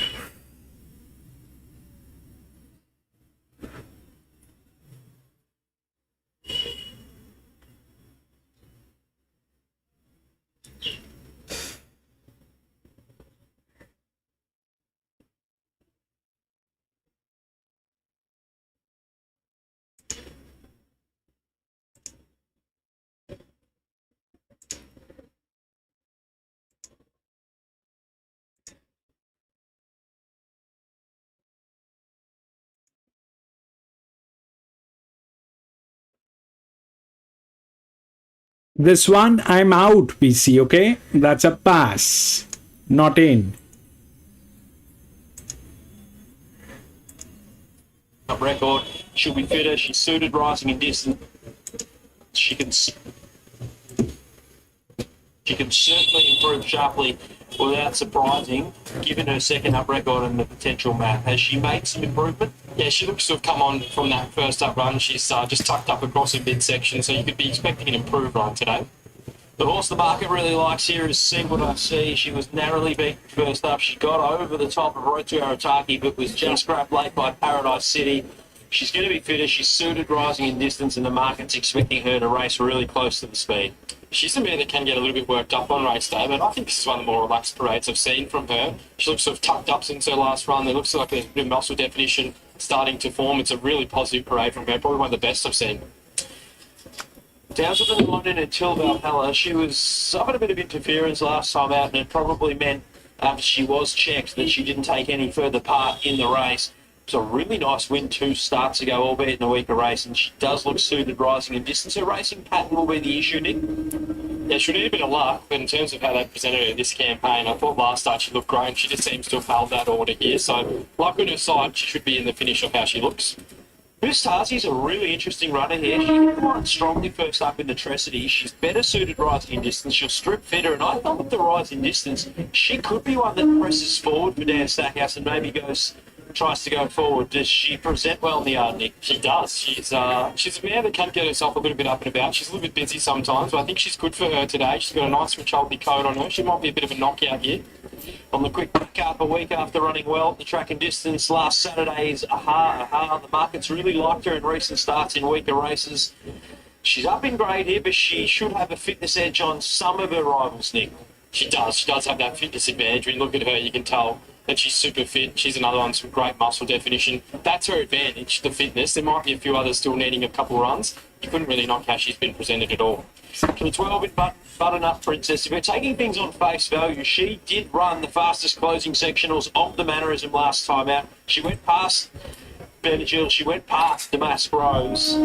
She's still going to tick the box at 1600 despite having run well 3 times at the distance. She sort of looks like 1600 wouldn't really worry her. She's a man that moves really well. She covers ground really easily. She's very relaxed here on race day. Another one, probably one of the better parades I've seen from her, so I wouldn't be surprised if she's in the finish as well. So there we have it. The horses in the yard for the matron stakes, a Group 3 level for the mares. I thought Benagil was the one who could be the sharp improver, having had a run under the belt this preparation, up to a much more suitable distance. Mark Zara in the saddle. If she can just hold a position from gate one, I think the $8 represents some each-way value. Outside of her, Damascro, look, it's a big day for her. We need to see her do something. Maybe the pattern's going to be against her today. See What I See was good first up. The market loves her here. Button Up Princess was an eye catcher. A very even contest. Nick, who's the pick of the yard? Yeah, it's a bit of a raffle, very even. I think Jenny Lala looks outstanding. She's moving so well in the way she's striding out. She's got the perfect attitude on race day. She just looks in the zone. So the 4 on top, 8 See What I See looks well, and 10 Miss Tarzi, another value runner, but a bit of a raffle here for the mares race. Okay, so See What I See is very popular, and she sits up on speed, and it's the one they have to run down. A natural leader again, which is suiting horses here at Flemington all around the bend. And so 280, clearly dominating the turnover in the bet count with sports bet, very popular. Damascro's from that tricky barrier has got to get back at the start. That's why we're out to $6. The trap pattern is against Damascro's. If she can take up a position like she did last time, she'll be close enough and firm in the market. $6.50. Benagil, rock solid at $8. Gets back, you would imagine. But will she from barrier one? Could be nice and close. Too darn discreet. It's got the ability. Nice and safe with the each-way play at $9.50. And Button Up Princess, drawn to get the best run in the race at $12. Philia, nothing for that natural leader there. She's out to $16. The Queenslander and Machine Gun Gracie. Well, she can roll forward, sit on speed, but she's going to run a lot further later on anyway, for $21. Time to catch up with Clint McDonald with the We certainly lose more for free and confidential support. The 1-800 number, just the website. Quinton McDonald joins us, on the backup from last Saturday at headquarters to try and have a crack at the Group 3. Matron, how's she handled the week? Yeah, she's had a great week at home. You wouldn't know that she's had a tough run last week. She's come into this race in good order. We're hoping fitness can sort of take her a long way. Obviously, track's looking like it needs to be there, which is quite strange because the straight racing, you need to sort of have cover on the outside. So we feel if she can land in the 1-1, fitness is going to take her a long way, and it's a good opportunity to hopefully get a Group 3 next one. Better set up more broadly today for her to be a bit more close to the speed rather than some of the things she's had to deal with over the summer. Yeah, well, she sort of needs good tempo. Obviously, Jamie's ridden the beautifully every time, but she's been a bridesmaid the last 3. So we've gone with Benny on and see whether Benny can get her over the line. Good luck. Thank you. So horses are starting to run away for the 8th race on Super Saturday here at Flemington. See What I See going to run your heavily backed favourite, the late move here on the BOP for Benagil, the Tommy as well. Let's head to Matt Hill for the call. See What I See, your favourite. So here is Philia with also going in Miss Tarzi. Your late on plus a half here by Ben Bella. Also, Button Up Princess and the Masquerades. Greg Williams continuing on what has been a terrific autumn so far for him with another Group 1 with Tom Kitten the previous. Button Up Princess, white distinguishing character, supported by Luke Cartwright. The Masquerades is going to be the final one. Masquerades is the second favourites, just narrowly ahead of Aha.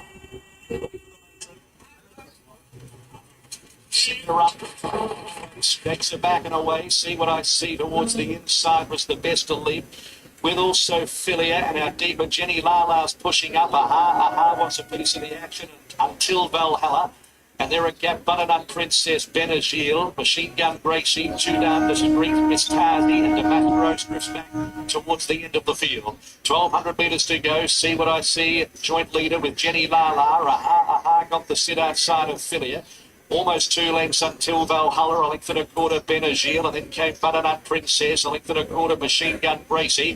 Miss Tarzi the inside from 2 down, Discreet, and Damascro's is last at the 900. See What I See striding out for fun by a length, getting a comfortable lead from Jenny Lala. A length and a half, Philia third and fourth, Aha getting a good run at the 800 metres. 2.5 until Valhalla Benazil, and then came Machine Gun Racing 3D. A length and a quarter, Butternut Princess, and then came Damask Rose, who's just starting to get motivated. Well back, Miss Tarzi, and two down Discreet as they come around the corner. See What I See, a length, Jenny Lala, then a ha behind those. Further back is Philia until Valhalla, Machine Gun Racing up the centre of the track. Damask Rose, right out wide in the Tangerines, about 4 off the lead, trying to start a run. Jenny Lala up to See What I See, and a ha, 3 across the track. Or Philia can't get a run. Benadryll's trying to come at them, and Damask Rose the outside. It's a good go. At the 100, it's a ha, just in front. Damask Rose, and See What I See. Hold on. 11. Damask Rose. They were followed by an unlucky Philia, and See What I See in photos. Further back of the field, Benazil, 2 down Discreet, and Butternut Princess. Next to finish in the race, Jenny Lala, pulling up quickly alongside of Machine Gun Gracie, Miss Tarzi, and Until Valhalla. Another blanket finish over 1,600 metres on Super Saturday, and another race where the leader looked gone for all money 200 metres out and might well end up finishing in a place. Her name was See What I See, but sweeping past her was first and then Damask Rose, and it's going to be 11, 5, who gets it on the back up 6. from the defeat here last Saturday. Great training effort by Clinton McDonald, and all concerned, he explained, in a little bit of a household jockey switch pre-race, and it's yielded success in the 35th edition. I think it is 11. Then 5. So why I stepped out is because it is a all mare, and that's a bad recipe. That's why I was out of it. And 8 did not get there. 11. Okay. Now the race was here. That is true. But how it will work is nobody can comprehend that. It generally goes wrong. 99% of the time it will go wrong when it is all mares, same sex, same age, it'll go wrong. So the 11, then came 5, which is here.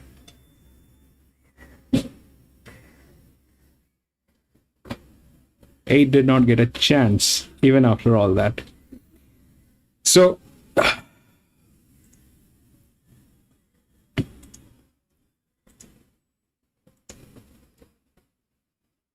11, 12, and 5 to him. Grand if you type 6 and then no one will go after it. You're right. But in this one, I was not in PC. I will put it in the chat. But this one, I was not in. I stepped out because this I have no clue about. All right. This I have no clue about. I don't think this works exactly how normally racing happens. It doesn't work like that. You and I have done this kind of races too many times. It backfired every time. So anybody with a low pressure will win. Now, which is the low pressure? This one is a low pressure. This one is a low pressure. This one is a low pressure. This one is a low pressure. This was also a low pressure. If you look at the match, it is a better match. This is not.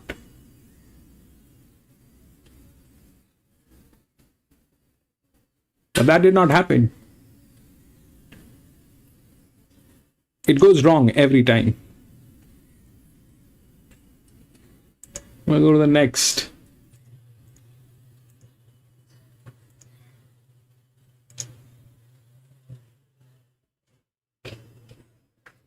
One has been scratched. 2, 13, 4, and 7.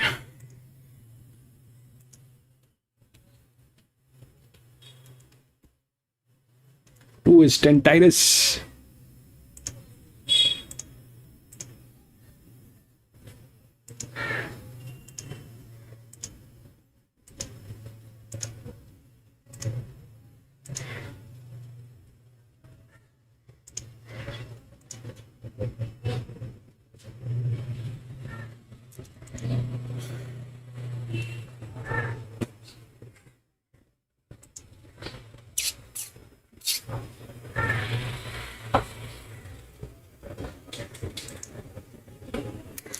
So this is a group 1. So we've done a group 1 here. So group 1 is here, okay? Through the DICR, all the green, that's where the group 1 is. Now if we take a look at the DICR, that's where it stands. The group 1 is here, okay? Now, we know what Tentaris is. And what is happening today, Tentaris is being ridden by Zahara, the best match. The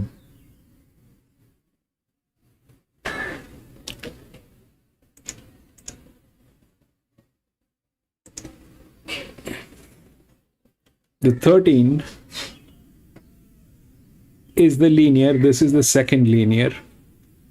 There is a higher class. This is a challenger coming from somewhere,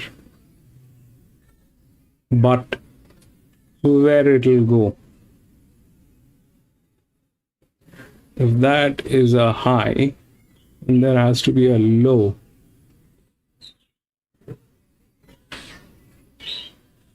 If that's the low. 12, 11, 72.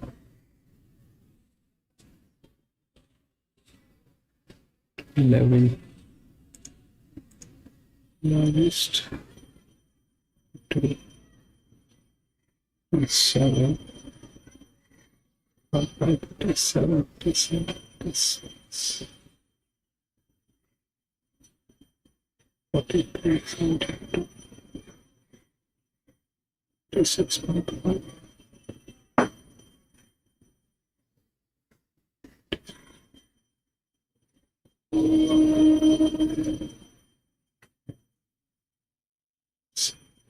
55, 57, 54, 50, 54, 50, 52, 52, 52, 52.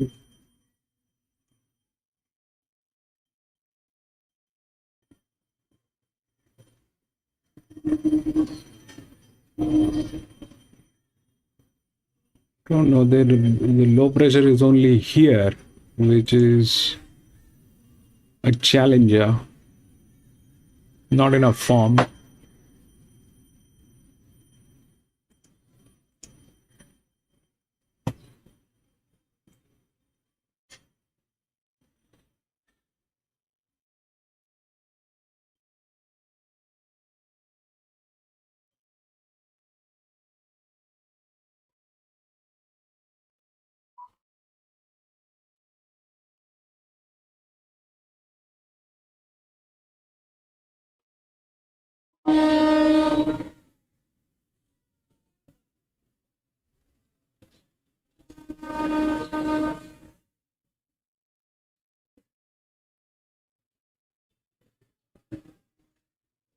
One 46, 6,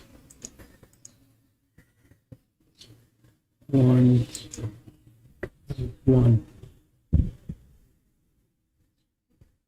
67. God knows what they will do.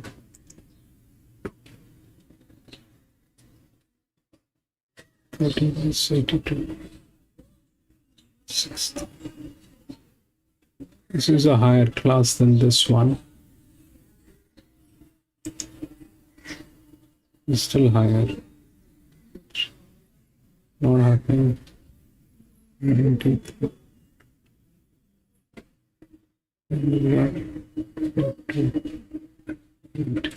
8, 19, 6, 38, 61,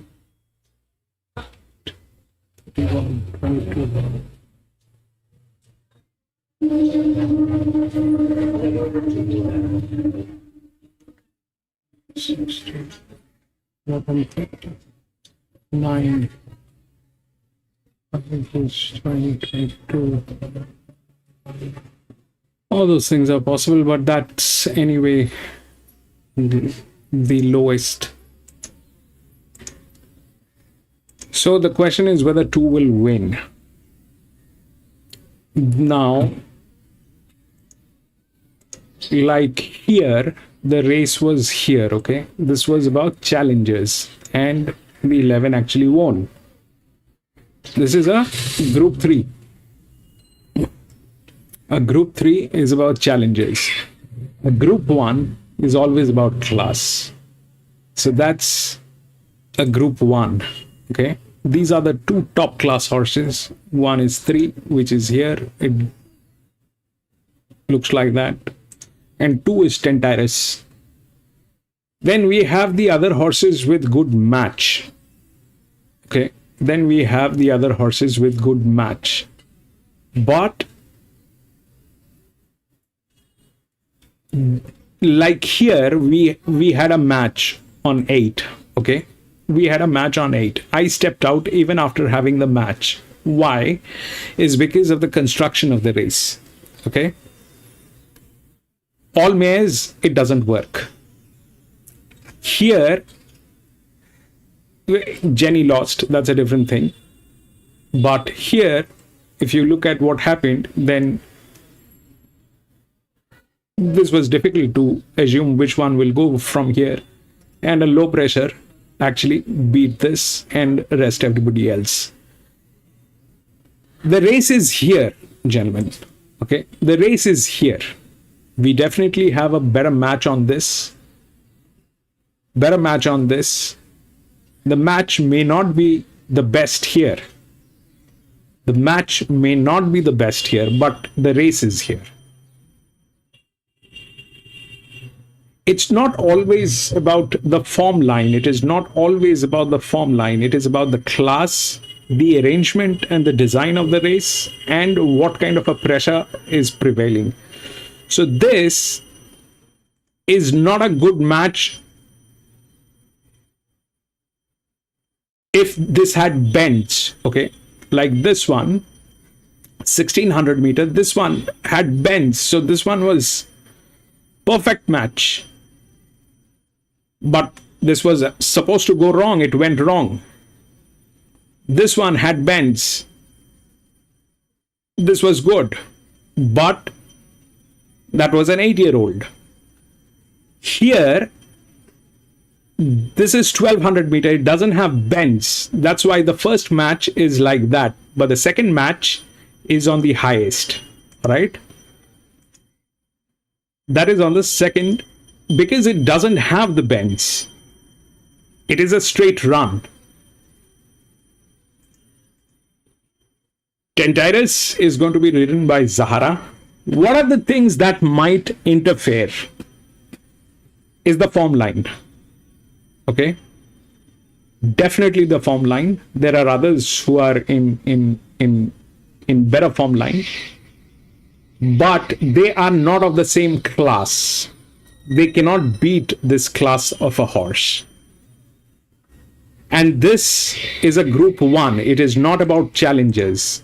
This thing is not about challenges. It is about the class horses, which brings in 2, 3, 5, these horses up till here. And then from here onwards, it is all challenges. From 12 onwards. So yes, winning is up here. Places could be from anywhere else. That will depend on what the form line is. That will depend on how the pressure is being given, which is the gate. I mean, gate number doesn't matter because it is the straight. So, yeah, 12. Tentyrus. PC. I'm on Tentyrus.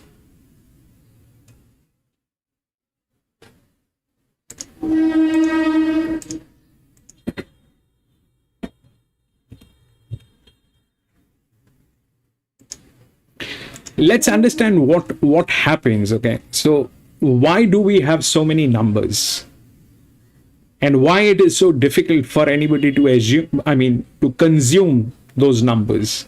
The problem is races have variables.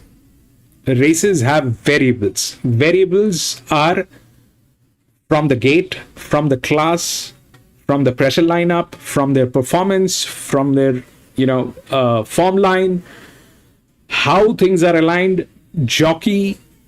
So if we calculate everything, we need to do the calculations, we have to have numbers. Can we rely solely on numbers? No. You need to have a little bit of judgment along with the numbers. For example, 8, Jenny looks good on papers, but she's an 8-year-old. Okay. For example, 8 looks fantastic on numbers, but this is an all-mare race. This always goes wrong. For example, this one was looking absolutely stunning. Zahara was riding. The match was bad. Something or the else is wrong. It depends whether you want to support understanding the risk that you're taking on that horse. It's a call that you have to take. We all have to take a call. What PC is angry about is that I'm not putting my calls loud enough. But I am doing that. I am doing in each and every race. I'm putting my mind out. I am probably, reading the races like 20 minutes and trying to explain what can go wrong. What are the things that needs to be avoided?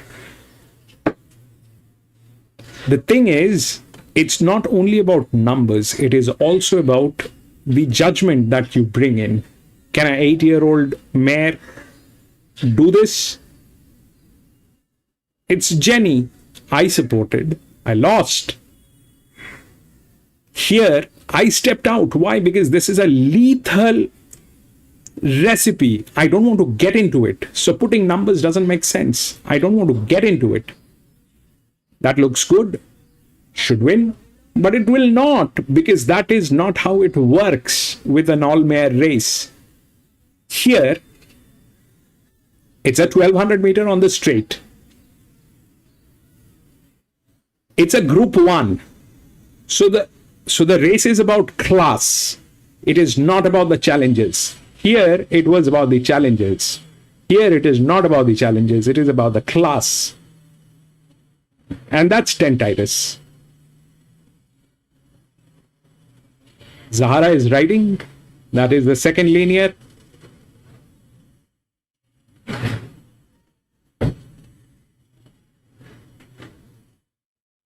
Will work. The linear which is here, which is the 13, okay, which is people are favoring the 13, which is the linear. If you look at the class, that is like, this one is at least 7-8 times better than this. That is a huge pressure it is running on. That is the difference from the last race that I'm seeing. The last one when Tentitis actually ran. I'll pull up that.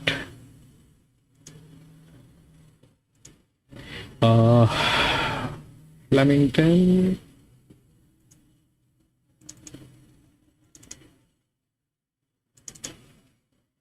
This is where Tentitis ran the last time, all right?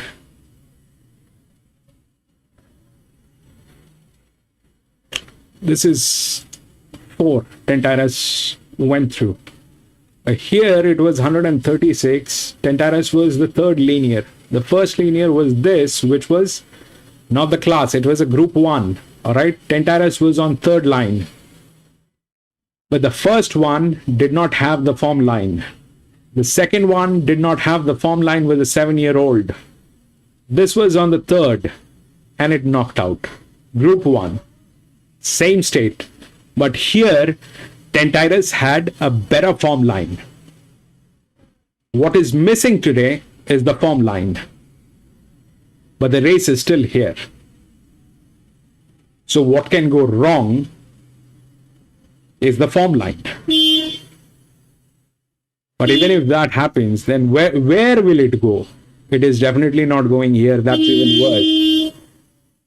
That is not happening. That's a neutral. Here, if it is a low pressure on the third line from gate number 1, but they are like that, so they are 67% bleeding on their stud farm. So what will they bring into the table is very difficult to assume, but that's the nearest competition with a low pressure. Here, it doesn't look like it is happening. They don't have form line. This one doesn't have form line, but has the class. This one, even after having the class, doesn't have the form line. We'll see how that works.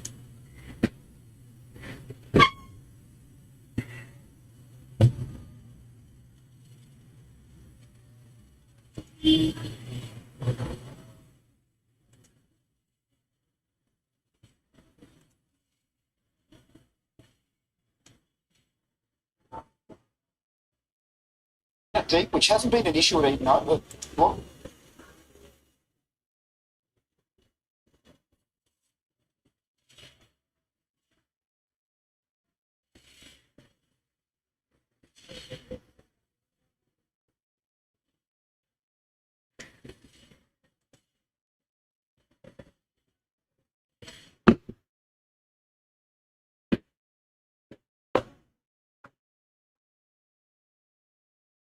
They're all leaning to a 1 and 2, 2 from you. They 1 9 but 2 short run. It's the 2 and again.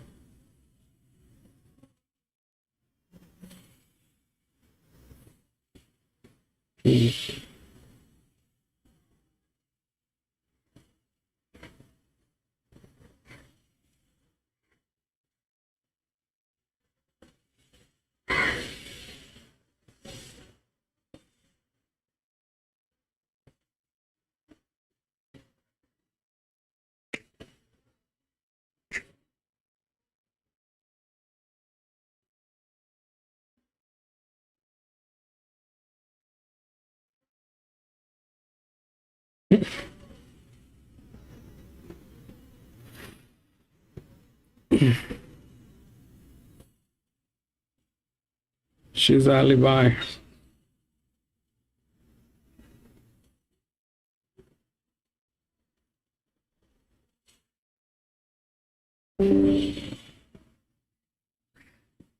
She's the alibi. Should have been the favorite.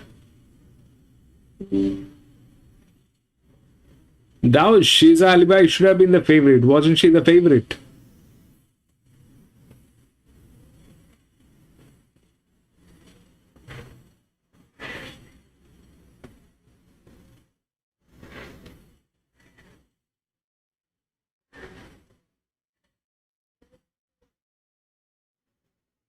Okay.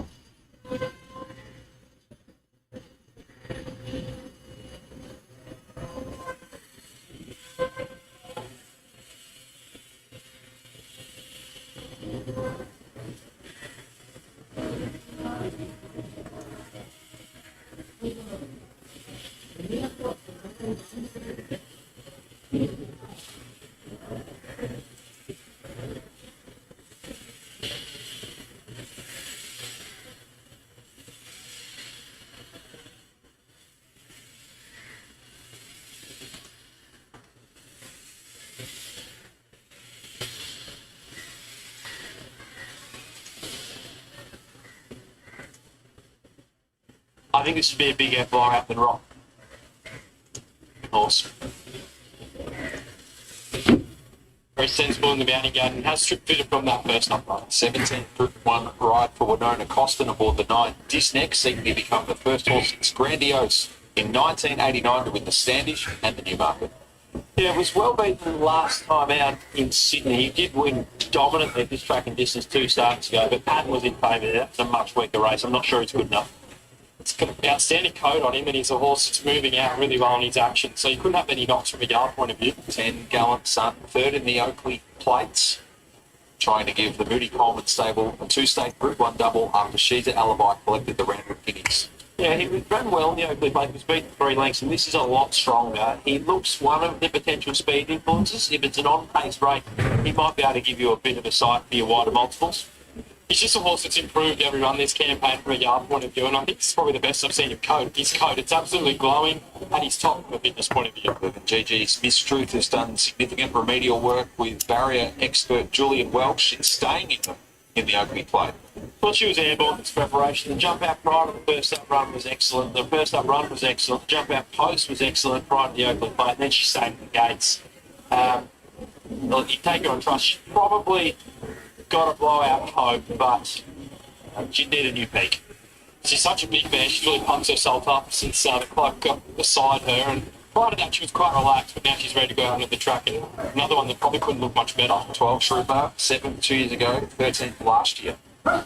Well beaten last time out, probably got too far back and dropped significantly in weight, even with Harry Coffey riding in fast over. I just don't think he's good enough. He needs to go to a new level as a 6-year-old. Yeah, he's had a fair bit of this horse. He's still moving very well, although his form probably isn't at his best. The way he's moving in his action suggests that he might be able to run well. Second in the Coolmore and the Lightning to Tantaris, 13 My Gladiola, seeking to become the 5th 3-year-old filly to win the Newmarket in the 21st century. She looked the winner there last time out, the Lightning, and then the big boy Tantaris went past her lane. She beats him 5 kilos better off. The hope would be that she's closer to the speed than he is. While he's being held off, she could be off and gone. She's the one that's really favoured by the weights. When you look at her, she doesn't look like a 3-year-old filly. She all looks like a colt. She's so big, 50.5 kilos, she won't know herself. So she looks in tip-top order. I don't think Ricardo could have produced her any better. It's just whether she can be the favourite. 14 Wotan, third in the Eskimo Prince behind the talented Tempted. Second this day last year in a Todman behind Tantaris. Off his form, I would say no. However, the jump out between runs was excellent. He gets right down in the weights, and he's Chris Waller on grand final day. Yeah, it looks that way as well. They're presenting him in great order, grand final, moving very well. He could run a big race if he's up to them. 15 is the other 3-year-old colt on the minimum peloton. The win last start, the Representative rated quite well. He drops in weight, he's fit, he's in form, but this is so much stronger. Fit, nice and bright in the yard, and one with a really great coat. 2 is Tentara. 6 of the last 20 Newmarket winners have carried 57 or more. 6 to become the 15th to complete the Lightning Newmarket double. It was a stunning win first up in the Lightning. Mike, we were there. It was weather 1,000 had proved a bit sharp for him. Well, he couldn't get much sharper than the style of his victory. He might improve again. He looks better suited up to 1,200 metres. But he'll need to be at his best because he's got the 57, and probably a bigger concern would be, is he spotting some of these lightly weighted horses too much on the start? Is he going to get the runs when he needs them? He looks outstanding. I think this is the best I've ever seen him present in terms of his manners. His attitude has been exceptional here today. First up, he was a little bit pissed up. He got himself a little bit warm. Today, he's just been completely in the zone. I think it's great of a horse ready to put down their best performance. For Angel Capital reunites with Ben Mellon. 14 into $11. He got a short of $9.50. I think he's the main danger to Tentara on talent alone. I'm concerned about the inside draw. I don't think that's a positive. But Ben Mellon going on is a huge plus. I think he got too keen first up, couldn't finish off. This is the race he's been set for. He's nice and relaxed here in the mounting yard. He's a horse that's a great mover, and he covered ground really well. He's one that's probably nearing his tip top from a fitness point of view as well. Jolly Star last year for Chris Waller. Second victory in the race. He seeks a third with Angel Capital. And also the 3-year-old Wotan. So there's another 3-year-old standing in the way in the form of Tentara. Urban Class can come to the fore. Look, he's got 57 kilos. I think he's got the power of the physique to overcome that. It's just a question of, is he too far back, and some of these lightly weighted horses off and gone. I think he's even better suited up to 1,200 today. Clearly on top. Angel Capital's got the talent to be a danger, but the inside draw is tricky. My Gladiola's got the weight swing, as does Benedetta, who may be a little unlucky and looks over the odds. But Tentara's on top for me. Let's see who the pick of the yard was. Yeah, with the favourite as well, Tentara on top, horse number 2. I think this is the best I've seen him parade in terms of how he handled the day. It was the best his attitude's ever been. He looked completely in the zone. I think he's going to run probably his best performance today, what we saw in the yard. He looked exceptional. Mike Gladiola looked well, looking more on a bit of value. I thought War Machine was one that really stood out as well. But Tentara's on top here in the Newmarket. John McCullough joins us, trainer of Mike Gladiola. John, gee, can you beat him today? She looks like she's primed for today's effort. She looks exceptional in the yard. Yeah, he looks he's in great order. Whether we can beat him or not, we'll find out shortly, I suppose. From the gate, Craig's just got to work out where he's going to land and just get the first half of the race right and go from there. What was his sort of talk pre-race with you? We spoke about it after he rode her on Tuesday. It's hard to say, getting the first half right, you just got to get her out the back and just let her relax, and then leave her to be strong in the last little bit. Best of luck. Thank you. Sam Friedman joins us on the eve of Tentaris' date with Destiny as he tries to become the 15th to complete the Lightning Newmarket double. Nick Noonan saying he was in the zone. He was also a little bit late in. Tactical or just circumstantial? Oh, I think trainer was probably a bit slow getting this one. But, he paraded really well. He's been excellent out the back. So, look, he's in good form. We're very happy with the horse, and, we're just a little bit of luck at the right time, but we feel the horse is going well. Mark, bearing in mind much about how this breeze is playing and the potential for where the speed might go? Well, I mean, not really. We sort of spoke before, and over-talk and overthink it, and I think he just ride the horse where he's happy. We can't control where they go, like where the leader heads, if he gets the rail, middle, outside. We just ride the horse, get him into a rhythm, and hopefully just cut him loose and running very well. Go get him. Cheers. Holding the book and liability, but he's out to 215 now because a good spread of money in the Newmarket this year, as there always is. So 215.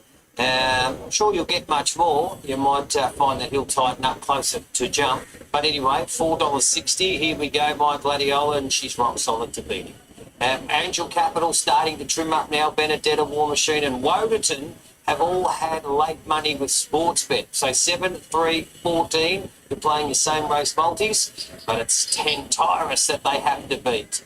Can you carry 57 kilos? The market says yes. You win something with free and confidential support. Call the 1-800 number or visit the website.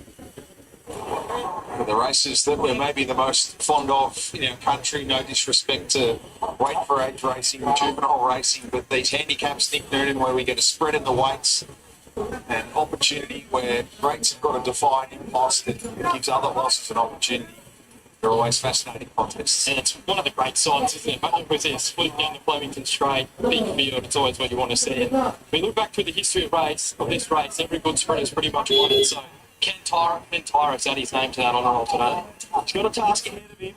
Not only the weight, but potentially the map. Caballas, Gallant Sun, maybe Peloton, maybe Sevens, maybe War Machine. Look, your potential leaders in this race. Wodenton, do they ride him further forward to open the wide draw? Where does the speed come? If they go right down the middle, well, it could be an advantage. Ken Tyrus, he might be able to get onto the back of the likes of Benedetta, Wodenton, War Machine and get the right part of the track, the right run. If they come middle to outside and there's a wall in front of him, it could get very interesting here, guys. He's 220 currently on the VOP, slight ease, but definitely best back run.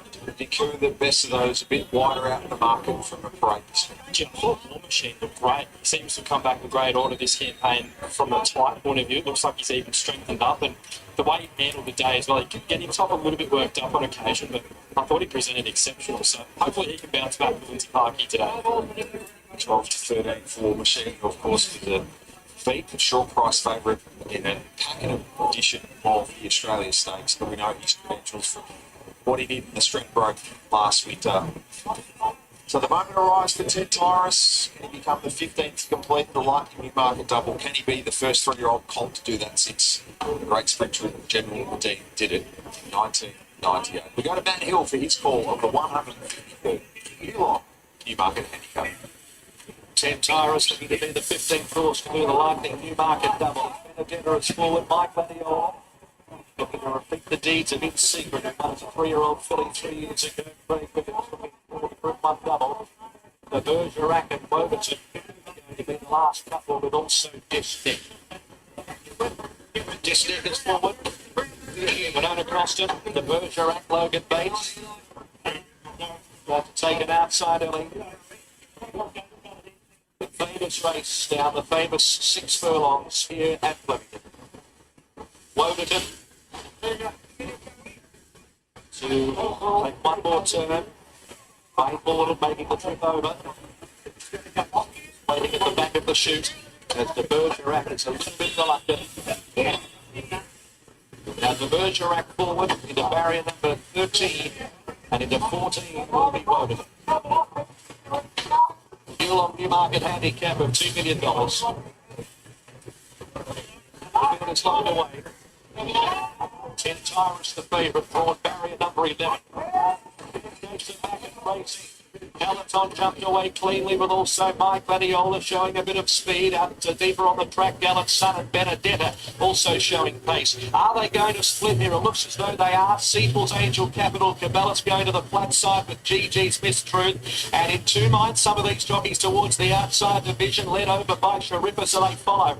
Gallant Sun is in the top 6 and then War Machine, Mike Ladiola behind horses. GG's Miss Truth, then Benedetta, Wodenton, 10 Tyrus to Bergerac and Disneck. So they're all on the flat side, 700 metres to go. Cabela's the leader by over a length. Sharippa, then Gallant Sun, Angel Capital. Sequels in 5th place from War Machine. Next in the field, GG's Miss Truth and Peloton. Mike Ladiola just trying to get into the clear from Benedetta. 10 Tyrus is behind a wall at the moment, followed by Wodenton. Approaching the 300, Cabela's in front. Gallant Sun and Eddie Old Price is chasing. It's Cabela's about a length. Gallant Sun, Angel Capital, followed by Sequels. 10 Tyrus is down, but it might be too late. Cabela's 100 metres to go. Gallant Sun is wearing it down. Gallant Sun Cabela's is holding on.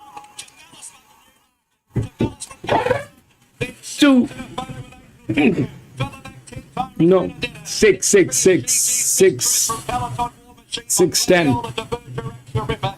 Disneck at the tail of the field. One jockey stands alone in the 153-year history of the Newmarket Handicap. His name is Craig Newitt, and he 6'10". Craig Newitt thinks on Caballas to be go to woe and hold Gallant Sun and the rest of them at bay. You want to ride him fast here in such impressive fashion on Derby Day last year. I just simply had to have a crack the following week, but the conditions were never to suit in the Champion Sprint. And to a detour of Queensland and winning at George Moore like Jolly Star. He comes out of the Expressway. He was the runner-up to last year's winner in the Expressway as the lead-up, and it's the premium form line once again.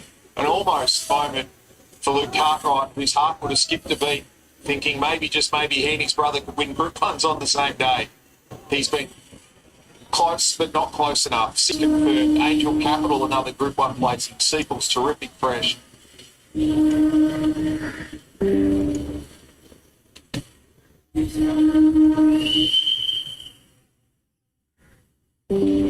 6, 10, 4 and 5.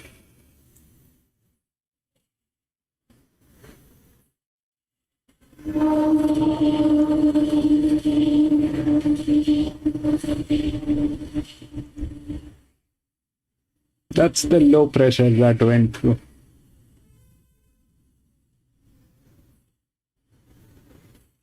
Six.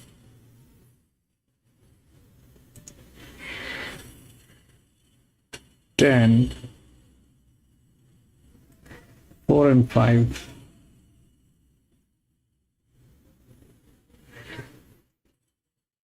It did not happen. It happened here. That was the nearest, actually.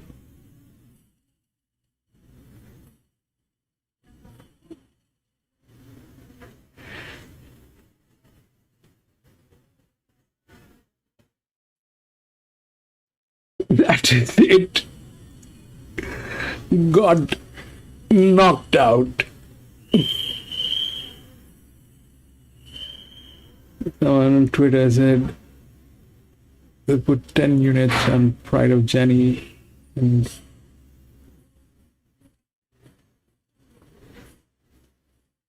the track is rooted. You see, that track is 12. I mean, the straight is definitely difficult. But if we now look at what has happened, okay. So what has happened is the race was anyway here. The winner had to come from here. So those were all high pressure. They were not capable. Something had to come from a low pressure. So that was a low pressure. That was a class. What happened to 10 tires today? So 10 tires definitely form line. And then Zahara did something that was not necessary, but that happened. That was questionable today. The nearest was here. We spoke about this. I marked it, that they are also like that.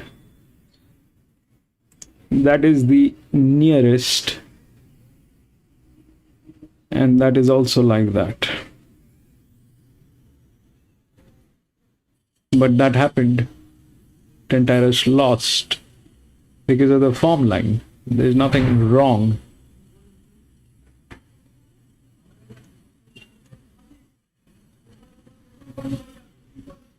It's still higher.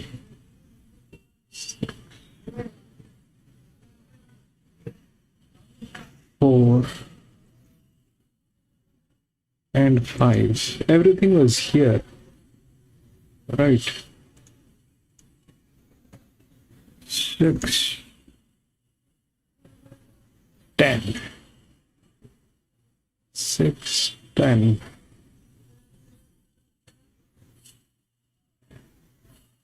4 and 5. But 10 tires gave up.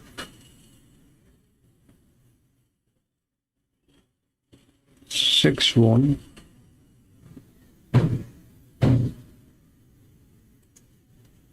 10 was here. 26, 8, 37. God knows how that played.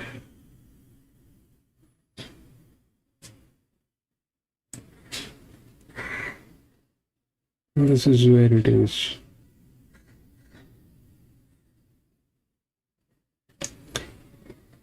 That happened. Everybody else won apart from 10 Titus. I lost.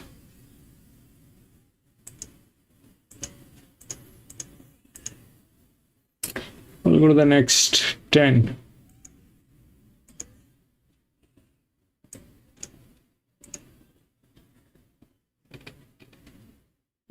Seven and 10 has been scratched.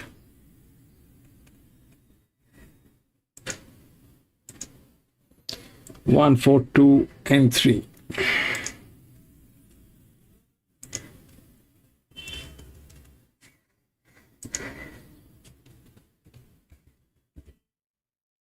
One, 4, 2, and 3.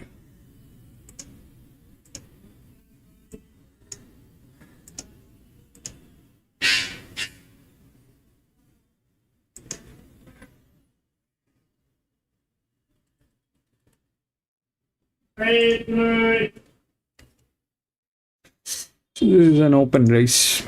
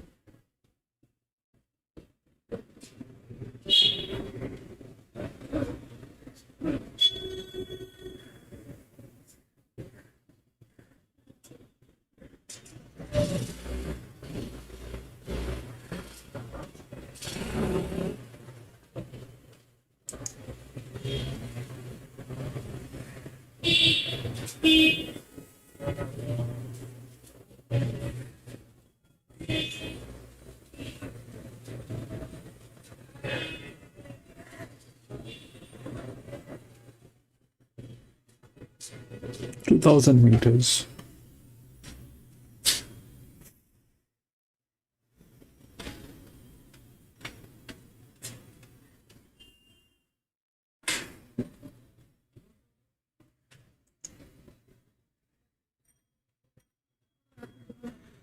Okay, so what is this race all about? This is a 2,000 meter open race. Now, up till 2,000 meters, the linears, they do win. Okay. But they also have to match here and here, which is unfortunately not the case. The form line is missing, and the match is also a little weird. The second linear, which is here, is not in a position to win because of the form line again. It's almost the same thing. That is the highest class.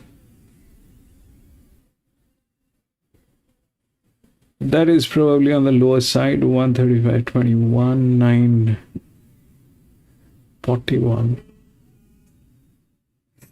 3, 237, 64. This is 94, 64, 35.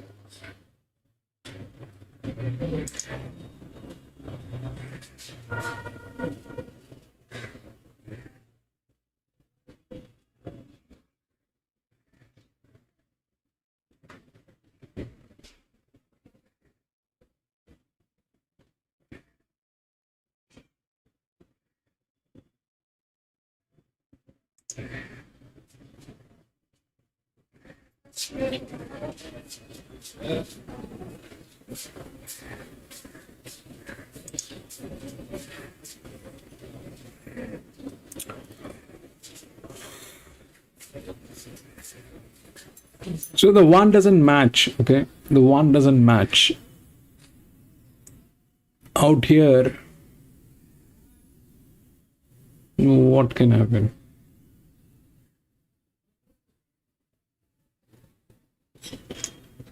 Two 85, 11, 13, 6, 6, 93. Body weight is here. 30. It is the low. This is probably not happening. That is low. These are the same. This is coming from it to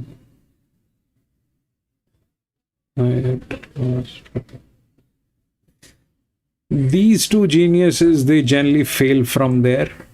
All right. Whenever it is up here, these two geniuses, they generally fail from that position.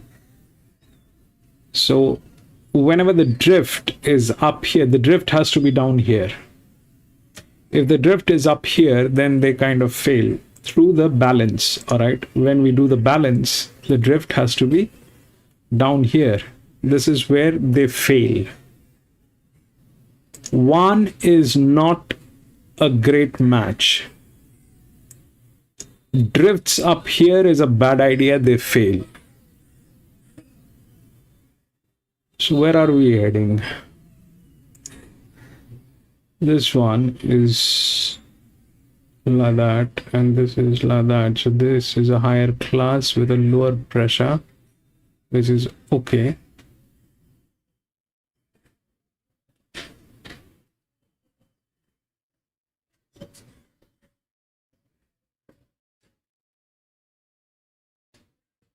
One is not happening. One is in a bad state. One is in a bad state here. The match is also bad here. They have a beautiful hand, which is good. 9. Then where will it go? It will rise or drop. 9, 10 here. That's a bad match. It will not have. 8.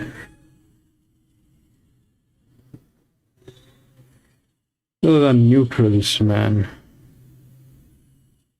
9, 5. This is 5, 9, 5.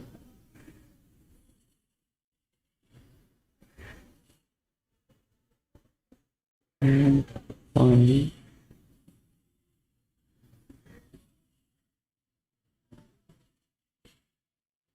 And 4. Will not happen. 5.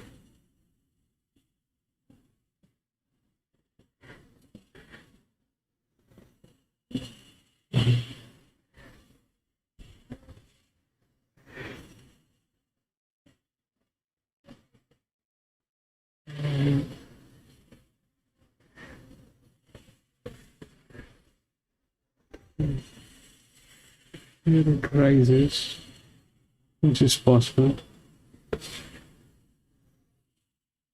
and then it will drop. 9, low, high, 3.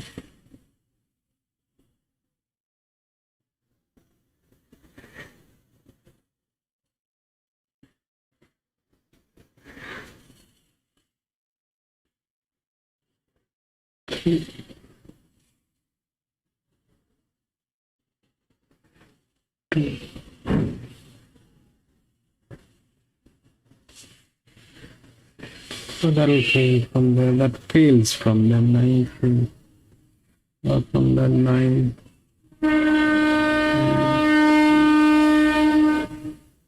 Right. Well, like that. 9, 3. 10 here, which cannot happen. This is 4 and 3, 8, but will run neutral. This 9, 8, 8.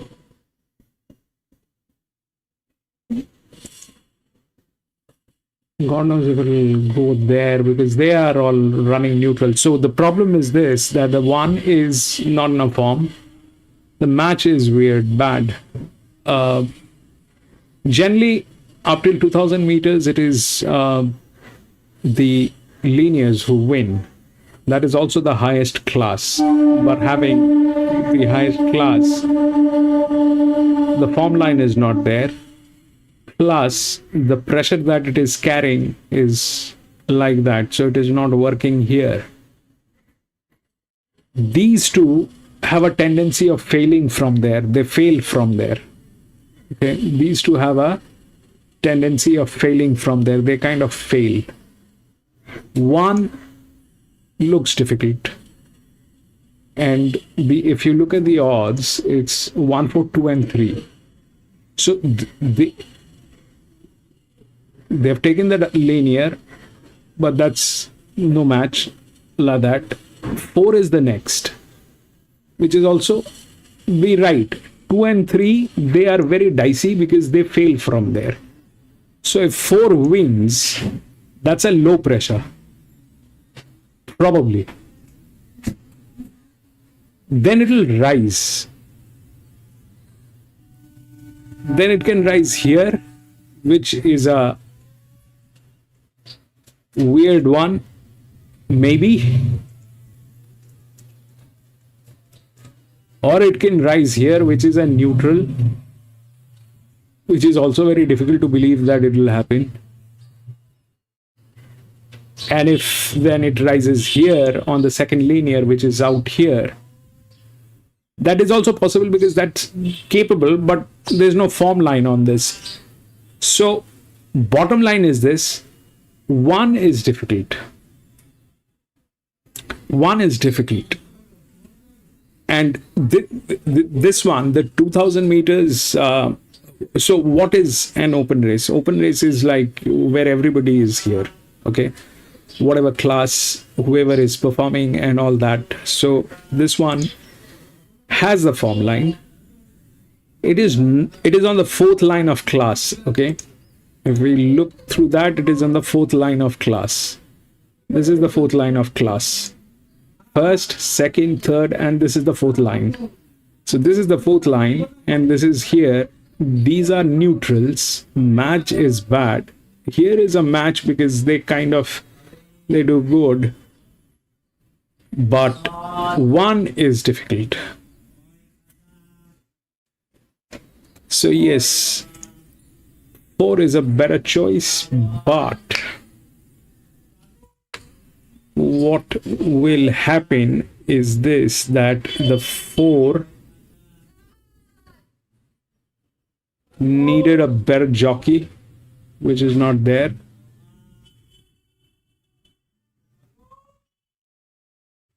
(21) is the highest leverage point on this, and then this is the other one, but it doesn't have the form line, so that's that. This is the highest leverage. They will fail. They generally fail. They generally fail from here, okay? I think it's 4. I'll try to support 4 if the 4 is not looking funny or misbehaves. That's 64. That's very high. This is 135, lower than this, but the struggle is huge even after that class, which means that this horse has issues. It has gotten into the class but doesn't have the form line, definitely has issues here. So that's that.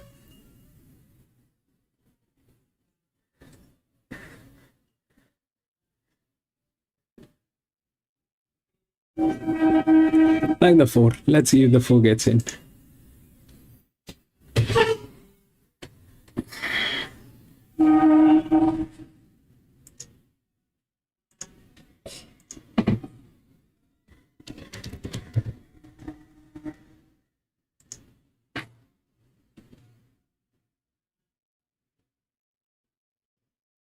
Dows, I can't watch Randwick. Dows, I've lost those feeds. Those are not coming in.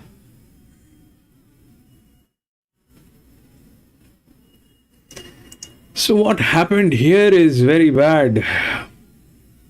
Tentaris lost. Why Tentaris lost?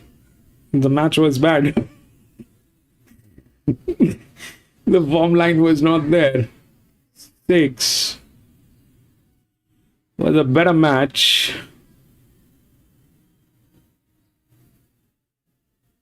But that's the closest low pressure. Okay, that is the closest low pressure to this one.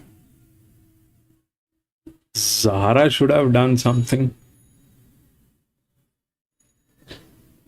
Maybe Zahara tried, it did not respond.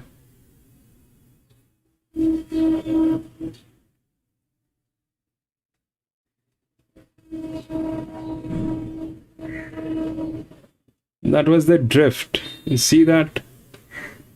If the linears are not able to do anything, that's the drift. That's the drift.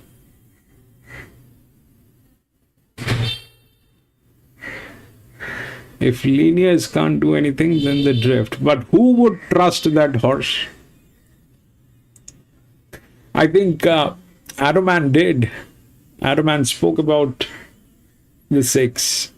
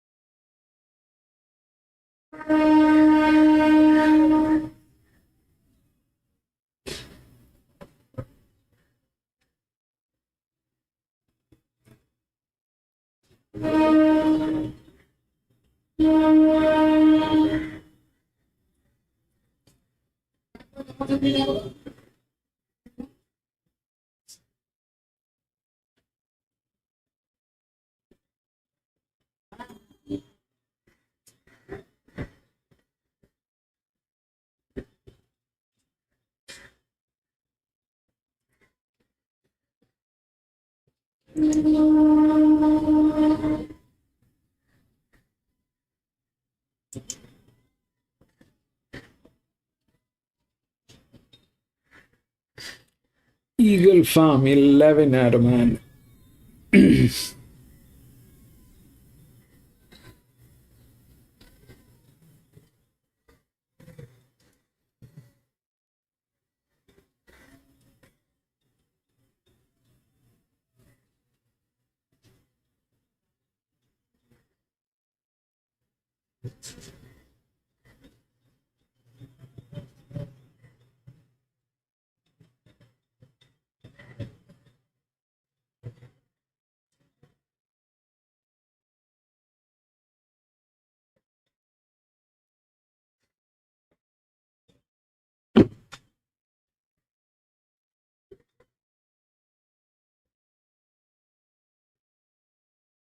Jolie Star.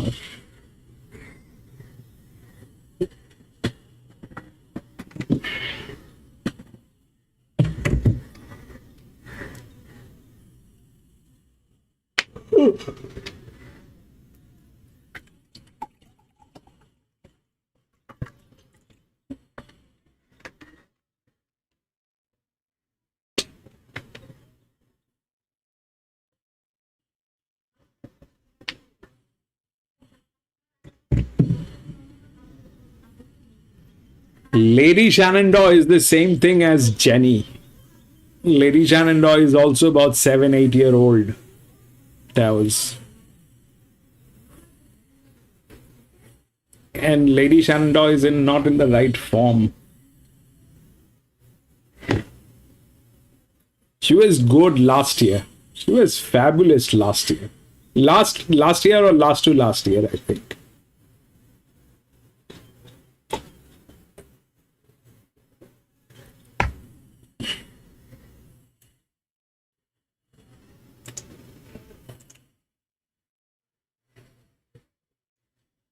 Mountain yard, Nick. Yeah, it looks like he's got some improvement to come when you see him. He's a quality horse. He came into the yard, he had a good look around. It's been relaxed for most of the time. Quality horse. He came into the yard, he had a good look around. It's been relaxed for most of the time. He just got his on his toes there. But how he is now is how he's been presenting for most of the yard. So I'd say there's improvement to come. There's still a lot of positive signs. He's got a lot of quality about him. Great move. Positive sign as well for the two Whiskey on the Hill through its resumption. Beating the length in the car line, of course, the Queen Elizabeth winner here in the spring. Yeah, it was an excellent first up run there in the Carline Cup. He charged home fast. Still first up run there in the Carline Cup. He charged home fastest closing splits of the race. Suited rising distance. He controlled nicely between runs. I really like that bump between runs after such a big effort of fresh. Yeah, we saw a few horses sort of come out of that race and be a little bit flat. So the month between runs looks like it's done him the world of good. He's probably still got some improvement to come, but he's trending the right way, that's for sure. Three's Magnus Spin, Corstens Larkin and Ben Allen looking for a double after the early success of Bordeaux. They combined to win the Victoria Gold Cup. It was good performance, good ride. Bordeaux, they combined to win the Victoria Gold Cup. It was good performance, good ride. He's just racing in terrific form, having won 2 of his last 3. Look, this is a bit tougher, but he is potentially going to be your leader if they leave him alone. He might just get away with another one. It's hard to fit, he's in form. The scratching of Saganti, I think, is a big plus for him. He had a fairly significant sweat last night, and he's starting to sweat up again today, but nowhere near as bad as last night, probably because of the cooler conditions. But in terms of how he looks, he's a rock-hard fit, and that looks like his big advantage today. Second in the car line, first up before Immediacy. Gets a little bit of weight relief after the defeat in the Victoria Gold Cup. I thought he was excellent first up. He looked the coming winner, but we had 2 weeks between runs off such a big run fresh. There was a huge chance he was flat, and I think he was. There's a good chance he can bounce back third up. Wouldn't surprise at all to see him winning. Yeah, he looks like he's nearing his top from a fitness point of view now. Third up, he's a horse that's moving quite well. He's got a nice healthy rich coat on him, so all positive signs for him today. 5 Desert Hero makes his debut for Kieran Mara after 1 still in the care of William Haggis, noting that back in 2024, Ben, he was a beaten favourite behind Middle Earth, who won this race at his Australian debut last year before, of course, running third in the Melbourne Cup. Yeah, he's got some pretty serious staying credentials from quite some time ago, admittedly. I thought he trialled okay. A long time between wins. He is first up. There's a chance he might need the run, Nick. Yeah, it looks that way. It looks like he's carrying a bit of condition across his midsection. He's not the best walker, and he hasn't had a whole lot of starts for a 6-year-old, so maybe he has had some soundness issues. In particular, behind is quite short. To the 6-in Point King, who's been raced sparingly, just 3 starts since winning the Lexus Archer on Mackay Davis Stakes Day 2024. He's quite an interesting runner, this guy. I quite liked his recent 1,400-metre jump out. It's the type of horse that now you can get double figures about him. If Nick could give him a good push from the yard, you could maybe have something on. It just depends on whether he's here to go first up or needs a run and further. Look, I think one more for him. He presents in similar condition to how I've seen him first up previously, and I think he's just carrying a little bit of condition across his body. He looks well, presenting well. It's just maybe one more run from terms of getting towards his top. Danny O'Brien's stable have typically had representation in this race in recent years through Young Verda and also Vow and Declare. They bring the 8 Lidsteel here with the car line under her belt. Can very much forgive her performance there. She sat quite close to a fast speed at 1,600. That's not her go. jump out between runs, fit for that run up in distance. She could improve sharply here. Yeah, she's just the absolute professional, and there seems like there's still upside to come with her as the pony just comes over, but she's been nice and relaxed in the yard. She looks like she's taking good improvement from that first up run. She's got some good muscle definition starting to show her. I'd expect a real improved run here today. Back to 2,000 for the 9 Jenny's Meadow, who was a beaten favourite, only just to Magnus Spin 2 back and find herself twice the price here. Yeah, I think that she's over the odds on that basis. So she's probably, with Magnus being one of the fittest horses in this race. She was excellent behind St George, who I'd give a massive chance to at this track and distance 3 starts ago. Race shape didn't suit me. She was 270 against Magnus Spin 2 starts ago. And I just don't think she stayed last time. I think she's a much better horse at 2,000 metres. So I could have something each way at the $15. I think she's over the odds. She's looked at her top for a few runs now, and I think they're just holding her together at the stable. She's moving quite well. A lot of positives for her. 10 Tarview going around in the 29th Cup last night at Pakenham leaves us with the 3-year-old in the 11 Cora. It's an interesting placement by Buzzard and Young after his place in the Autumn Carnival. Yeah, well, he just wants ground, and I think he wants Flemington, hence coming here. So the rising distance, big tick. The drop in the weight is probably a positive. I'd love to see him go forward. If he rolls forward here and maybe settles outside of Magnus Spin, he could certainly run a race and be in the finish without surprising. Yeah, you'd sort of think the 3-year-old taking on the older horses, that he might look a bit out of place here, but he's probably the biggest horse in the mounting yard. He's an absolute beast of a time. Staying tight, he's improved since last start. He's really close to his top. He could run a big race. 3 weeks out from the Group 1 Australian Cup. It'll be the last of the top-level contests of this year's Festival of Racing. It's TAB Australian Cup Prelude over 2,000 metres. Ben, your top 4 for the last. We're over a bit of a blowout here in Jenny's Meadow. I just don't think stepping up in trip worked for her last time out, so she should be half fit. I don't think she's got the class of a horse like an Augustus, but I do think she's going to be at her absolute top fitness-wise, and back to 2,000 metres. She can produce the efforts she did 2 and 3 starts ago. Wouldn't surprise to see her in the finish here at a big, big price. Augustus, he might just be too good for them if he's ready to go. Similar story, Point King. I really liked his recent jump out.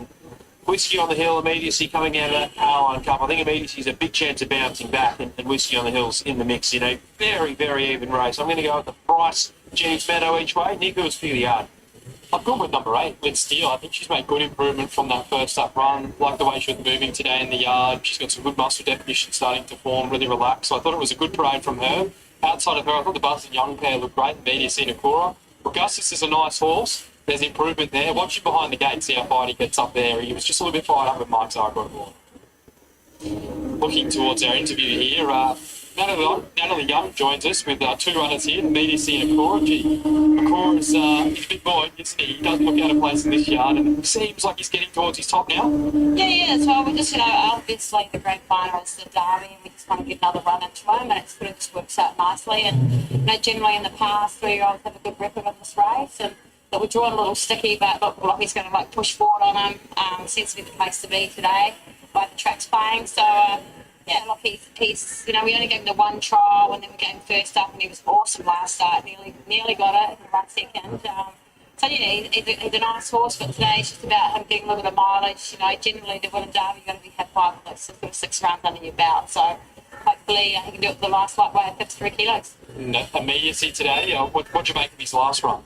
I think he was so brilliant in the Carlson Cup. It was 40-1, and he just got there. He just missed out by a lip, sorry. And I think just second up, he was in at a bit more weight, hit 59.5, and he just was a touch down. So, just changed a few things around at home, gave him a few little sprints, and looking at him today going out, he looks fit and ready, and he's obviously got to be Augustus' favourite and that, but he looks ready to roll.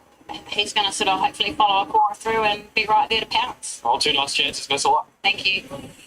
Okay, media see the pick of those, third left in the market, and a Cora down the bottom at $14. But let's go back up to the top. It's Augustus. The chocolates are out. Look out. Punters are all over him to win here on his first Australian debut, $3. He's going to be a market mover. Whiskey is nice and firm though. He's your second, left at $5. He'll appreciate Flemington and the 1.25 miles, or does he want further? Enough pushing the market to say he's right to go. Immediacy, there you go, $5.50. Down the page, nothing happening at all. Once again, your same race multi, there's a lot of value there for you to have a play around and a bit of fun in the last. The Australia Cup prelude, what a race, the Australia Cup. You win some, you lose more. free and confidential support, call the 1-800 number or visit the website. Glenn Thompson joins us, Whiskey on the Hill, second up off an impressive performance in the car line. Back to the scene of his Queen Elizabeth win in very different conditions, admittedly on Champions Day. Glenn, good to see you, and nice to be able to call on an old friend at Newbone.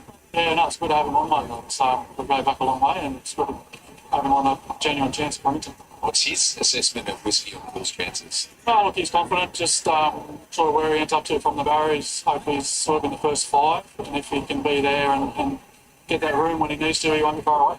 You're pleasantly surprised with what you drove away from at Caulfield? Oh, yeah, he ran really well. I expected him to... We've gone up to expectations. He's been going really well at home.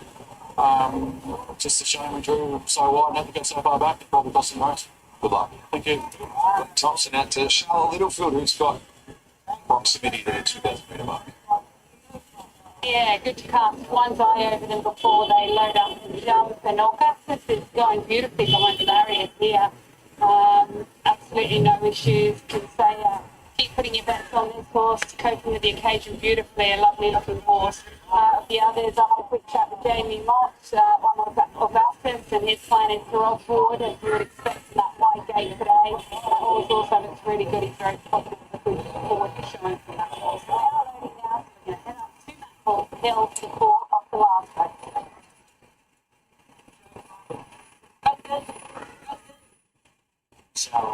So Desert Hero is in with also immediacy. Here's Jennings Meadow and Cora, the last two. Body numbers you need at Flemington are 1, 6 months. Last one coming forward, Cora. Cora joins them and they're locked away. Set for the Australian Cup prelude. So back and away they go, and make the spin towards the inside, jumped away really well and was the initial leader with Cora, who jumped from the outside gate's going to draw across immediacy. Point King not too far away. Also starting to bullock through is Jenny's Meadow. Behind those horses, Augustus, Whiskey on the Hill, and then Lit Steel and Desert Hero brought up the rear. After 400 metres, 1,600 from home, Cora from the outside gate is going to sweep across the face of the field and lead 2 lengths Point King. Third on the inside is Magnus Spin, then Jenny's Meadow with immediacy around her. They're 2 lengths in front of behind those horses, Whiskey on the Hill, followed by Augustus, and then towards the back of the field, Lit Steel and Desert Hero towards Chiquita Lodge. So approaching the 1,200 metres, and it's Cora striding out by a length and a half to Point King. Third is Magnus Spin, the last Caulfield winner. And then came immediacy 4-3 wide. Jenny's Meadow, the centre, a length Whiskey on the Hill, followed by Augustus, Desert Hero, and last of all is Lit Steel. Cora just looked to slacken it off midway, but it's running consistent splits at the moment. 850 metres to go, a length to Point King. They were followed by immediacy 2 off the lead from Magnus Spin at the 800 metres. In between horses, Jenny's Meadow, a length and a quarter, Augustus, Whiskey on the Hill, about a length and 3/4, Lit Steel, and Desert Hero is last. Coming up towards the corner in the last 600 metres to go, it's Cora, still had a decent buffer, a length and a half, Point King. Then came immediacy, just ridden up on the outer, followed then by along the inside, trying to pick up at that crucial stage, Magnus Spin, and there's a run appearing for it if it's good enough, because Cora's pinged away, 350 out, put up a good 3 lengths, Magnus Spin. Then came immediacy, who's just whacking on, Jenny's Meadow and Lit Steel from a mile back. It's Cora. 200 metres to go, still 3 lengths to Jenny's Meadow, Magnus Spin and Lit Steel. Cora with 100 metres to go, still 2 lengths to Lit Steel, who's flying home, but it's going to be too late. Cora won the last, a length Lit Steel. 11, 9 and 8. Magnus Spin and Whiskey on the Hill. Augustus next, and then 11, 9, 8 and 5. long last was Point King. He was just all initiative, locking on to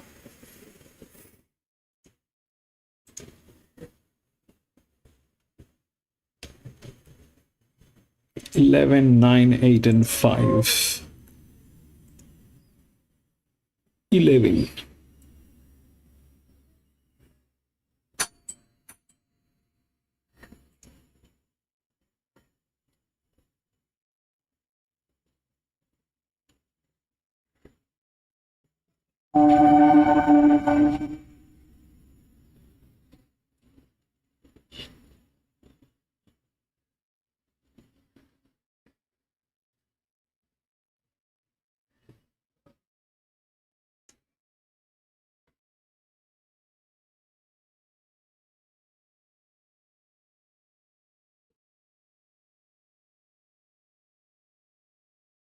So nothing happened there.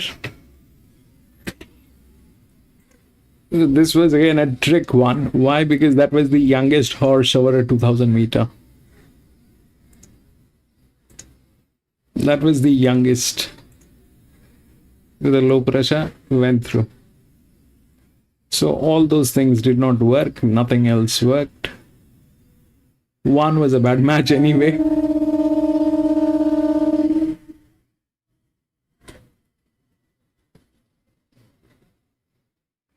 They failed from there. 4 gave up. Did not happen. The youngest horse.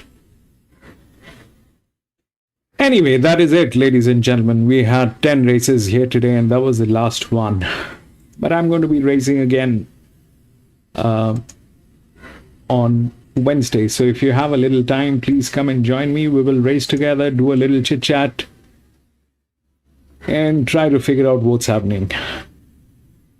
And I want to thank everybody who's been here during the stream. Thank you so much for being there. It means a lot. And I want to thank everybody who's going to watch this as a replay. Thank you for doing that. That means a lot. And thank you so much, PC, for being there. Adoman, thank you so much for being there, my friend. Daos, thank you so much for being there, my friend. Jimmy, thank you so much for being there, my friend.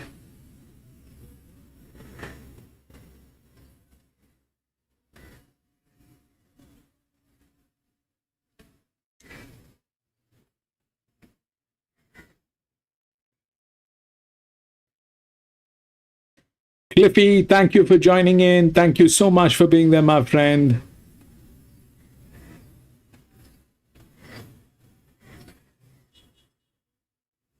Judd, thank you so much for being there, my friend.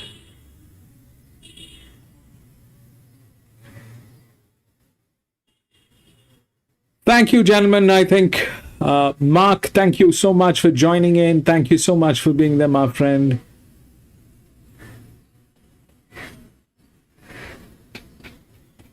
That is it, gentlemen. I'll see you on Wednesday. Till then, stay blessed and have a great day.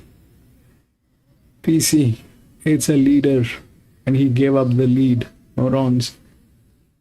Yeah, so that happened, but the thing is, generally, PC, what happens whenever we are racing, there are situations that will happen.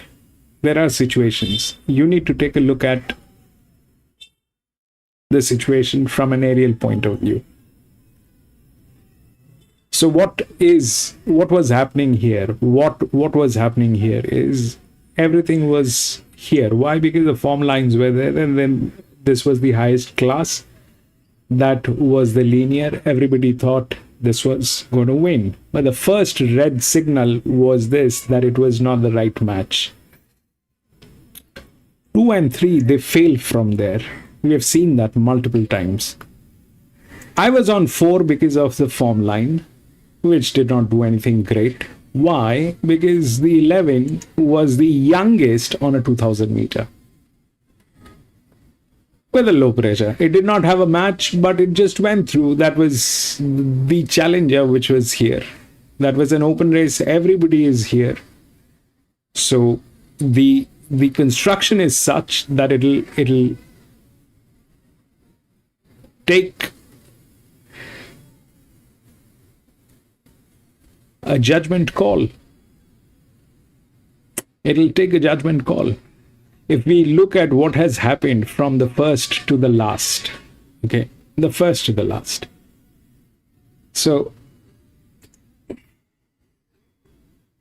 the first one, the favorite came home. Beautiful match, no problem. Came home. I was out of this one. The first one I never get in. The second one was a benchmark 84. If we look at the result, 9 won. Why? Because the 3 was getting tailed. Did not happen there. 9 and 3. So every time there is a situation which is going to be thrown at you. Now, do you want to take that situation in and consider that is something that you need to figure out whether you want to do that. 2 was the favorite here, 2 won as a neutral. The 4 I was on came in third, which is okay. Here, if we look at what has happened on 4th,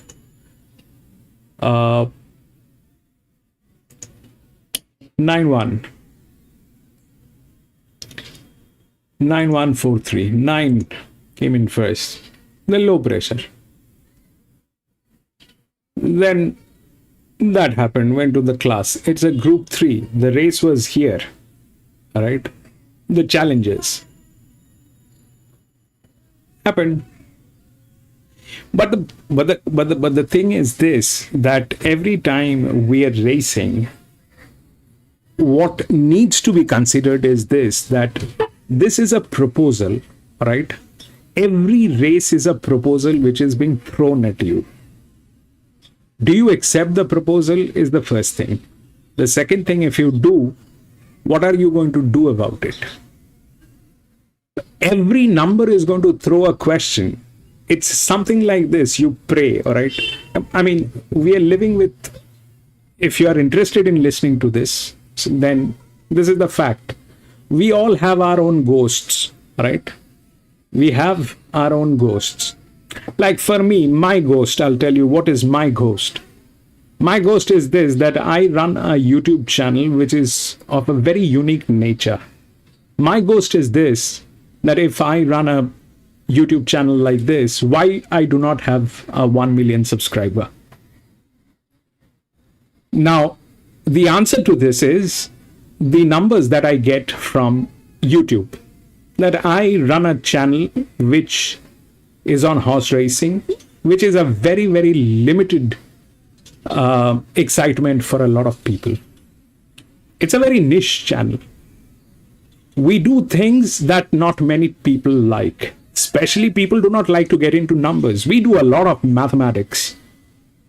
People often like to go with shout-outs, like PC was asking for. What is my pick? What is my pick? My pick is... I mean, if I am going to give you a pick, then that makes no sense. You know why? Because my pick and my pick, that is according to my pocket, that is according to my understanding of the race. My job is, what I have assumed is, I am going to put up the numbers in front of you. Now, my ghost is this, that I have a channel and I do not have, why I do not have 1 million subscribers is because the fact that nobody likes numbers. People do not like to learn numbers. They like quick fix. They like to have someone who's going to give them a quick fix. This horse is going to win. Or that horse is going to win. That's cherry picking. I don't do that. Now, what is your ghost? We all have our ghost. For example, a ghost is like this, that why a top performing horse will not win. For example, most of us, we believe that a top performing horse, the performing horse, which is, let's say, the linear or somebody who's got the best numbers, why will that not win? The question is answered with the numbers as well. Now, every number is going to throw an option to you, whether you want to get involved with that number or not.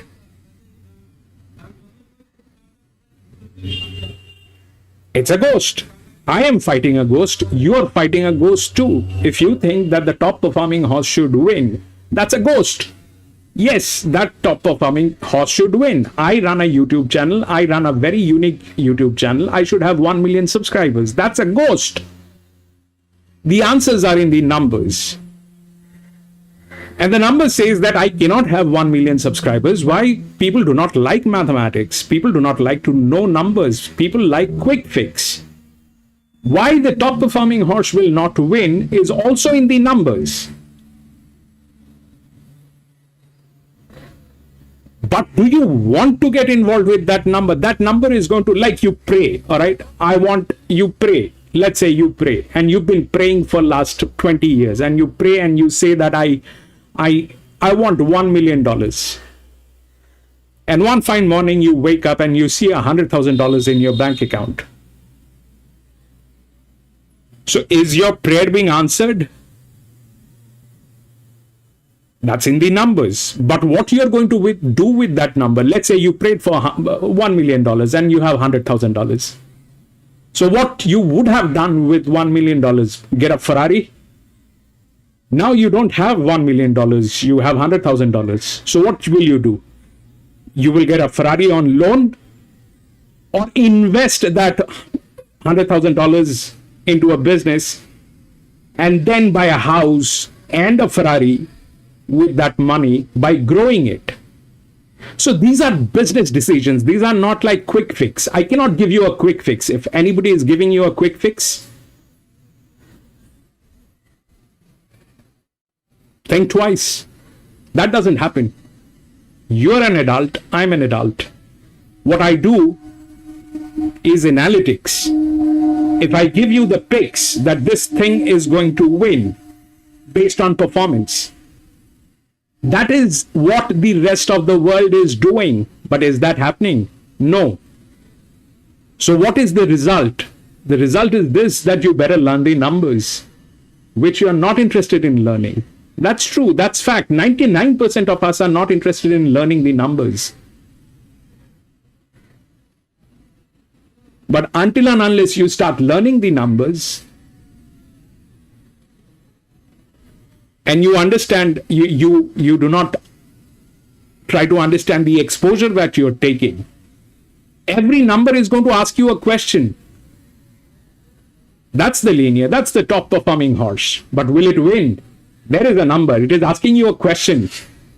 Will it win? You say yes. Okay, great. You win. Fair enough. But when you lose, you know where you made the mistake. So the point is this, what I'm trying to make is, horse racing is not as simple as what you think it is. It is not. It is going to test the horse. At the same time, it is going to test your judgment. Judgment that you are making is your perception about it. Perceptions are right and perceptions are wrong at the same time. What we can do is take an educated call. Instead of people who are absolutely pinhead and they take assumptions, we can take an educated call.